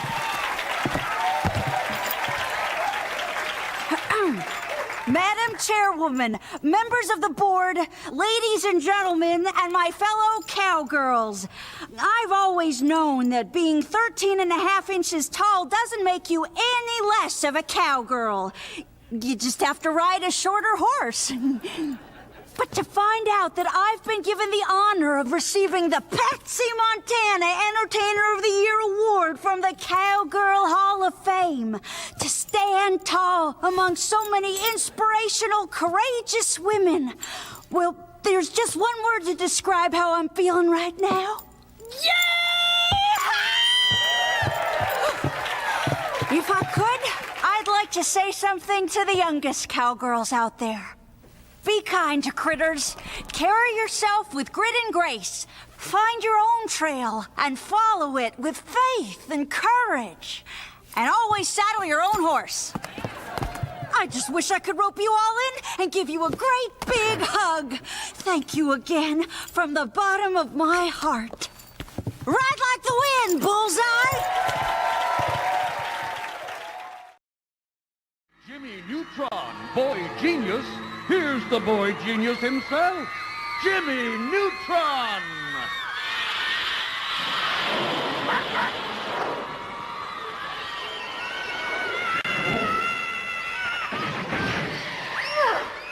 It worked, Goddard! We've broken the animation barrier and crossed over into the Kids' Choice Awards. Maybe next year, I'll get an award. Yeah, and perhaps airborne primates will launch out of my gluteus maximus. So let's see some of this year's winners. Initialize audio-video replication unit. You know, roll tape.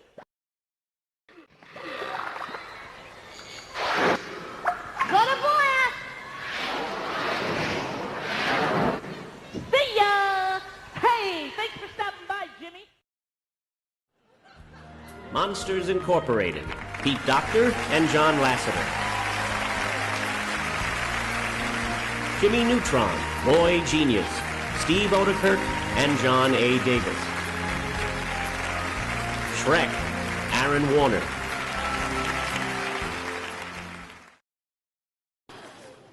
Shrek, Aaron Warner. This is the first Academy Award nomination and the first Oscar for producer Aaron Warner. Shrek employed state-of-the-art CGI animation. Producer Jeffrey Katzenberg said that it will be a benchmark for about a day or two. Hey, hey, hey! We got the rock stars on the stage. We got the TV stars in the crowd. Backstage in the Nicktoons VIP room are the Wild Thornberrys. And the movie stars of the upcoming feature film, Hey Arnold, the movie. Helga, Gerald, and Arnold. Nicktoons VIP room. It's awesome. Who took the sodas? Burp contest practice. The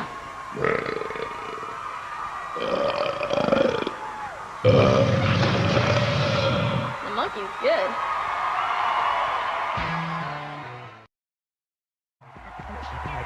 Hey, did you hear that? I think that guy just said something about me.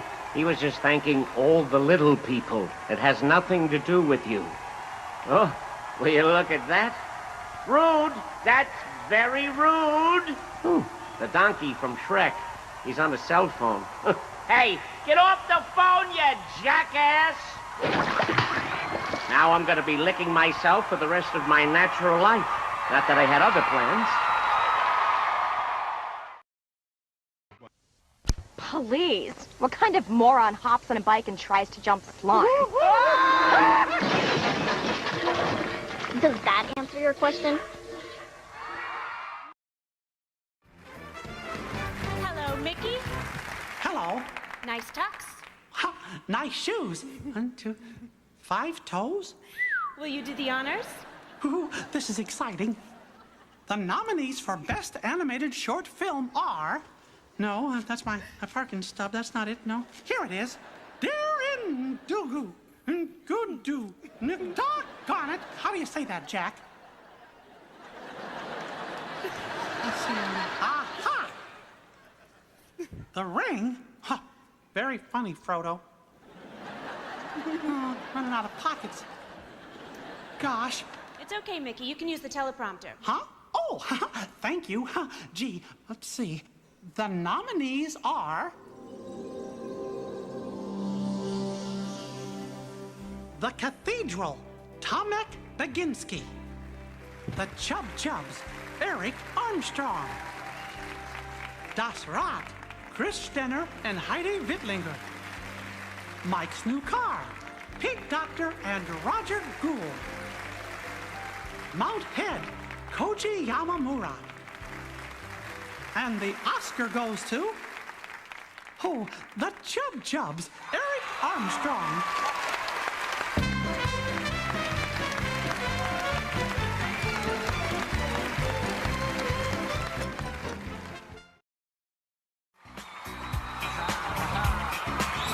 Don't go away! The Kids' Choice All-Star Celebrity Burp-Off is coming up next! I am so gonna win! Oh, give me that!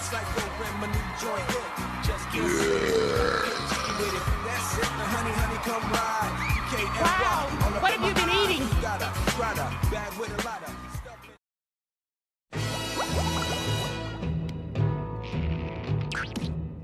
I, Plankton, with my superior intellect, devised a plan to crush the Krusty Krab once and for all.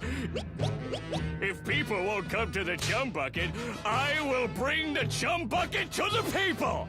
Behold, the receptacle of your doom, Mr. Krabs.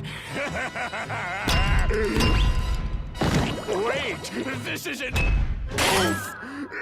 Mommy!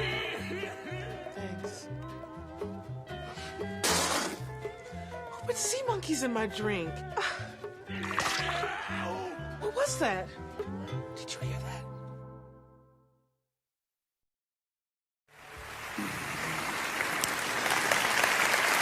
And the Oscar goes to Sandy Powell for The Aviator. This is the second Academy Award and 6th nomination for Sandy Powell.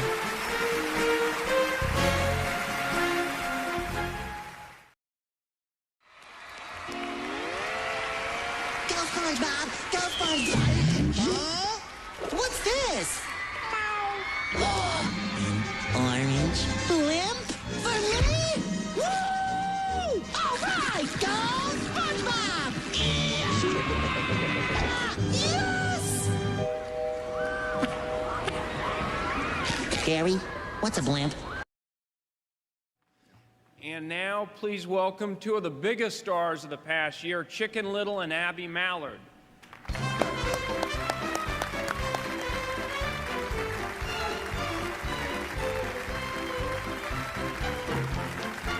Hello and good evening. Oh, have you ever seen a more fashionable crowd? I thought this was black tie optional. Boy, do I feel underdressed. Yeah, Disney really splurged on my wardrobe. Seriously, Mr. Iger, what is up with ducks and no pants? Mickey gets pants, Goofy gets pants, even the wooden puppet kid gets lederhosen, but the ducks, they never get the pants. I mean, really? I wasn't gonna make any political speeches, but I won't wear pants until there is pants equality for all. Wow, I'm really touched. I mean, the whole world's watching.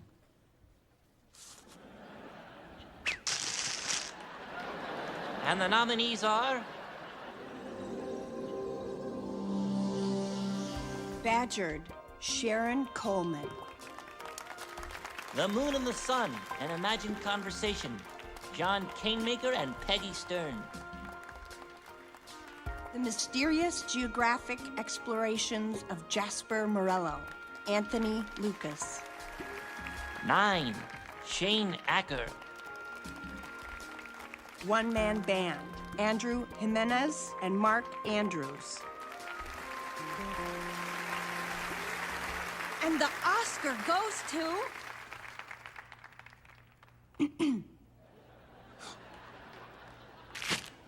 The Moon and the Sun, An Imagined Conversation. John Canemaker and Peggy Stern.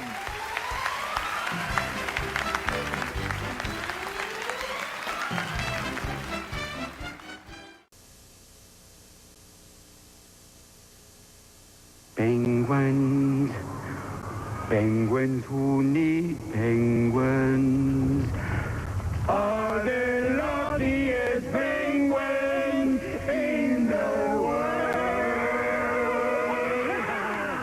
Fluffy, you look fabulous.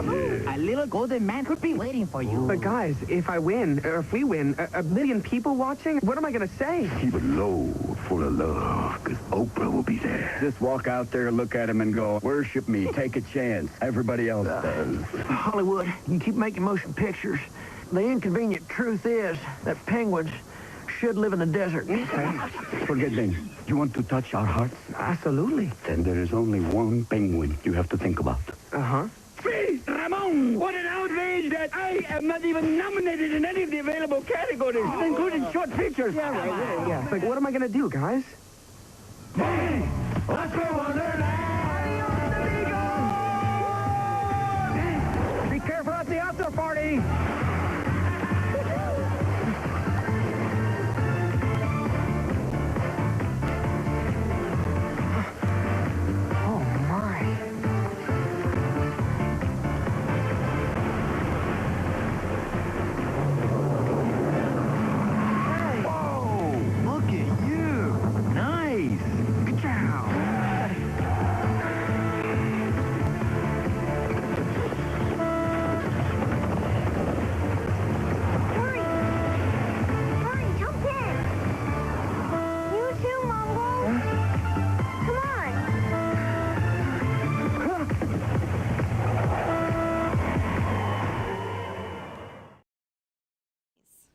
Cars, John Lasseter. Happy Feet, George Miller. Monster House, Gil Kennan.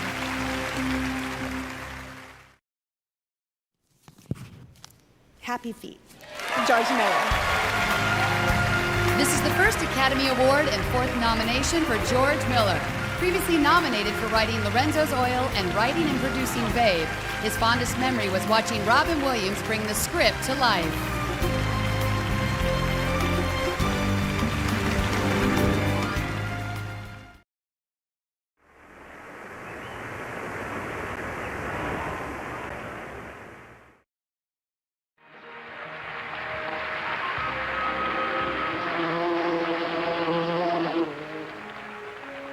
Wow, the Academy Awards.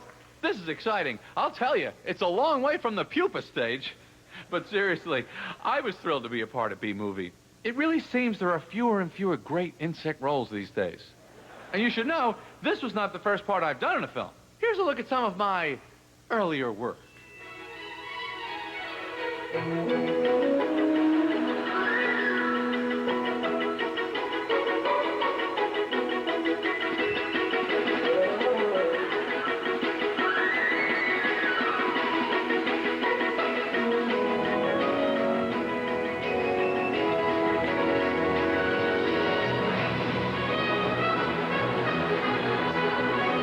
I guess it's true what they say. There are no small parts, but there are some very small actors.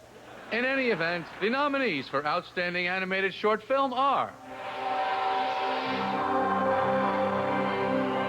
I Met the Walrus, Josh Raskin. What they do is they smash the place down, then they build it up again, and the people that build it up hang on to it. And then they become the establishment. Madam Tootly Pootly, Chris Lavis, and Maciek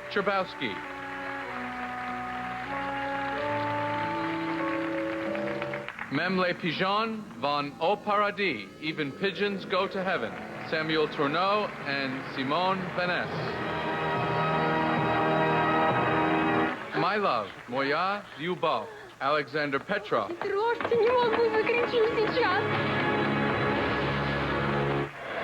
Peter and the Wolf, Susie Templeton and Hugh Welchman.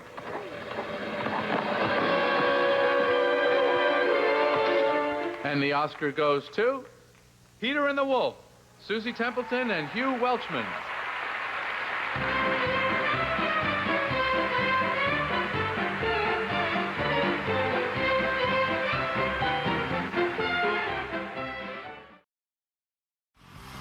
Hey, everybody. We're Otis and Pip from back at the barnyard. With Miranda Costco from iCarly. And we're here to give out these Kids' Choice Awards that Otis and Pip just found lying on the ground. Yep, that's the story. They were just lying there. Yeah, this isn't a scam of any kind. That's weird. We don't usually use envelopes. Anyway, this first one is for Favorite Milk-Giving TV Star. And the winner is Otis. Me? Really? Wow, I can't believe it. This is a huge surprise. Congrats, dude. Thank you. Yeah, congrats. Let's see. Favorite actor with udders. And the winner is Otis. What's up, right here? Oh, I would like to thank a lot of people. So you guys just found these lying on the ground? Yep. Yes, that is... Hey there, I suspicious. Favorite TV star with whiskers who loves cheese. Ooh, tough one. A lot of good people in there. A lot of good people. And the winner is Lil JJ. Yay! Woohoo! I like to... huh? Yes! That's so great. Thanks for this wonderful, great award. Hey, Mama! Thanks, everybody at home. I got her cheese. I got a good award. I'm bringing it home to you. Dude, what just happened? I don't know. You said you were going to handle I it. was. I thought I was. This isn't over, JJ. I know people. You'll never eat cheese in this town again. Steve. Yep. The truth is, both Steve and I are big fans of animated features. Here are some of the stars of this year's films to talk about being nominated and what it means to them. What would winning an Oscar mean to you? Well, of course, it's a tremendous honor to be nominated with such a prestigious group. And these are all highly accomplished films. They are the best of the best. Look at this. You're looking at Princess. What's the Secret of Kells? These are all cartoons. I thought we got nominated like a real movie. Well, it would get my mom off my back. You know, like if she said, Coraline, go to bed. I could say, Mom, I've got an Academy Award, or tidy your room. Oscar, Mom, deal with it. Oh, that won't work, will it? Well, just being nominated is brilliant, because more people will discover our film, and me. And I got to come all the way from Ireland. I might get to meet that nice Mr. Martin with the lovely silver hair, like mine. Oh, you know, just to be nominated. We won! Oh, this moment is so much bigger than me. This moment is for all the nameless, faceless gators who came before. Lewis, it is just a nomination. This isn't gonna end up on YouTube, is it? So what does this nomination mean to you? Huh? What? What is that? I will explore it now. Doug, stop that! This is not food. Get down! Hey, look here, a squirrel. Squirrel? Ah, for the love of Pete.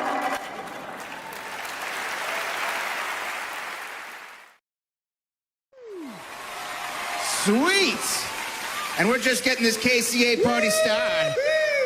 This is awesome! Yes, this show rocks! Shakabooey! Poe? Yeah! Woo! Poe. Yes, you.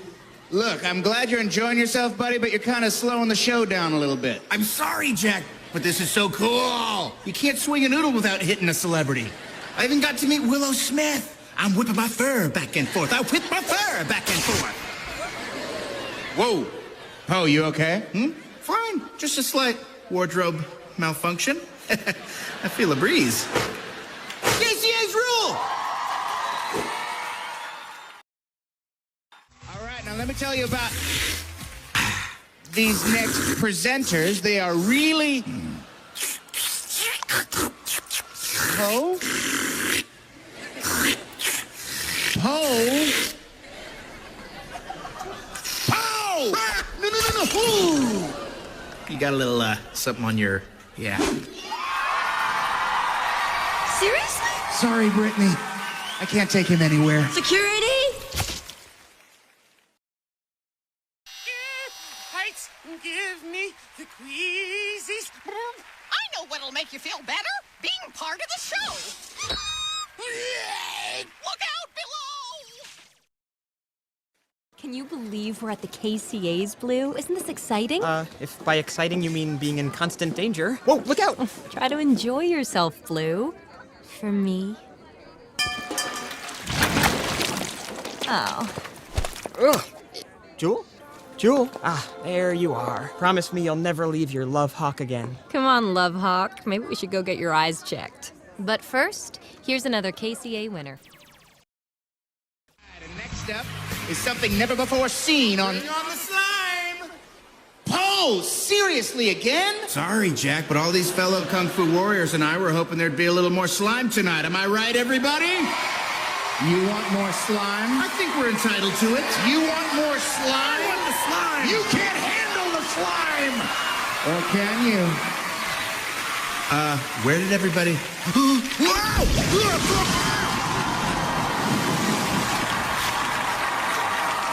You okay, buddy? Awesome! I got slime! Woohoo! That's my gift to you, Poe. Now you may return home. Home to ancient cartoon China.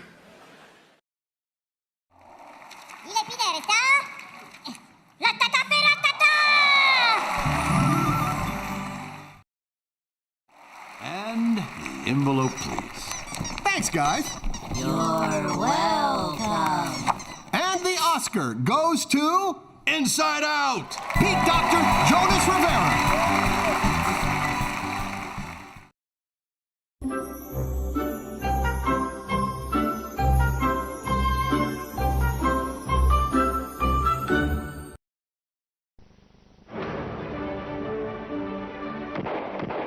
I'm back and Fivel goes west. My new video's in the shops now, cowboys. Oh boy, this is my favorite scene.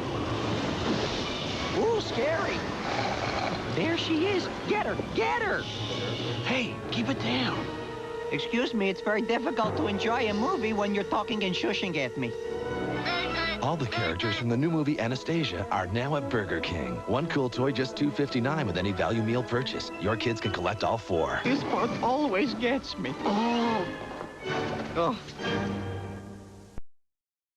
We have an amazing cast of stars who are on this particular production we're putting together here. We have Kerry Russell. She plays the part of the beautiful princess. There's no one right for me. Couldn't we invite some new people this year? I'm Princess Charming, so it's kind of the roles are reversed in the Cinderella archetype. And Elmo plays the Cinderella character, who is this kind of poor, sad little duster. Oh, lost to dust!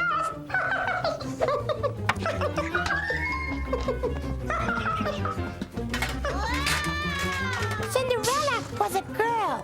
And Elmo's not a girl. Elmo's a boy. Well, you know, it's interesting how Elmo playing the part of Cinderelmo. I think he handled that role quite professionally, considering, well, no one else really could have played Elmo, could they? And then there's, Katina Jimmy. She's very funny, too. She plays Elmo's stepmother. It's the classic tale of Cinderella, but with Elmo. But there's no like evilness or like, you know, my sons love Elmo and they want him to come to the ball. He can go, can't he, Mommy? And I'm not really evil. I'm just a little bit off. Maestro! My character that I play on Cinder Elmo, the movie, practically. My character, I play, me and my friend Baby Bear play the, I wouldn't call us evil stepbrothers to Cinder Elmo. I'm a nice stepbrother, yeah. But we're a little self-involved, you might say that. Self-involved stepbrothers. Of course, your stepbrothers and I will be going tomorrow night, as usual. All right! And I play the part of a suitor, which is somebody who suits people, I think. I don't know what it means. I don't know. You're the... Very strange. Aren't you the town tinker? Oh, fair lady. My name is Bert, and this is Ernie. Hi there. We are the town tinkers. We tink. Ernie. Well, I play Zoe, because that's who I am, and I'm like a scullery maid. It's hard to say. I'm a scullery maid, and I help Elmo, and I work for the stepmother. That's why he's wishing. Wishing. Wishing. He could go to the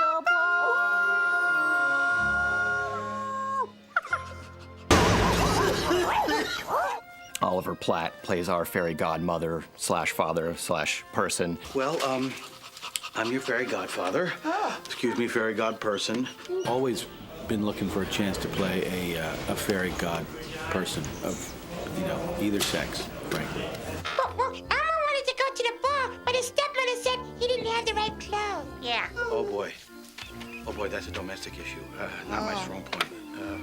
What's really fun about the role, the way it's constructed, is that he starts out very dubious and very insecure about his abilities. He's never done it before, but then he gains confidence with every wand poof. And by the time it's, he's got to the carriage and, the dog bowl, he's just going nuts. Yeah, look at that! Piece of cake! And then there's Prince Stewart. He is so funny! He plays a dog first who turns into a prince. I'm a prince. A real prince. Oh, wow. I think this is really going to be good for me. I mean, the dog thing, that's nice, but this is really good. And he goes to the ball, so he's basically spending all his time trying to conceal the fact that he's a dog, sometimes successfully and sometimes not. What we've got here is a small technical problem because during the show I do the dog scratch, which completely knocks the sideburns right off. So she's having to constantly replace them. It's sort of an ongoing struggle. There's Big Bird and Rosita. I love Rosita. And, Grover. Hear ye, hear ye. I've something to declare. Tomorrow night's a party. Be there or be square. Cookie Monster plays the baker. And when me finish baking, me going to eat them all. And Kermit the Frog, I love Kermit. Well, as a singing, dancing frog in Hollywood, I do try to stay busy working all the time. But it's great to come here and work with Elmo. It was his idea that I play the part of Kermit the Frog in this show. A part that I was kind of born to play. Made the audition very simple. Hi-ho, Kermit the Frog here at the Princess' 18th birthday holiday Find a Husband Ball, where history is being made, folks. The princess must choose a husband by midnight tonight, or else lose the kingdom. Ooh. Thank you, Elmo. Thanks for having me. It's a lot of fun because all of Elmo's friends are here, too. Everybody's doing something. This is the best thing I've ever done. I can't believe it. You gotta go for it. Come on, you're on stage with the Muppets. You'll get lost if you don't, make something happen. It really is. You're just infused with all this energy, and they're so big and funny and great and loud that you just go right up there with them. It's coming in and having a great time and, just kind of playing it big and, it's great. Shh, come on in. Come on. Oh, boy. This is where we're doing Cinder Elmo. Yeah, come on.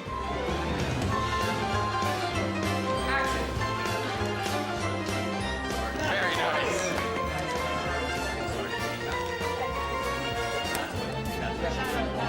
And cut. Welcome to the set of Cinder Elmo, where Elmo and his friends at Sesame Street are performing in the great musical fairy tale Cinder Elmo, which is like the fairy tale Cinderella. See, Elmo gets to wear costumes and makeup and pretend. Oh, Elmo has to go back now. Watch.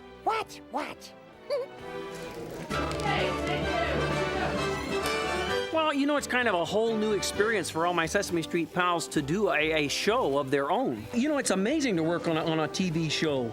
You know? Yeah, there's a lot of people running around, and you know, there's always something happening. You know, there's always lights are being moved, and there's microphones. Yeah, look at that.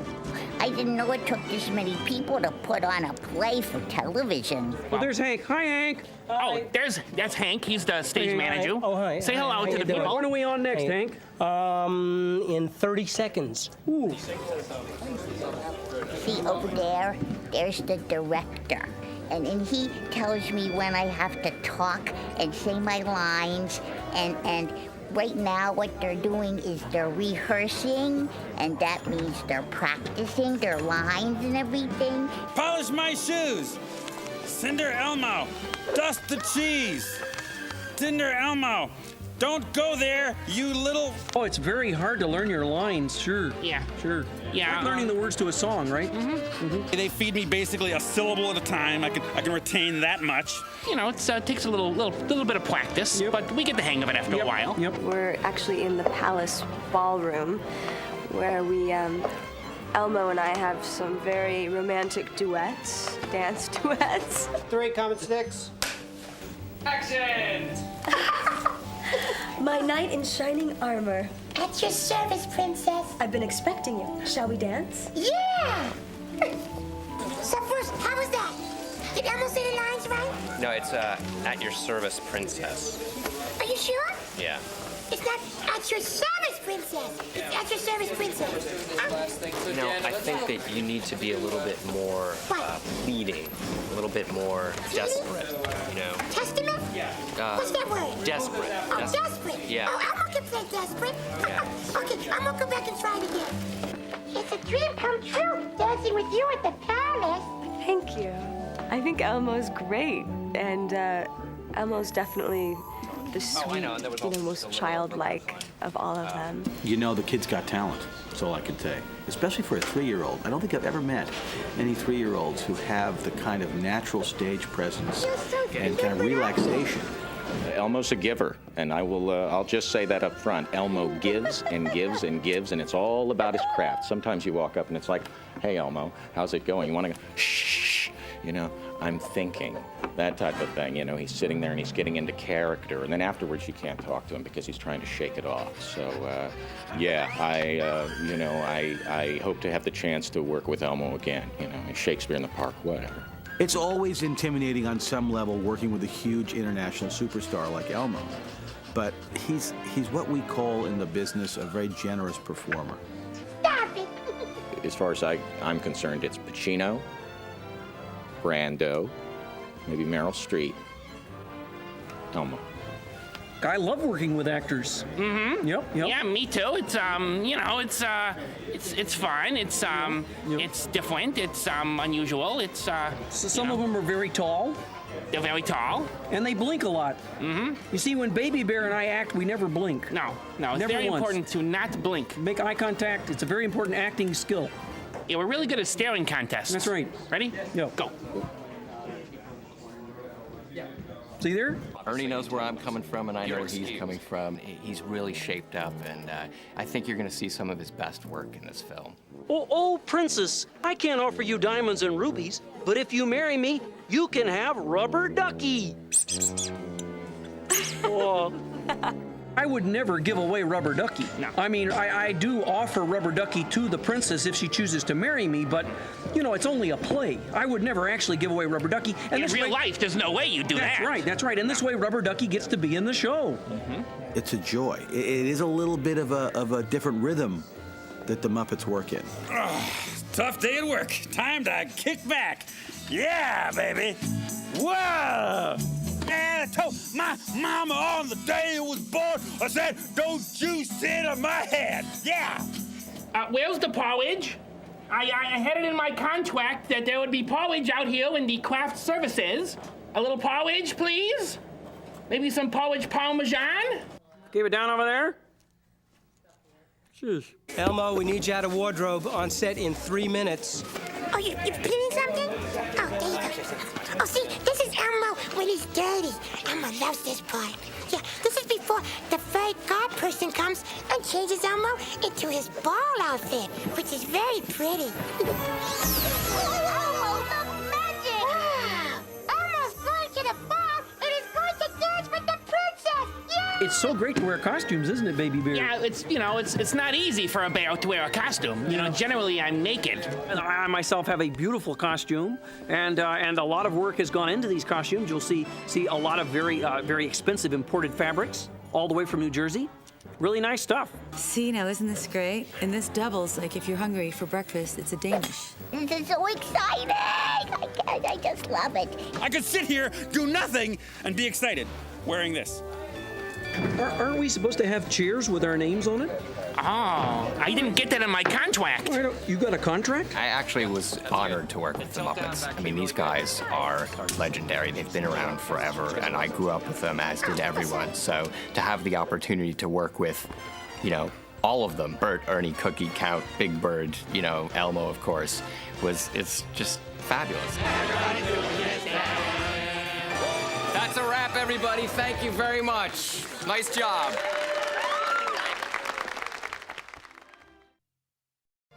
Well, the story of Cinder Elmo is ironically very close to the story of Cinderella. You got it. It's just like Cinderella. We're kind of like Cinderella. A little different. A little bit more Sesame Street in it. Cinderella! It's a comedy, but there are also some really sweet moments. When Elmo doesn't get to go to the ball or doesn't think he's going to get to go, and he and Zoe are left together in the house. I think we're locked in. It's okay. Maybe next year. And they envision what it would be like to be there at the ball, and they dance together. It's a very, very sweet moment. Get Elmo.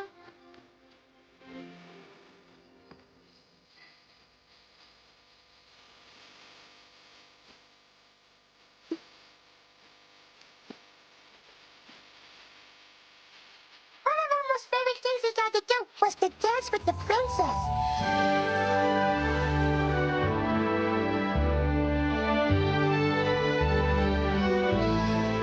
It's great. It can be intricate at times, and there is quite a height difference.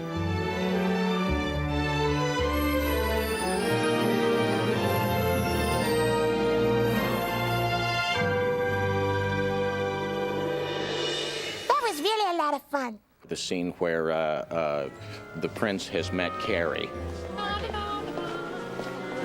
Oh! Excuse me. It's my fault, princess. And he's trying to, he's trying to conceal the fact that he's actually a dog, and it's sort of randomly breaking out into scratching or panting or, hitting the ear and then kind of pulling it back together. I'm not what I seem to be.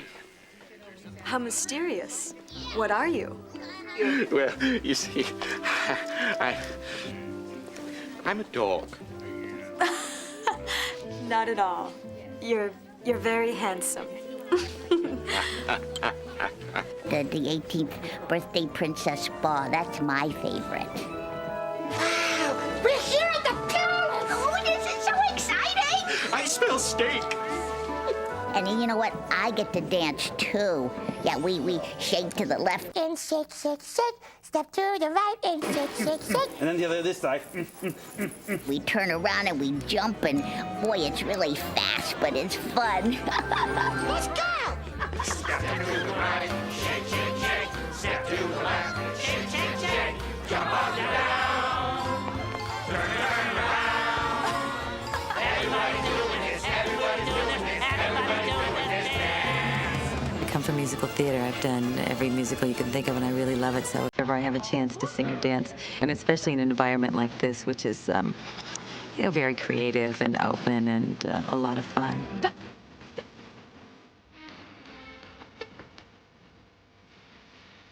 That's the dog and that's the flea.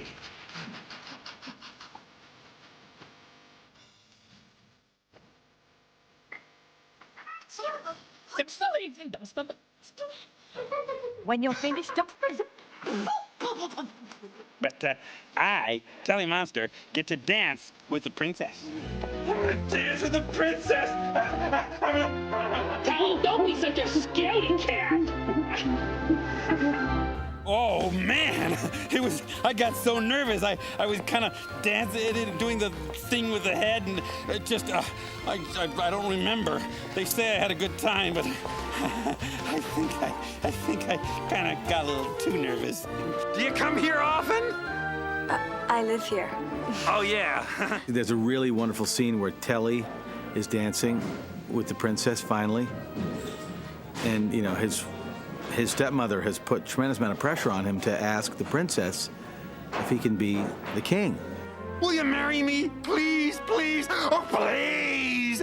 My mother wants it so much! And he finally gets up the courage to ask her. And he said, and she says, wow, do you really want to be the king? And he goes, You're very nice, but I don't want to be king. I just want to jump on my pogo stick and be a kid for a while. that's my favorite scene in the movie. Well, you know, one of my very favorite moments in the whole show is at the very end. My knight in shining armor. At your service, princess. I've been expecting you. Shall we dance? Yeah! It is a happy ending, and Elmo actually does get to dance with the beautiful princess. I just love a happy ending. Me too. You can make it happen. It all depends on you.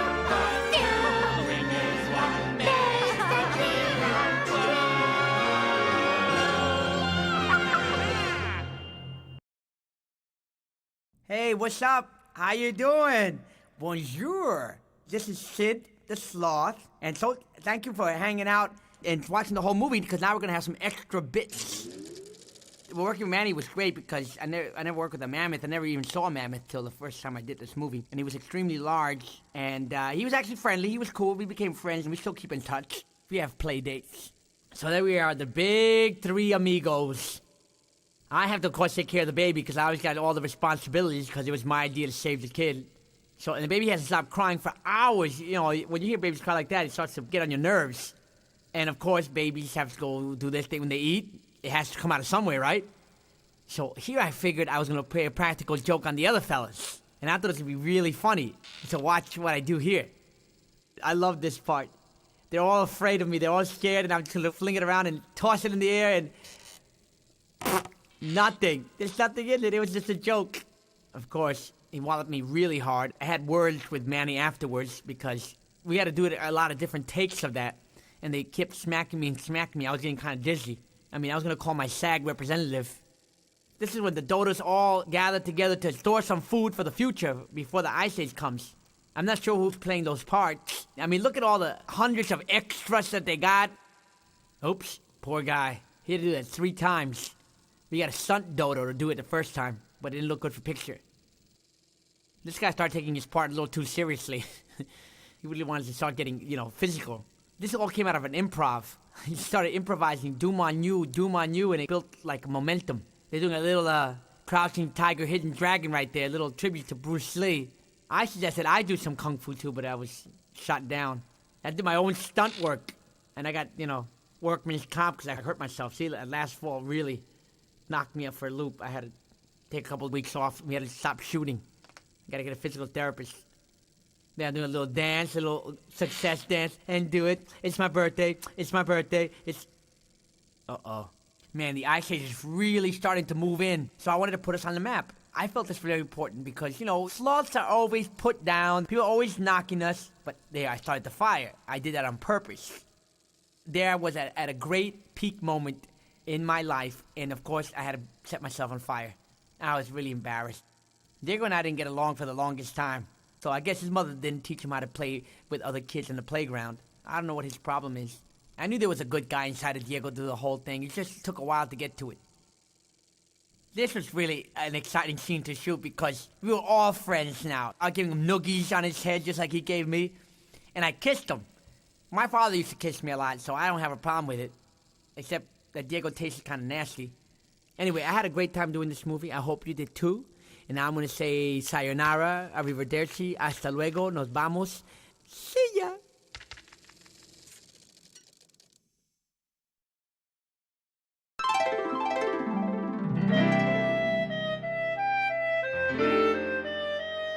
Ah, yes.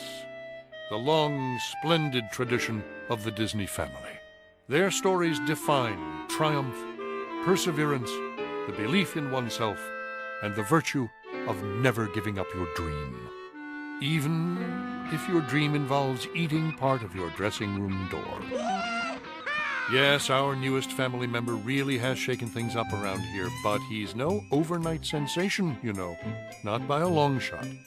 He's been trying to break into Disney movies for years.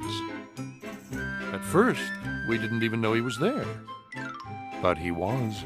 Snuck onto the set and fell in love with the movie business. The camera adored him. But the dwarf roles had already been filled, and he just couldn't pull off the whole woodland creature look. So we found him a job in the prop department, where he worked as a prop. For someone with so much energy, he can really do wooden well. So well, in fact, that he scored a job as an extra on the set of Peter Pan. Unfortunately, when he was shown the ropes, he not only scaled them, he ate them. I still don't see what the big deal was. It could have happened to anyone in need of a little light snack. He didn't make the final cut. Undaunted, however, he promptly found himself another tasty gig as a standout stand-in. The film's leading lady got a little hot under the flea collar. She had him thrown off the set. But defeat was alien to this alien. He defied the odds, not to mention studio security, and found his way onto the sets of some of our company's most distinguished productions. He could play silent and steely when need be. Cute and cuddly when called for. His guitar riffs were the talk of the jungle. And let's face it, no one does Fierce like he does Fierce. Yet, off the set, he was always sensitive and giving.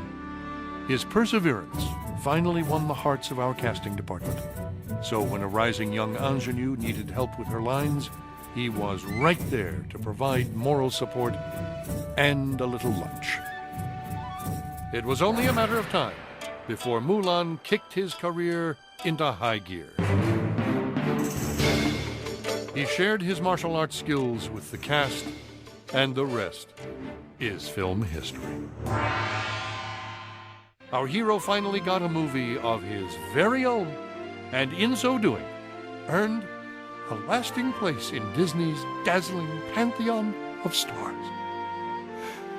We're all so very, very proud.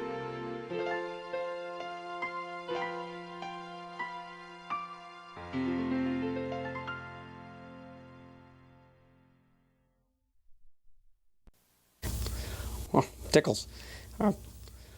Oh, hey there, guys. Good morning. Welcome to some behind-the-scenes stuff here. It's 4:30 a.m., and I am here in the makeup chair, and I'm about to have some prosthetic appliances prosthetically applied by Paul, and that will transform me into the young version, the 12-year-old young Kermit, back to where I was quite a few years ago. I want you to see this when we're done, but it's going to take a while, so you might want to come back, but we're going to get started. This is interesting. Yeah, can you open your eye a little bit? Oh yeah. We'll put your contact in. Ta-da! Here we are 3 hours later. I have been magically transformed to young Kermit. Okay, folks, let's go make a movie! Yeah! Okay, people, we need to talk. Hey, Donkey, what's up? Well, I'll tell you what's up. This is what's up. Well, there's been some technological advancements since the first movie. Oh, excuse me. I didn't know a receding mane was an advancement. It's realistic. Yeah, I think... Okay, it's a little bit too real. Just fix it. Understandable. I look like Shrek. It's hideous. Hello. Using HP technology, Back where it was. That's all I'm DreamWorks is taking the animation of Shrek 2 to a new level of realism. HP. Invent.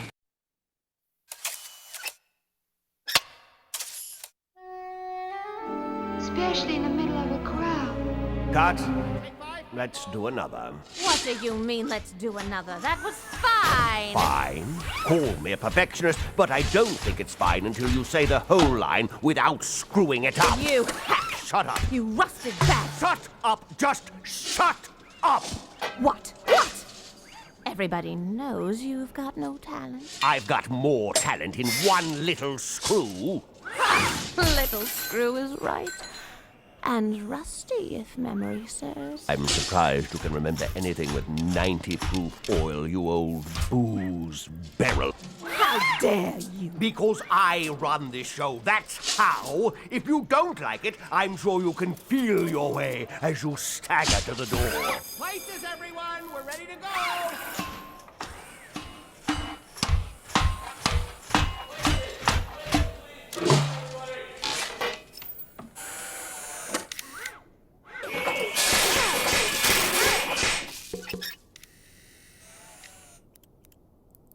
And action. Terrible thing to be lonesome, especially in the middle of a crowd. Cut. Well, Perfect. really? Baby, you still got it. Only in your hands, you big genius.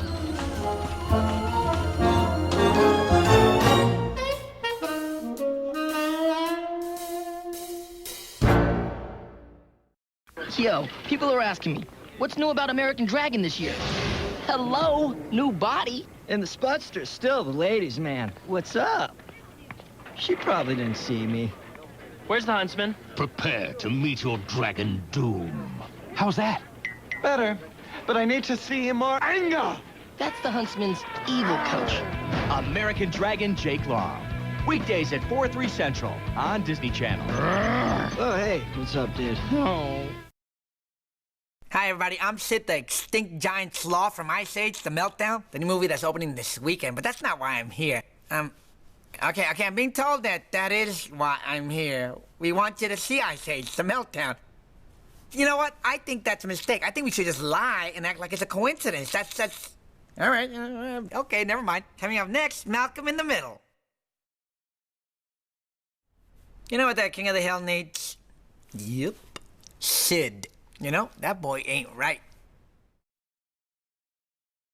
Sid here from Ice Age The Meltdown. The Meltdown. Go Meltdown. Coming up next, enjoy a show that's been on since before I was extinct. The Simpsons. Oh, I see. I thought it was called The Wart at Home. The Wart at Home. And by the way, I save all my old warts at home. What a coincidence, huh? As a matter of fact, I have a wart right here. It seems today that all you see is violence in movies and sex on TV. But where are those good old-fashioned values on which we used to rely? Lucky, there's a Family Guy, and he's coming up next. Sid again. That's right. Hope you're enjoying this great night of sitcoms. Sitcoms? Get it? Got it. Okay, never mind. Coming up next is Free Ride.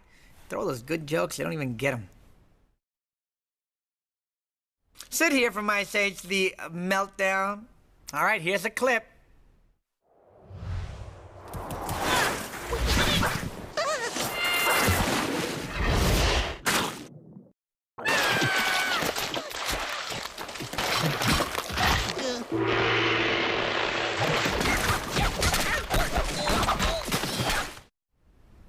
Who picked that clip? I barely know that guy. Okay, I'm being told to shut up and read the cue cards. Fox Network? Maybe they should have named it for an animal that doesn't completely suck, like the Sloth Network. Now that's got a ring to it. For more of me, watch Fox this Sunday. Hey, Donkey. Yeah, my wife is none too happy with how she looks in Shrek the Third on HD DVD. Why? HD is the best picture you can get. That's the problem. She says her skin's so scaly, it makes Parsifal look big, like everything. Well, it's a high-def DVD, and she's a massive dragon. Did I mention we was calling from the parking lot? For truly high-def movies, get HD DVD and experience the biggest hits this holiday season. Yes. He said it was urgent. It's a cookie. Gingy! This Shrek the Third HD DVD is just too amazing. It makes me look delicious. You look great. Well, HD is the best picture you can get. Oh, it's making me want to take a little nibble. So many shiny sprinkles. Ow!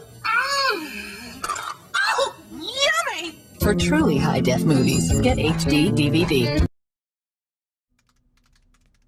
Hey, Joe, what's with those cupcakes? Those were sick. Excuse me, what do you want here? It's a movie about bees. We need bee sounds. You want it loud? Listen, fella, can you just flap your wings into the microphone so that we can get out of here? Stupid bee. I heard that. Yeah? Uh-huh. All right, I'm starting.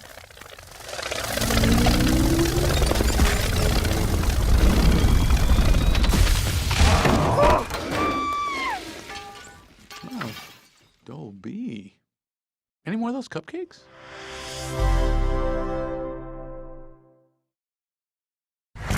Well, boys, we finally made it. The premiere of our very own DVD. This place is a zoo. Technically, no. It's the biggest night in Hollywood. Tonight we hit the big time. Oh, boy. Commence Operation DVD. Go! Okay, boys, let's review. Our mission to take out Blowhole was a success. I think my big scene's coming up next. Roger that. Clock's ticking, boys. We're going undercover. Oh, can we wear wigs? Kowalski. Oh, right. That proves it, boys. Penguins are smarter than mammals. Whoa. Clearly, we should have gone on Are You Smarter Than a Lemur when we had the chance. Next year. Mission accomplished, boys. The DVD of our show, The Penguins of Madagascar. And I was the best. I'm a really big star. To the zoo, boys. I don't like to win.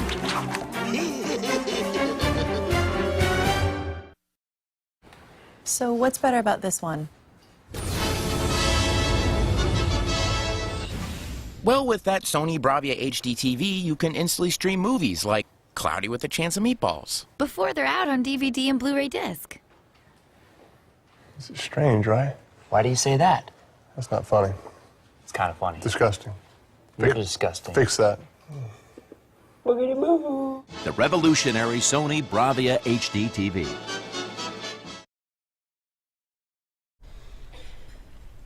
Thank you. Thank you very much. Thank you. I deeply appreciate the National Board of Review for choosing to award me this Special Achievement Prize, and I thought I would like to express my gratitude through the same medium as our film, which is in stop motion, which is like what I am right now. I'm actually going to hand this over to someone because it's hard to do like this. Thank you. I would also like to thank the people whose names are going to go by above my head now, without whom this movie would not have been, here they are, without whom this movie would not have been possible. I thank all of you very, very much. Anyway, just in summation, I should wrap this up, so I'll just say again what an honor it is to be included here tonight and to receive this, actually, can I come back? Give it back to me. Thank you. This wonderful Special Achievement Award, which I will treasure. Thank you so much. Thank you. Thank you. That's right. Thank you, guys.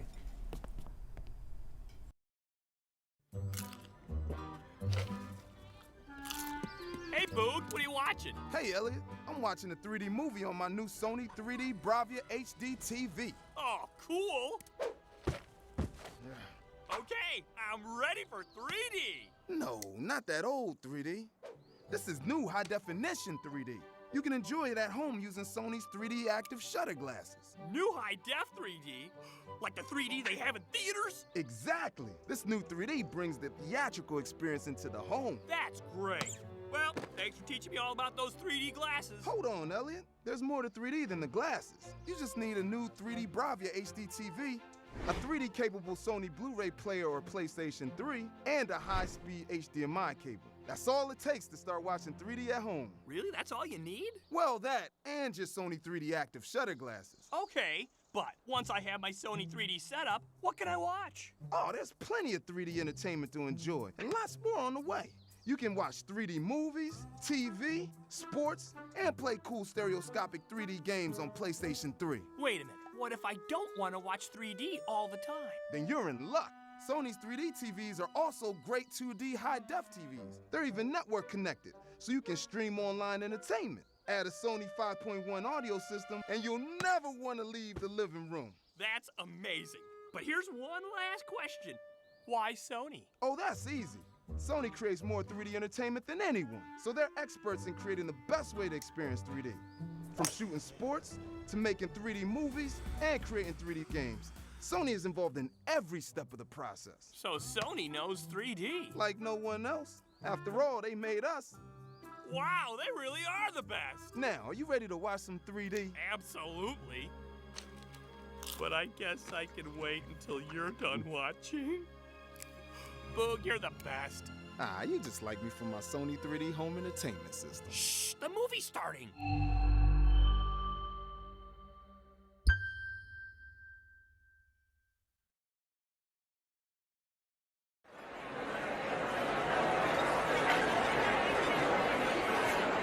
Well, check it out. Everybody's here tonight. Ed O'Neill, David Duchovny, Martin Lawrence. And look, they even got the stars of Cops.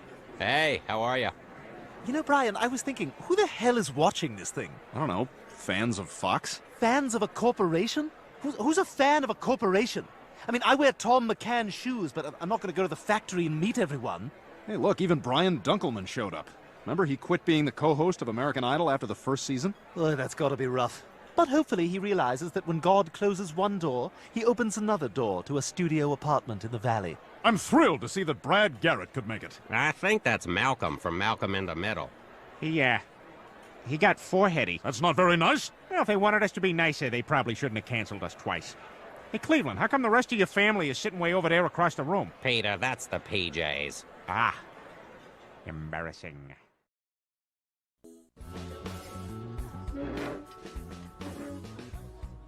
How is it that we've been on Fox longer than anybody else and we're sitting at the crappiest table? Could be worse. All the waiters are former network presidents. Ay, caramba! How to marry a midget seemed like a good idea at the time. Well, I think this is the best table, right next to the kitchen. Salad! Next time I trip you, you better have steak. Ooh, Zoe Deschanel from New Girl. Yep. Hey, what are you... She's not moving. That's right. She'll be Tuesday nights at 9 for a long, long time. Quick, everybody say their favorite memory of Fox. I like how the network is a daring liberal antidote to the right-wing news channel that it gave birth to. I love that they invented the 8 o'clock butt crack. I think the truly great thing about Fox is they only give you 2 hours of lousy shows a night instead of 3 hours like the other networks. You're right, Dad. That's Right on, Dad. good watching. Guys, you'll never believe it. A little kid just walked up and tried to order a martini. That was Ryan Seacrest. Oh, then it's a good thing I serve liquor to kids. Yeah, have a treat, sweetheart. Are you the jerk who tripped me? Oh, I believe his name was Rupert somebody. Thank you. Hey, Rupert!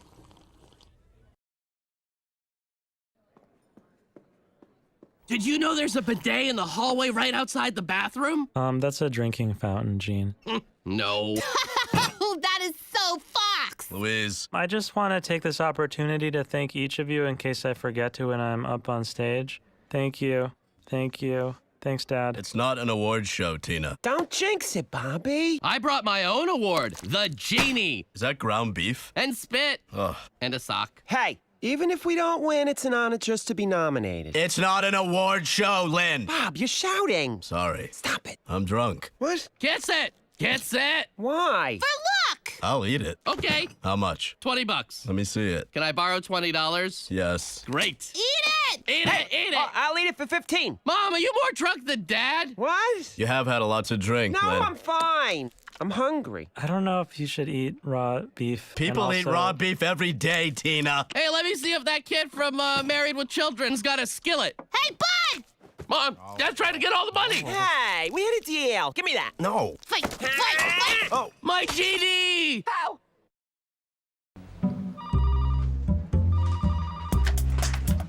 Hello? Shira, it's Manny. Diego mentioned that you're over at American Idol now, and I'd love to get my trunk on some tickets. Hey, Manny, it's not Shira.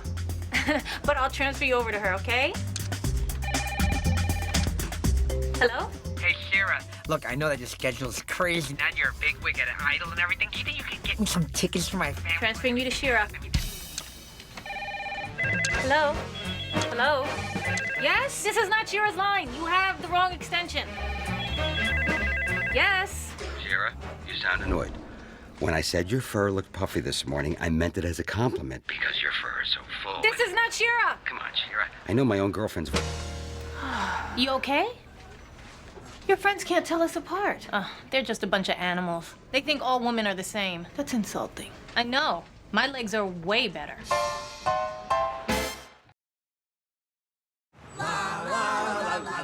Sing a happy song. What do you got? The Smurf's too sneaky. Too bad no one will see it. Naughty, naughty! It's the naughty! Smurf after them. Whoa! All next week across the networks of NBC Universal. Prepare for one wild Smurf chase. Got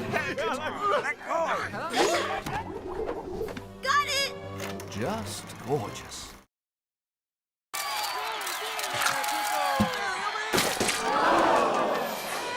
Tame even the wildest carpet stains with Spot Shot. Catch Cloudy 2 in theaters. Excuse me one moment. I need a word with Mr. Weenie. Mr. Weenie, bad dog. Mr. Weenie! Drop it. Sit. Stay. Hello, humans! It is I, Mr. Weenie. I am on the set of my next film, but I can't talk too much about it. It's top secret. Needless to say, I am fully immersed in my character, as always. But the director has asked me to share a little bit about my acting process with you, so I will oblige. I am the dog of the people, you know. Something bad has happened. Something really, really bad. What happened? My beloved owner, Bobby, is gone. I'm really acting my little tail off here, aren't I? I know it's so hard for you to tell that I'm just acting because I'm so talented that it seems like I'm actually scared. But I'm not. I have fooled you. I am acting. As you can see, I'm quite good at it.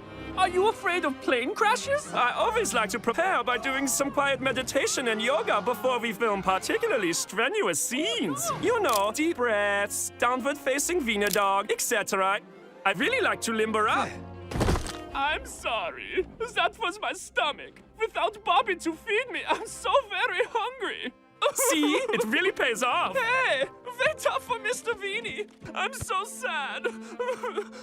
But so hungry. Oh, look, it is yet another example of me being quite agile while still delivering a fine acting performance. Moo! I'm a cow. And you know, I actually had such sniffles that day. You should have seen me. I was more like Mr. Sniffly than Mr. Weenie. Sometimes I'm so funny, I make myself laugh. So we've only got two problems. Piece of cake. I like cake.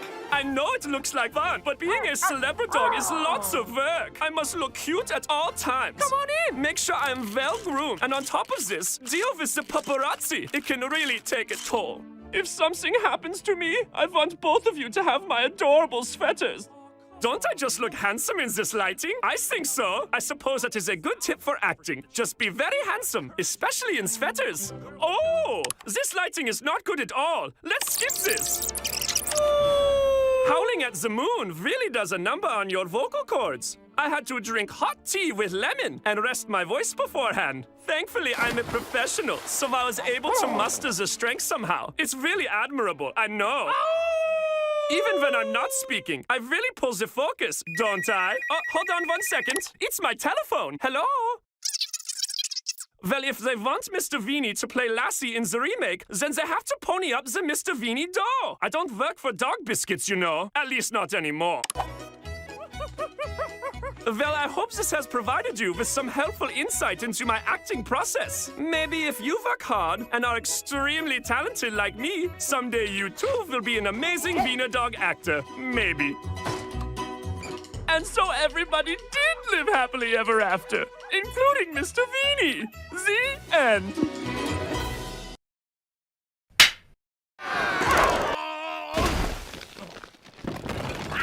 Let's do another take. Pepperoni, the official stunt animal of the Angry Birds movie. It's a London dialect. It should sound like this. Death before dishonor. Death before dishonor. No, like a king. Death before dishonor. Oh, no. What? Death before dishonor. This lesson could be your very last. If you threaten my life one more time today, I'm in my car and I'm off home. Then go home.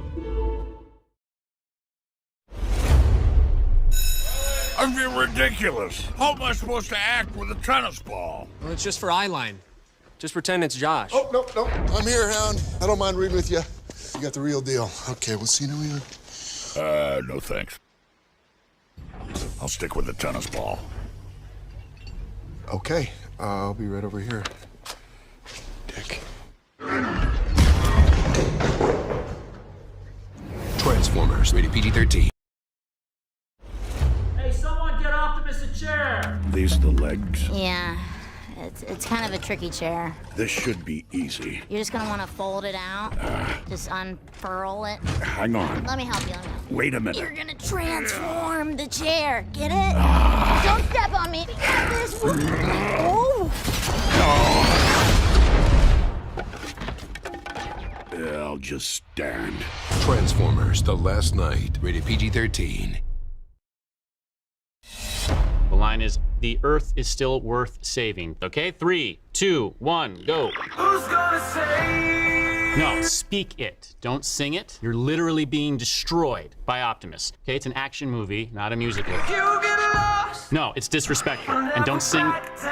When I'm talking to you, can you speak to me? Where'd they find you? Outer space? Jesus. Okay, go. We're gonna save the world. Let's just take 5. We're back in 3 minutes, Ken. Well, you might want to tell Robin, because his glam team needs 4 hours. What's going on? The speech is my recital. I think it's very vital. Why do I know this voice? Right on time, it's tricky in the title. Here we go. It's tricky to rock around. That's right on time. It's tricky. I definitely know this voice. I did a movie with this voice. Tricky. Wow. What a tasty treat. Club sandwich, which is everything. Someone who eats everything. I don't have to guess because I know exactly who this is. Scooby-Doo! Hello, everybody. And hello to you, Dynamite. Scooby, how'd you know it was me? Because I'm a master detective, and everyone knows Ken is a terrible guesser.